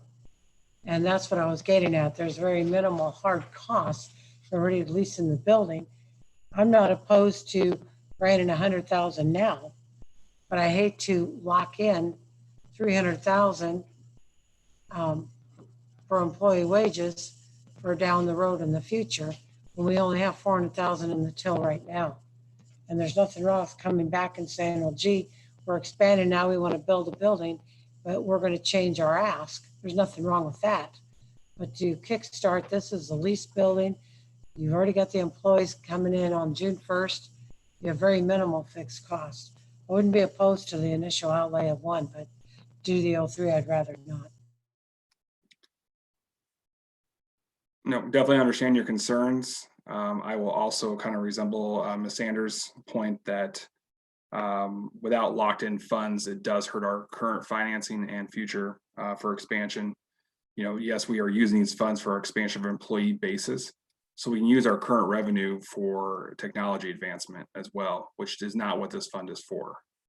And that's really why we focused with Lottie and the administration in regards to focusing these funds on that overall hiring of employees within Fremont to give them a better opportunity.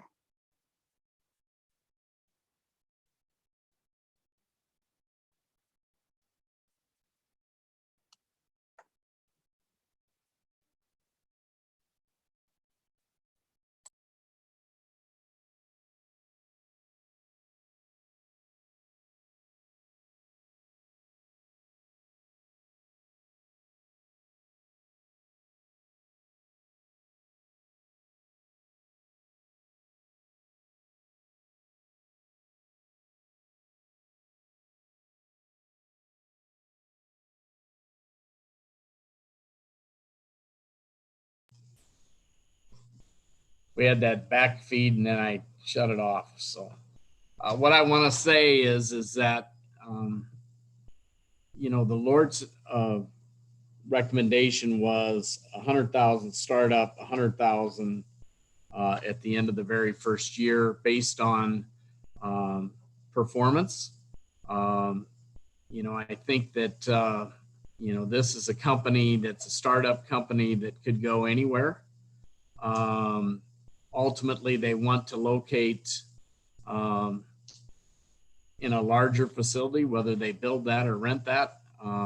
They're going to add 100 jobs is their dream, and everybody has to have that dream to start.